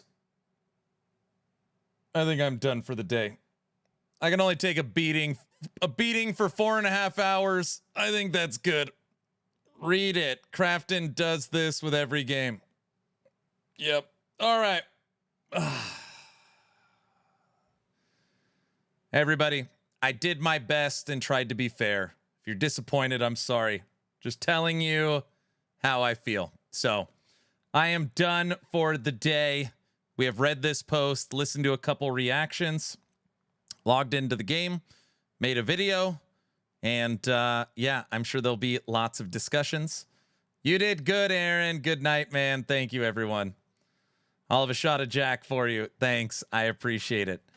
Just so everybody's aware, I've officially invited 11th Hour Games on the stream. If at any point they want to come and just have a discussion, and me and whoever can chat and try and get some more questions answered. So we'll see if they want to come on. But yeah, I salute you, sir. Keep up the good fight. Thank you. Thank you. Have a good one. Good stream. Thank you. Thank you. Thanks for your fair and engaging, and for this situation, calming down words on this hot day. Gave me some confidence and patience. Thanks. You're very welcome. Thank you, everybody. Thank you. Thank you. So anyways, I'm done. If you guys need anything, hit me up on Discord. And I'll see you guys all tomorrow for stream. All right. Have a good one. See ya. I'm just so Bye. old now. I'm so old.